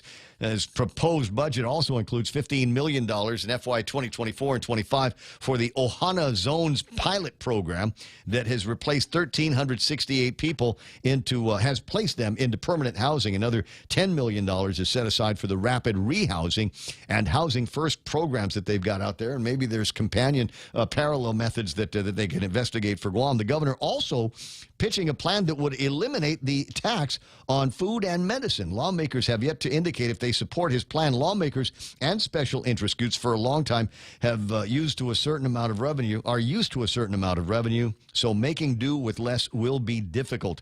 Spending in the state of Hawaii will have to be reined in. Now, every time I said Hawaii, did you automatically substitute Guam in there? Lawmakers and special interests for a long time have been used to a certain amount of revenue, so making do with less will be difficult. But not unachievable is the thing. Man, when was the last time we even tried? Seriously, when was the last time that the economics, finances of the government of Guam were so bad that they actually had that conversation about reorganizing the government of Guam, shuffling people around? The answer to the question is it comes up every once in a while. Generally, it is a threat that most of the time is made by the governor's office, and they start talking about furloughing the government of Guam employees. And oh, my God, a chill goes through the entire community, except in the private sector going, yeah, dude, I don't know what you mean. We got furloughed a couple of weeks ago, and I'm in line for the SNAP program. They'll survive just like everybody else is going to. It's all right. There are safety nets when you get into those situations. You just don't want to call them in, right? 1978, says Jerome McDonald. Nate Horn saw a YouTube video on some Samoans in Alaska. When asked why they left, they said, gorgeous sunsets don't pay my bills. Ew.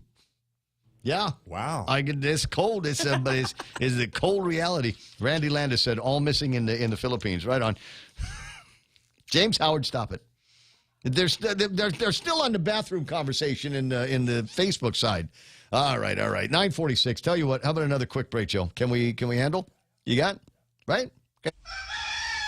Happy day and a happy new year from KFC. And me, I'm Colonel Sanders. And to kick off the new year, I'm bringing back one of my best deals, the $25 fill-up bucket. That's 10 pieces of original recipe drumsticks and thighs with 2 large sides of red rice for only $25. It's the highest caliber meal for you to spend less money. KFC's $25 fill-up bucket is available at all KFC restaurants island-wide and here for a limited time. KFC, it's finger-licking good.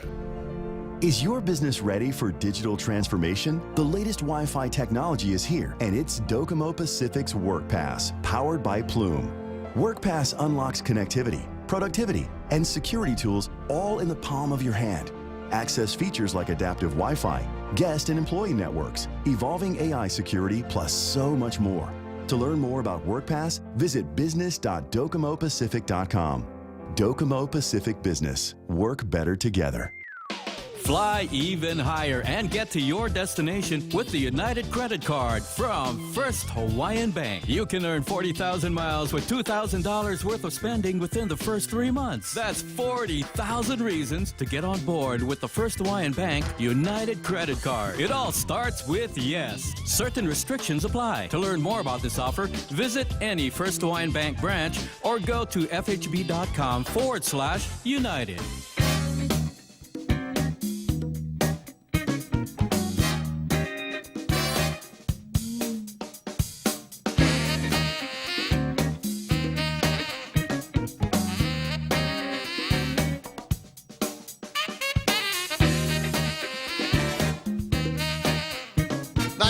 Ray Gibson Show on screen right now. I got this from Carl Meyer. He's aboard the APL Herodot in port right now, dropping off eggs.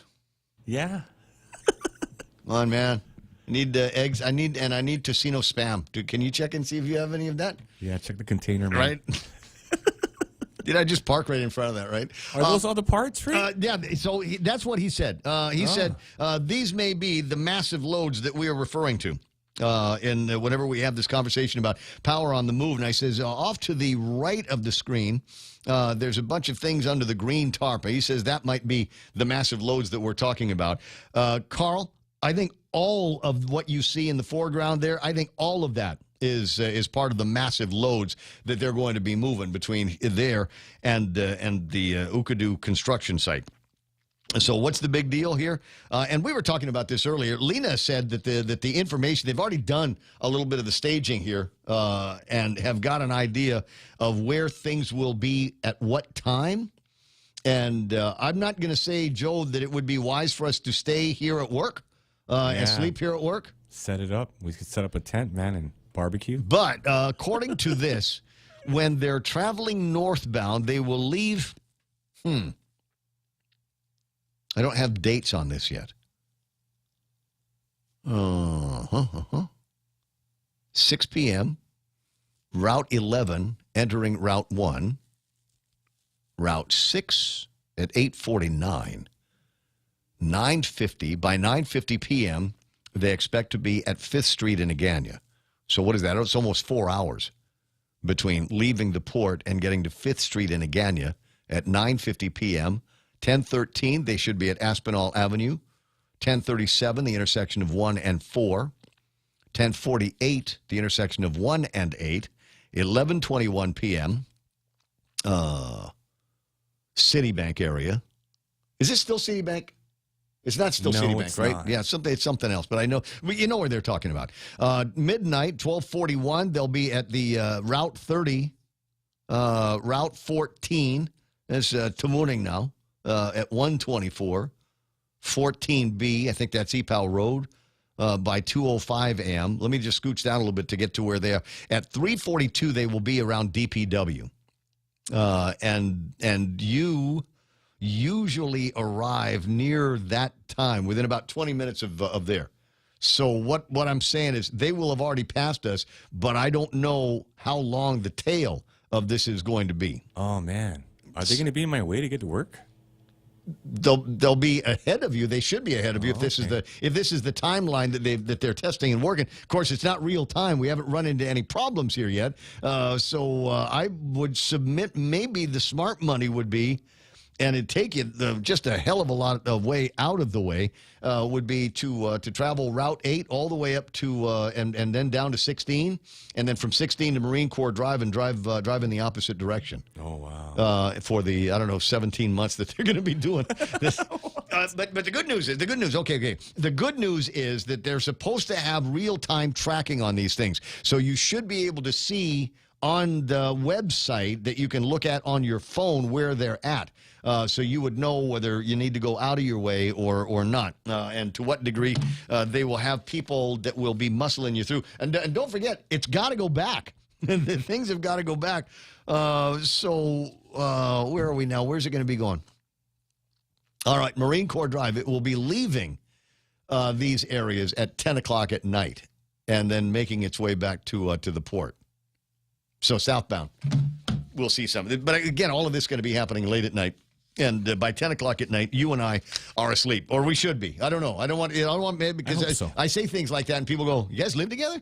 What are you, like your best friends or something like that? Is it bosom buddies?" Yes. Studio time 9:52 888-825-5888 TALK. A little bit later on, I should be able to get you a report on what's going on with the Guam Visitors Bureau. Big meeting at the GVB today, and there are going to be some changes to the makeup of the board. Some people did not run for re-election, and there's a bunch of new names of folks that have decided that they want to be a part of the board. So be on the lookout for an announcement from them a little bit later on today. Certainly tomorrow morning, we'll see if we can get former Governor Carl T.C. Gutierrez back online to say, what happened there. Now, what were the changes? Because I think there's always been a need for fundamental changes on the job, the responsibilities of the board versus the responsibilities of the general manager and an assistant down there. So that is a conversation that's going to be coming up. We'll watch and see how all of that plays out over at, that's right, James. I predict a flat tire with those massive loads. It has been foreseen. Get out of here with that negativity, man. Okay. So do we need to make a bet? Are we betting Wendy's? Are we betting Wendy's? at some point. Yeah, here we go. What was the name of that ship that got turned around in the Suez Canal? You remember that?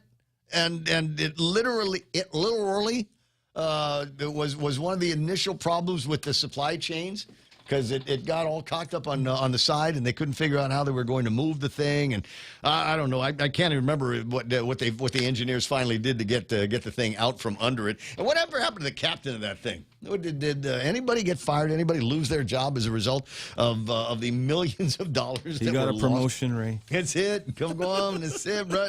What do you do now? Supervisor, bro. That's it. 9:54 in the morning. And I suppose one or two last things before we get done with the happy ending of the program. Sorry, I didn't mean to say that. I just read it in a conversation that Rico and James are having online here this morning. What is it with you guys? You know, the bad boys are supposed to be on the YouTube side. Hold on.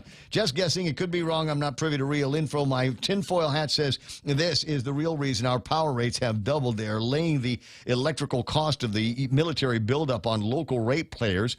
Japan and U.S. were supposed to pay for that. Most real people are not voting for their own demise, but all of those people 6 feet under are voting Democrat. Interesting. Lupang Guam on a rant here this morning. Elvis Canetta online as well. I see anybody else that we need to talk about. Sabrina Tegil.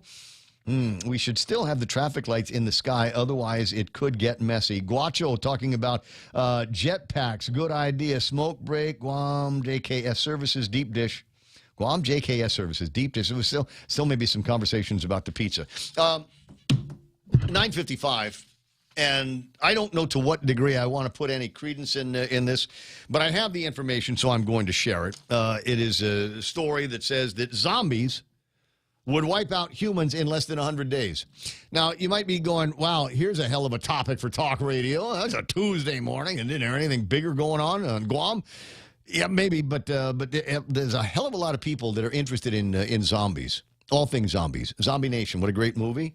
There's the what is it? What's the Dead movie? Fear of the Dead, Living Dead, Night of the Living Dead. All these movies. Walking Dead. Walking Dead. Yeah, people watch that. People like watch parties for that. So don't tell me that they don't want to have these conversations. So how long would it take for human beings to get wiped out by a zombie horde? Fast moving or slow moving? I'm going to assume this is based on on fast moving zombies. No, it's true. And there's two kinds, right? I don't understand why anybody. You ever watch Night of the Living Dead? How the hell did anybody get scared of those things? You can outrun them. Yeah. So dragging one leg. Right. So there are other movies where they clearly move much faster. Anyway, the zombie apocalypse is not going to take very long. A study, I don't know who did it, found that the zombie hordes would take Earth's population down to just 270 survivors, 273 individual survivors in about 100 days. The University of Leicester assumed that each zombie would have a 90% success at finding and infecting one human per day.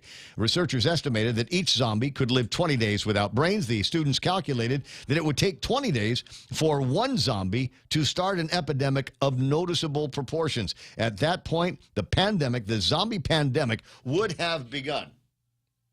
You're wondering, what's the point of all of this? Well, the point of all of this is, well, we've already seen the psyops with COVID-19, have we not? We already know that there are ways that we can put the government and the pharmaceutical industry and even social media to work to push one narrative, one truth, one true belief out to members of the community who are more than willing to take it all, spoon-fed, hook, line, and sinker, and we'll do everything. Not only will I wear the mask, I'm going to go to the store and buy a pretty mask. I might buy more than one or two or three pretty masks. I might even get one of those little mask chains. Remember, like in the old librarians always had their glasses with the chains on them so they could, put them down as they looked at you and scowled at you and said, "Where's your book? You're late." God, that was so hot. Wait, oh my God, yes. But you've seen people with the whole setup, right? I mean, they got the mask and they've got the little gold, the little like rosary beads on holding the mask in place so that they can put it on and take it off. Right? Yeah. I mean, we're all in with COVID-19. How about the people that first in line when they heard about the vaccine? 95% efficacy. You remember that? And then slowly but surely, it wasn't really 95. It was more like 90. I guess it was more like 75. Actually, closer to about 50. 35% efficacy. I think that's where we eventually landed. Maybe it went down as low as 30, and then they said, but the good news is, we've got boosters. Nice. We've got boosters for you. Well, no more in 55 years, right? Exactly. So tell you what, you need to get a booster. And I was, again, cruising social media, and there was a little girl. I say little girl because she didn't look like she was any older than about 19 or 20. And she was complaining about getting sick, feeling ill every time she got a booster.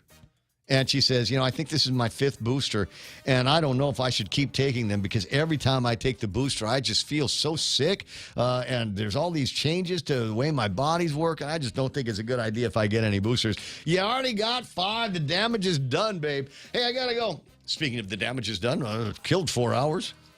Damage this. But we're back on the radio tomorrow. We're doing that again, right? So Real Joe, Donna D, Jerry Roberts, and I will be back in your life first thing tomorrow morning, roughly at 6 o'clock or so. The radio station you're listening to is 93.3 The Point, Topeka's best. This is Fox News. Stand by now. HD3. This is a Fox News alert. Potentially classified documents found. I'm Lee Silasera. The White House counsel's office says it's cooperating after a small number of documents with classified markings were found in the Washington office space of President Biden's former institute. The White House counsel says the papers were found as President Biden's attorneys were clearing out the offices of the Penn Biden Center, where the now president kept an office until shortly before he launched his 2020 campaign.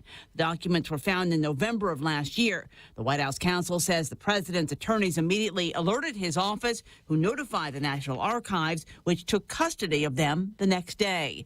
This hour, the president is in Mexico City, meeting with that country's president and Canadian Prime Minister Justin Trudeau. President Biden receives a dignified reception in Mexico City for the summit with his North American counterparts to talk immigration and drug trafficking. But just days before, it took 3,586 Mexican soldiers descending on Sinaloa to capture drug kingpin Ovidio Guzman, a son of El Chapo. 30 people were killed, including 10 soldiers, dozens more injured. Cartels forced down 2 Air Force planes and shot up a commercial airliner. And authorities confiscated 26 Barrett rifles, 6 machine guns, 26 long arms, nearly 600 magazines, bulletproof vests, and dozens of armored cartel vehicles. Fox's Jackie Heinrich in Mexico City. One day after President Biden visited the U.S.-Mexico border, a group of bipartisan senators did the same. Among them, Arizona Democrat Mark Kelly. I'm convinced that we can come together and come up with a solution on this issue that strengthens our border, but at the same time provides what we need to support our economy. The senators continue that tour tomorrow. New Jersey Governor Phil Murphy is banning certain high-risk social media platforms like TikTok on state devices. America is listening to Fox News.